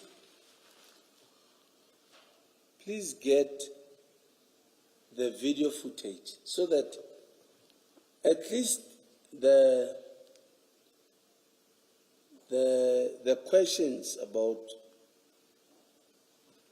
the scene will answer itself, because every answer will be on the footage. Okay. And Pakula mentioned that nobody entertained it. Chief, I think Chief, please pause there. Sebola is not there yet. Pakula is not there yet. What the account that is being given is what happened when the three of you, including Nku, arrived there. Either you agree with it or you disagree with it. It doesn't help to say, I asked Pakula to look for footage, because we know that that footage is not before us, so it won't help us. For the purposes of answering my questions, you either dispute what they say or you agree with it. that I was aggressive. Yes. Do you agree or you disagree with it? I know people who doesn't know me always say that I'm aggressive, I'm arrogant. They call me names. So that impression, if Rick had formed that impression, it would have been a fair impression on his part to form, because you say people who know you also think that way. I'm saying maybe if you can allow me to finish, Commissioner, Yes. maybe. Until you get to know me in person, that it's not, and unfortunately it's human nature that if somebody says, Mashawa Watel, other people don't even give themselves time. They somehow believe what they hear. So other things are beyond my control. I'm not in any business to prove to anybody that I'm not arrogant. All right. But if you know me, you will know there's no such a thing. Unfortunately, we won't have time to get to know you, Chief. Paragraph 8 on 291. What Mr. Ricketts says is that he's a former police captain himself. So he's a retired SAPS captain. So he knows about normal investigation protocols. And you see that from line 5 of paragraph 8. Sorry, line 246. He says, being a retired captain in the police, I asked him why they were not following normal investigation protocol. With a very aggressive attitude, he told me not to try to do his work and that he would arrest me for interfering in the investigation.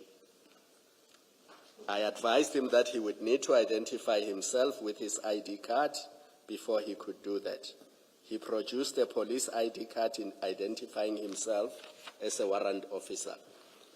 When I wanted to write down the information on the card, he became very aggressive.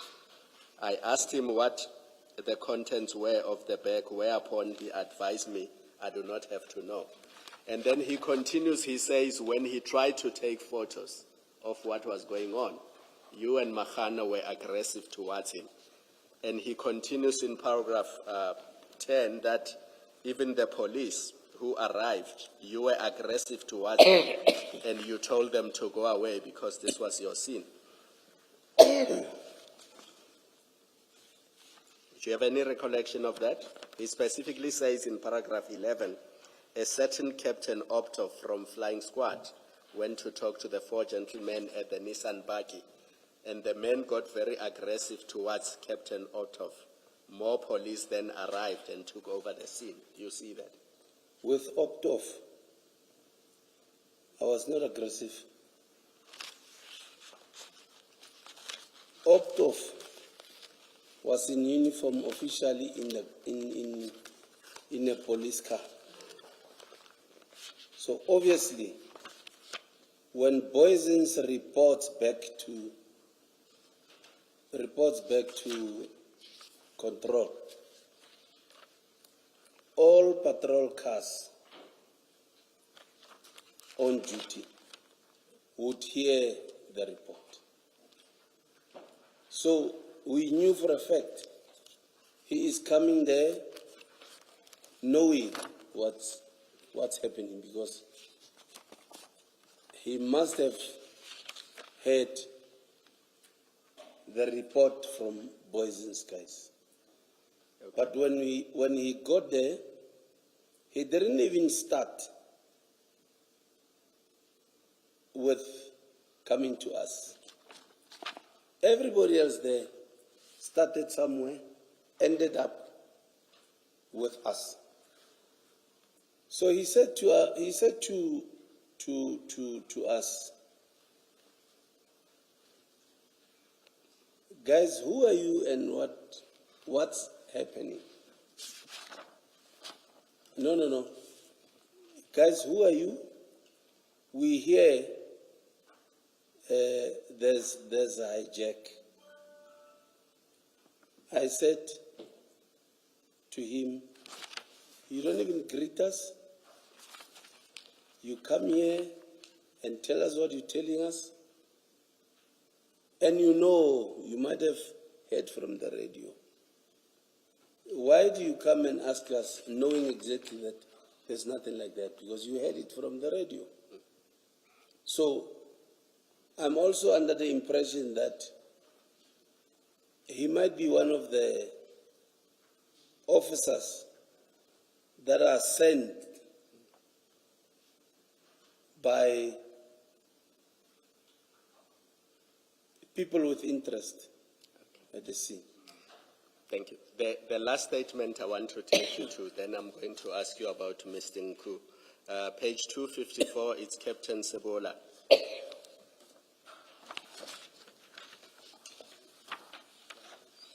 Same file. Page 254, same file.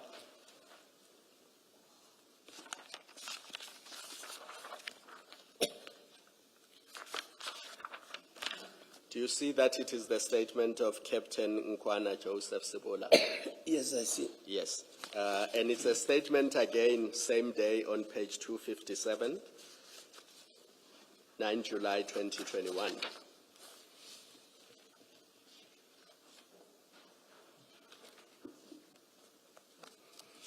But the part I want you to deal with is 254, paragraph 7.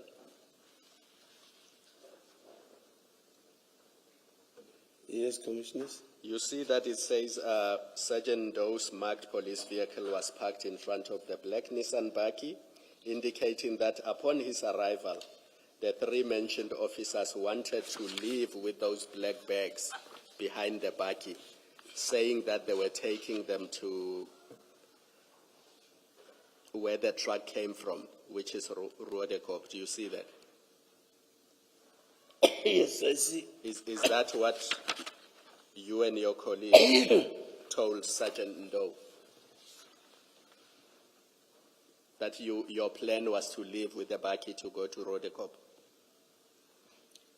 You see, Commissioners, I don't know why do you crush or dismiss me when I say I become happy when we talk the scene, because we know that Sebola obtained a video footage, we know. So I'm being dismissed, the video footage has been dismissed, and we know that's where the truth is. So whatever that will be asked about the scene, I will still be not listened to, because I'm also saying, please, can we get the video footage? I'm being dismissed, so. Not at all. Chief, let me assure you that if there is video footage depicting the events of the day, efforts will be made to obtain it. And let me say this to you, I'm not crushing you. I'm asking you to either contradict or confirm what is said in the statements. And you seem to have formed a view already. We have not. What we are doing is to establish facts. And the exercise I'm undertaking now is because I'm being fair to you. I don't want to decide the facts on Sebola's version. without putting to you what Sebola said. The fairest way of doing this is to put to you what Sebola said so that you can comment on it. Then we have your comments as well as his view. If I don't ask you this, it means I must only rely on his version, and that is not fair to you. So Okay. the purpose of my exercise, I'm aware that there are statements in the bundle that are bad for you because people are saying things about you. If we leave today without me giving you the opportunity to comment on these statements, I would have done an injustice to you, because if at the end of these proceedings we write a report relying only on Sebola's version, you would not have had the opportunity to respond or comment. So I've heard you that there's a footage, it must be obtained. I've heard you, I did not crush that. And if it is available, it will be obtained if it still exists. But where people, that footage won't talk about the conversations you had. You say the scene was chaotic. There were a lot of people. Now this affidavit talks about what you said to other people. Now I'm asking you, did you or did you not say that? Now look at Mahana, paragraph 9. When he was asked why he did not mention his own station to Sergeant Ndo, than lying that he's from the Hawks. So Mahana must have said to Sergeant Ndo that he's from the Hawks. He still could not give reasons why. And on the question why they were chasing uniformed police officers on the scene, his answer was that he was thinking that it was his scene. It goes back to Commissioner Baloy's question. Once proper police officers are there, why are they being chased away? Do you want to comment? Sorry, was the question I want you to comment on the contents of that paragraph. 9? It is true or it is not true? Yes.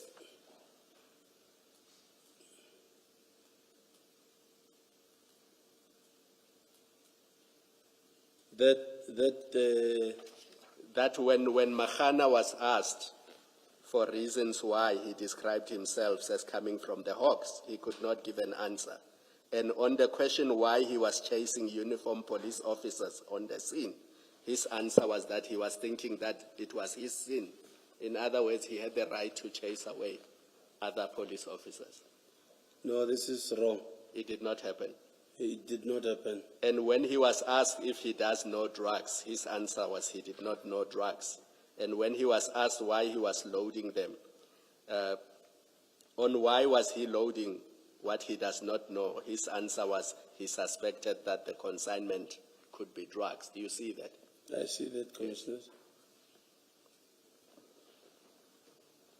And then it continues with the other people. So it's the same theme that the police officers who arrived there say, this is how you, Mahana, and whoever you were with behaved.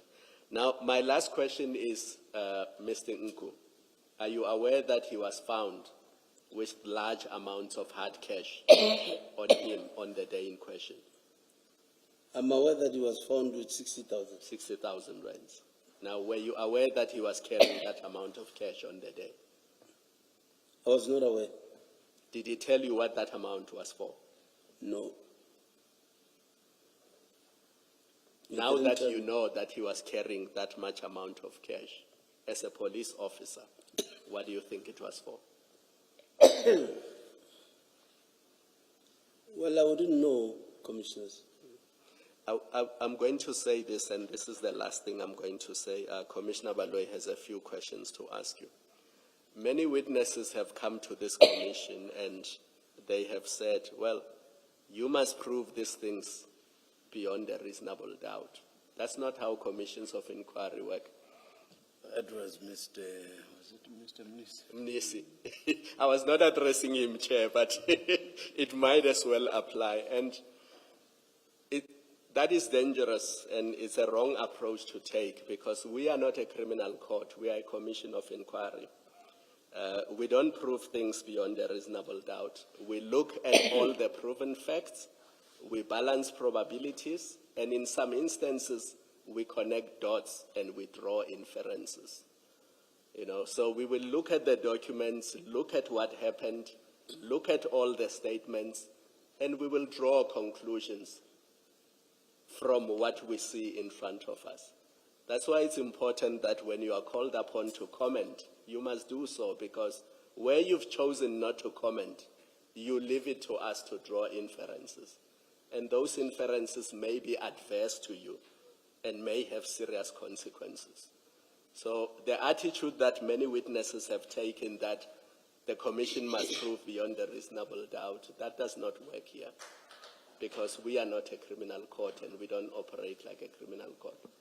So that's the last thing I'm going to say to you, Chair. I don't know if you wanted to add to that, and then Commissioner Balot. Thank you.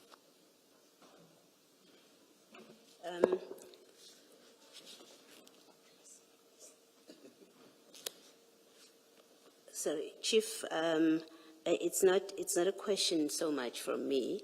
It's what I want to put to you from the evidence since you started, and then tell you the impression that it gained, that it creates for me, and then give you the chance to comment.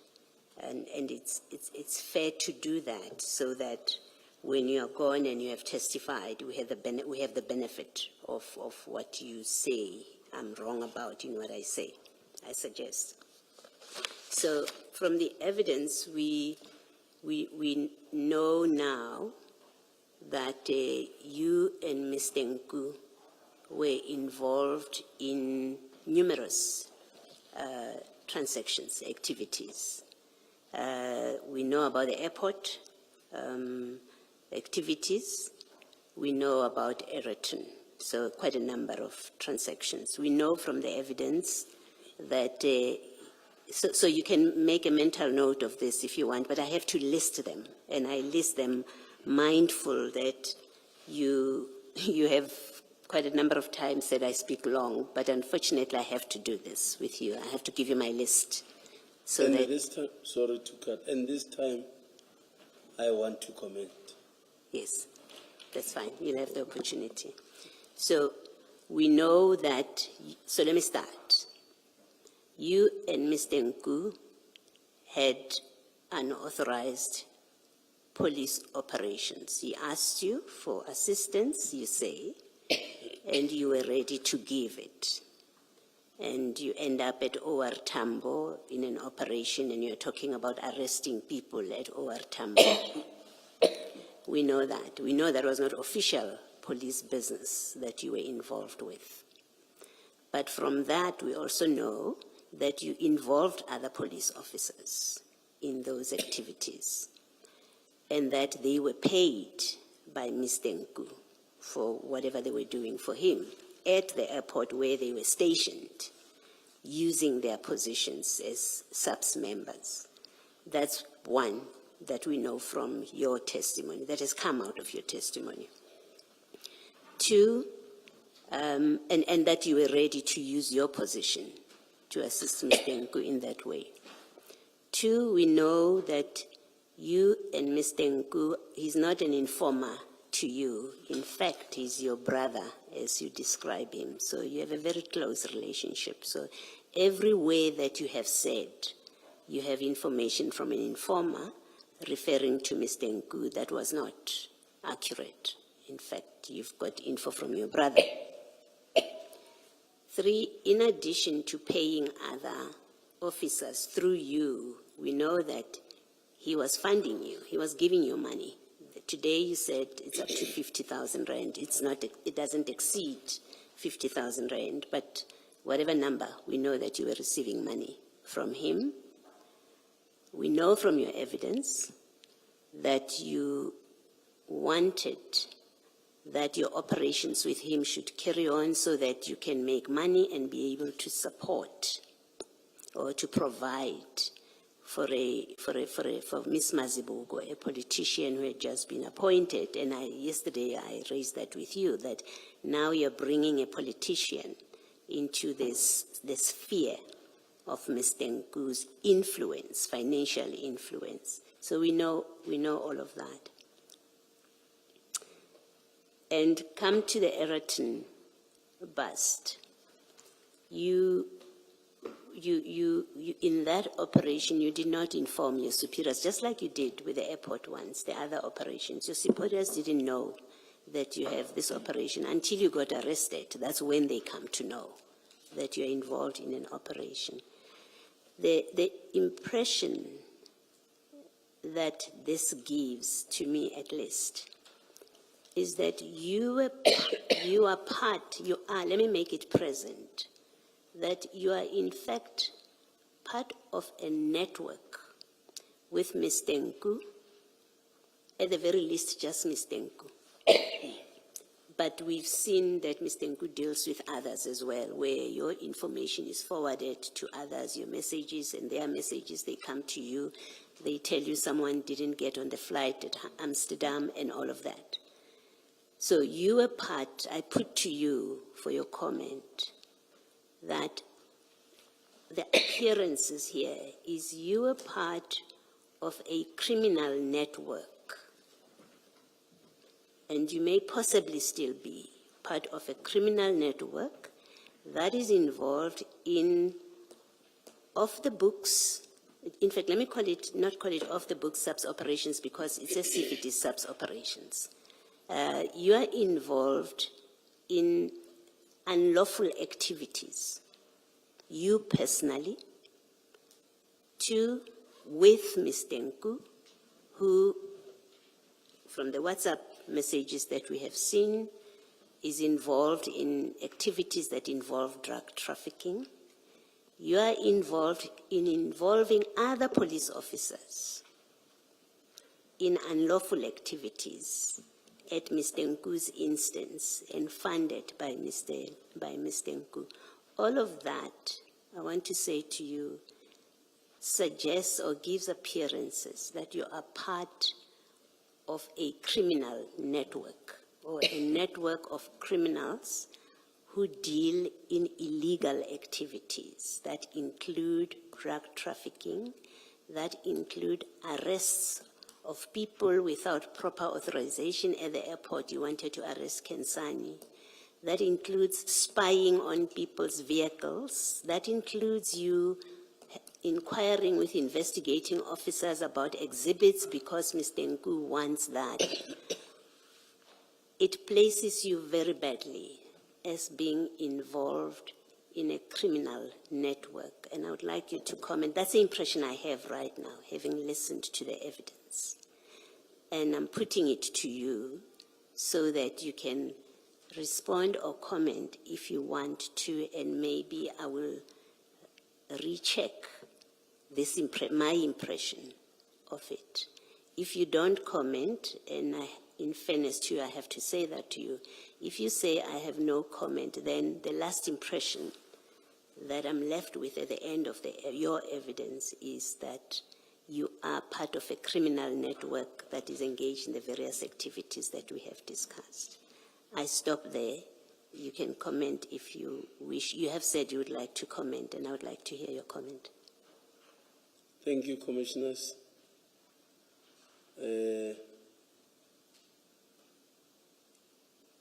Engaging with people like you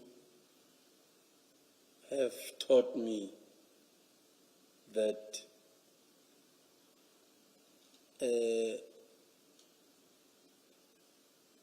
as a human being,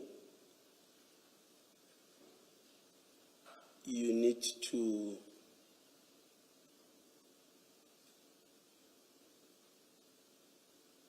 be careful who you deal with. You also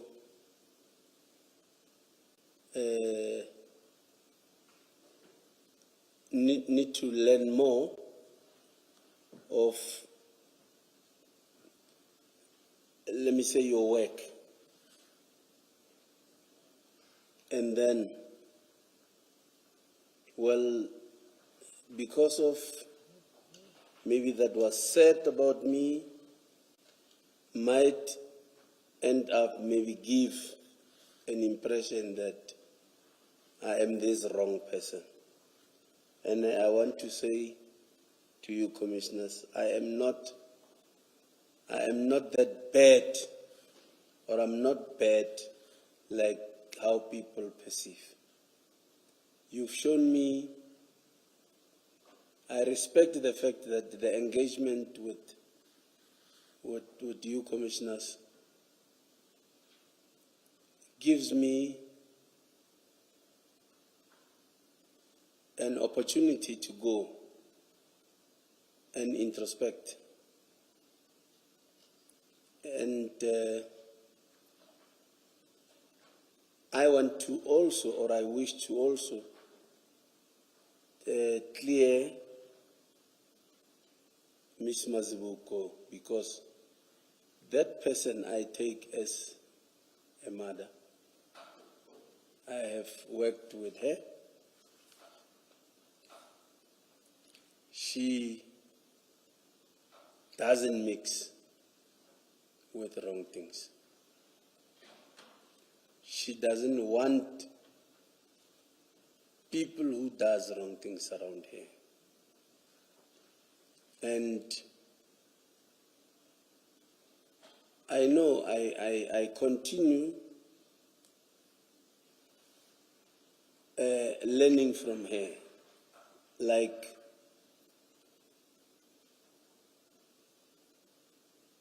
she has taught me life. She has taught me how to respect people. I know I am this militant, I know. But then other people interpret it wrongly to say, or mistaken it for arrogance. I am not like that. If maybe I also gave the picture to the commissioners or the sitting, I want to humbly apologize, because I have learned a lot from the sitting. And I am happy that